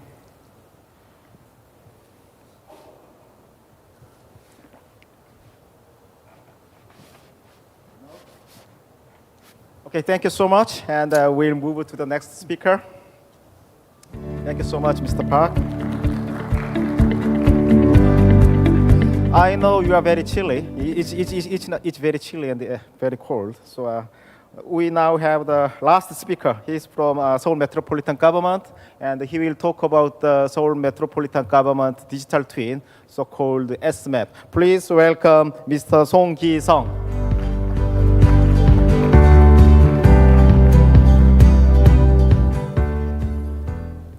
네, 안녕하십니까. Yes, hello. I'm from the Seoul Metropolitan Government. I'm from the Space Planning Department. My name is Hong Gi-sang. So I listened to all the presentations, and actually, the one from Japanese government, the Miss Yuri's presentation, it was very similar to what we are trying to do here. Maybe if we have time later, we can have a separate discussion on this. So I'll go into my presentation. So my topic is also about digital twin, and maybe down below you can see some other words like citizens, and it's because this S-map is the map that we are trying to create to cooperate together with citizens. This is a photo that we have to see together. Maybe this is very familiar photo for many Koreans. This is like a rural scene of Korea. This is called dure, which is like a traditional ritual of Korea. So of course, farming is very energy consuming. So to just boost up the energy, we do this dure to create more cooperative energy and mood. As you already know, in 2002, Michael Greaves first introduced this for efficient management of product life cycle. But what we are trying to cover here is not about one product or a service, limited service, but it looks into the whole city, very complicated object that we have to cover inside this digital twin. And what is different from other digital twins or existing ones is that it has to have the simulation function that covers all the environment, security, and road and transportation, and etc. For efficient management of simulation, there are cases of the UN and Japan that were presented today, and also we have looked into cases in Singapore and the US, and you can see some reference cases in many countries. But this digital twin that is used to manage cities, of course, what is important is the precision of the information. Inside the city, many people are living together, so the result of simulation can have direct impact on citizens. Data, performance, and simulation result all requires high precision and high stability. And here is a question. For this digital twin, if very few number of people, so would it be possible for a very few number of people to create this and continuously manage and advance the system? I don't think it is possible. So that's why the city of Seoul is trying to come up with an answer, and that's why we are coming up with this S-map concept, a cooperative model. There are two concepts that we are pursuing. First is to make the government administration more efficient. There are many decision making or administrations, and by applying simulation, it can make it more efficient. The next is to enhance the convenience of citizens. It can enhance the policy participation of citizens, and also it can allow new experience for users like AR and AI and augmented reality and new 3D content. Those can provide better convenience for Korean citizens. So S-map is created with those goals, and this is how it's constructed. We have the topographic information, underground facility, 2D and 3D information, building and information, 3D indoor spatial information, and on top of that, there are contents for citizens to enjoy. So everything is contained in S-map in just one view.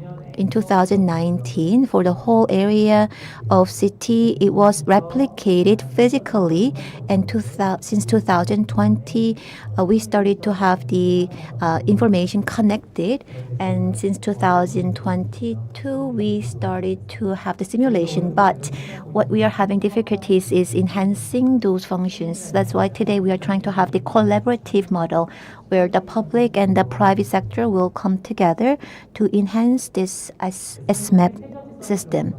In SMAP, we have three components. First is the administrative services for the decision making for city planning, fire prevention, etc. And the next is the citizen services to provide information that are needed for the citizens, such as real estate, traffic, and tourism. And third is my key topic, the open lab service. It allows citizens and the research institutions and government institutions to use the information for the development of the system. So why is this open lab needed? Inside SMAP, there is the simulation function that can directly help Korean citizens. And for research institutions and the public sector officials, there are some of those simulations that are not proven yet. And for those unproven simulation results to be uploaded onto SMAP, it is not stable enough. That's why we have created this open lab. So here it is operated on cloud basis for many business people and research institutions to participate, and they can create consistent data by using this cloud system. This open lab pursues these three values. First is accessibility for everybody, and second is the applicability of the technology, and third is the communication among all the stakeholders. So we have to access Open Lab. Just search it on Google, then you can find the link.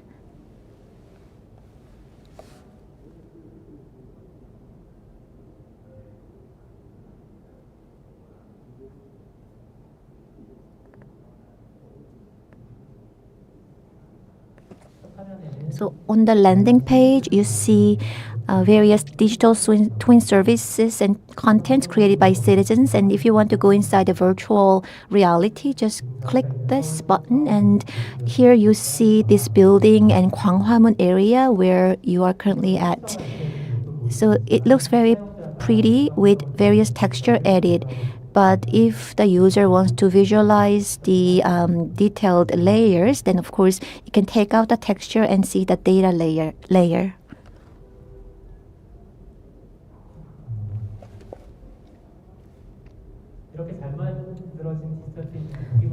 So of course, just looking at this digital twin would be such a waste. So we offer various functions to modify this digital twin as users want.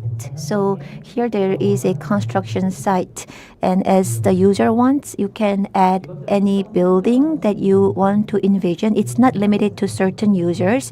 Any citizens accessing our open lab can try this kind of modification. So even those who are trying to participate in some kind of architectural contests, they can try their models on our open lab.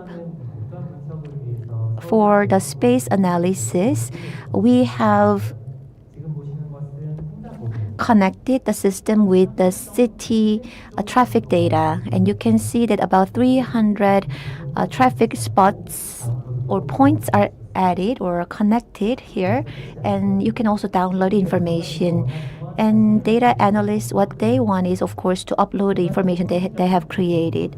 So all these space-related formats can be uploaded on our lab.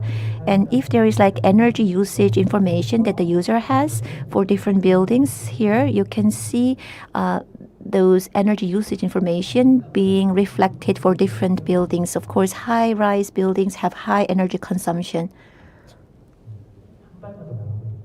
If you go a step further, then SLab, it doesn't have a lot of data analysis functions because they are not needed, because there is the QGIS, which is very strong or advanced analysis solution, and they are interconnected to OpenLab. So by going directly from OpenLab to this QGIS, you can plug in all the data and do the analysis that you want here, and the result can be uploaded back into OpenLab. This is for the road surface information on QGIS. If you upload, then you can see the same result reflected on OpenLab. So there is the strong analysis function of QGIS, and by doing that, you can use the information of Seoul Metropolitan Government. So that is one of the first values that OpenLab is trying to achieve. So I just looked into basic functions of OpenLab, and what is even more important is the simulation, like climate change and the urban planning. Those simulation results, they should be applied to OpenLab and prove it before applying it to the QMap, SMAP. And here, it's the climate or weather information generated by the Korean Meteorological Service, and another information that we get from the German Meteorological Service. So these technologies are universally used and universally useful. That's why we have embedded in the SLab so that citizens can utilize this information. Next is the Crime Vulnerability Index. There is the National Space Research Institute. They have developed this. So there are like statistics gathered through CCTV and other security spots. And by analyzing the image, it shows areas in Seoul that are vulnerable to crimes. Of course, this information could be very dangerous if it's opened up to the public. So actually, only limited users can access this information. There is also information about the ground liquefaction prediction, urban inundation prediction, and IoT-based fire monitoring that we have created on our system by cooperating with various agencies. Starting this year, using GitHub, we are publishing or opening up our code so that various other agencies can seek to cooperate together with us.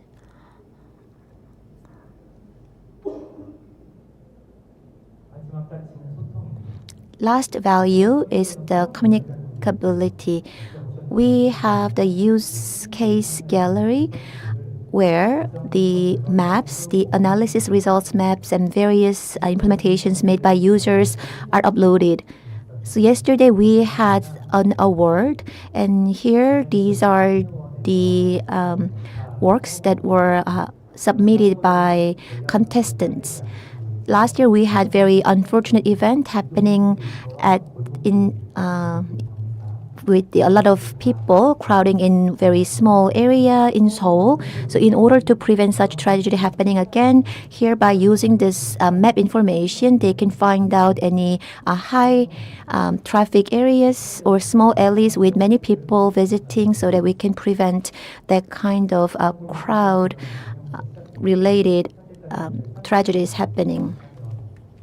So far about 230 Korean citizens have participated in this contest to look into various vulnerabilities or accident-prone situations in Seoul and to find solutions. So why do we need communication?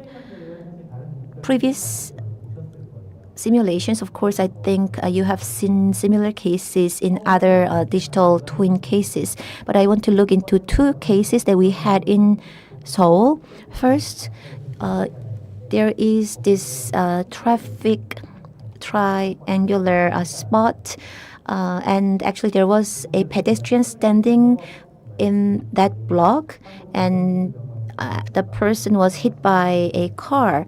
So it was a tragedy that happened last month, and we actually have done some kind of traffic simulation analysis recently, and we have compared the simulation results of the traffic prone areas and the actual accident. And you can see that this is the area where the accident has happened. you can see this pedestrian block and the red mark and the yellow area. Actually, it shows the land liquefaction danger area. So you can see that already on the simulation, it warns that this area is very dangerous. In Sillimdong, due to just a random assault, one elementary school teacher was killed by just a random hate crime. So we looked into the crime vulnerability index, and except for the accessibility to police station, for all the other indicators, that area ranked the lowest in all the other categories. One student team did the crime analysis simulation, and here it showed similar result for the same location. Then you might be thinking that, oh, this is more accurate than I expected. But what I'm trying to say is not about accuracy. The fact that you can see this in advance, because when there is an event or crime, it's not about cross-checking the simulation. It's about cross-checking the simulation, and if there is anything insufficient, it can do the cross-checking, and we can make enhancements to vulnerable locations. That's what the system can do. I just talked about very bad news only, but I will now go into some positive topics. This is Gwanghwamun, and we're very close to where we are located, and you can see skyscrapers. This is a photo of today, but what would it be like in the past? From the Korea Cultural Heritage Administration, they gave us information to create 3D model of the past landscape of this Gwanghwamun area. Before creating this contents, I didn't know that Yukjo was located at Gwanghwamun. So by creating this 3D image, citizens can learn how Seoul looked like in the past, and they can learn about cultural heritage and properties of Korea. That could be one of the benefits of this 3D image. So I have talked about how we cooperate together with citizens and businesses, citizens and the public sector, and now I'll go into how we cooperate together with private sector companies. So this mobile tech, they create a lot of systems, sensors, and etc. And they install it on cars to gather information about traffic and etc. So for this LMS scanning, what do they need the most? What is lacking the most? That is the information scanned from one spot. But in case of Seoul City, we have LiDAR information that we gather on regular basis. For example, when we gave them our LiDAR data that we have for Cheongwade, the Blue House, then they create this kind of function. Last year, as we opened up the blueprint to the public, many people can visit the site, of course, but if you have disabilities or you live too far away, then it is not possible to go there in person. So for those people, this kind of metaverse service is created to show them how the Blue House looks like. But would it be only limited to Blue House? Well, for Seoul City, we have the LiDAR information for the whole area of Seoul. So if we can put it on the metaverse as a whole, well, Mobile Tech has created this system for the whole city where the city management and the details of the city is put on the metaverse. So the company just had less than 1,000 employees, but now it has more than 80 employees, and it is now garnering investment of about $6.7 million. But it's not just mobile tech. There are many other private sector companies. Maybe some of them are familiar to you, and some of them might not be that familiar. There are universities and research institutions here as well. So I was adding their CIs on this slide, but I was so tired, so I couldn't add all the partners' CIs on this slide. But anyways, we have many partners who are working together with us, just like a mobile tech that I just shared. And I am confident that all these cooperations or partnerships will succeed in the near future.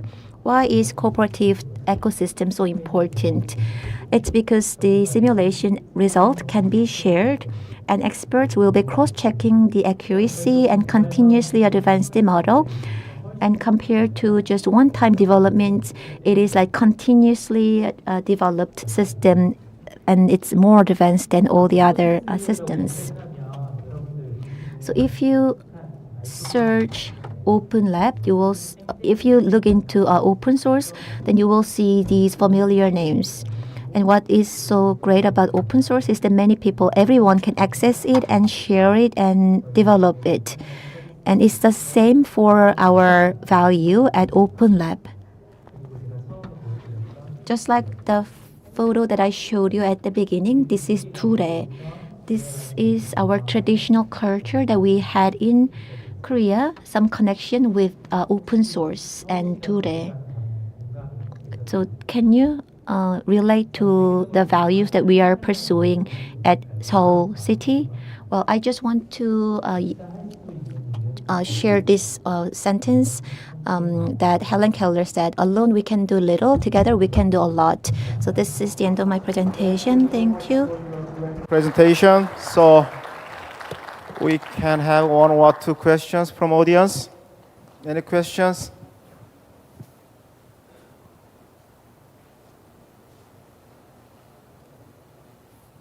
So don't be shy. Any question? No? I know you are very hungry. So thank you so much, Mr. Song, and I would like to conclude this Digital Twin special session. Thank you so much for your time, and thank you so much for your all the things. Thank you. Thank you very much. And I would like to give you one announcement. We'll have a gala dinner tonight from 6:30. So at the Jeongdong Art Center.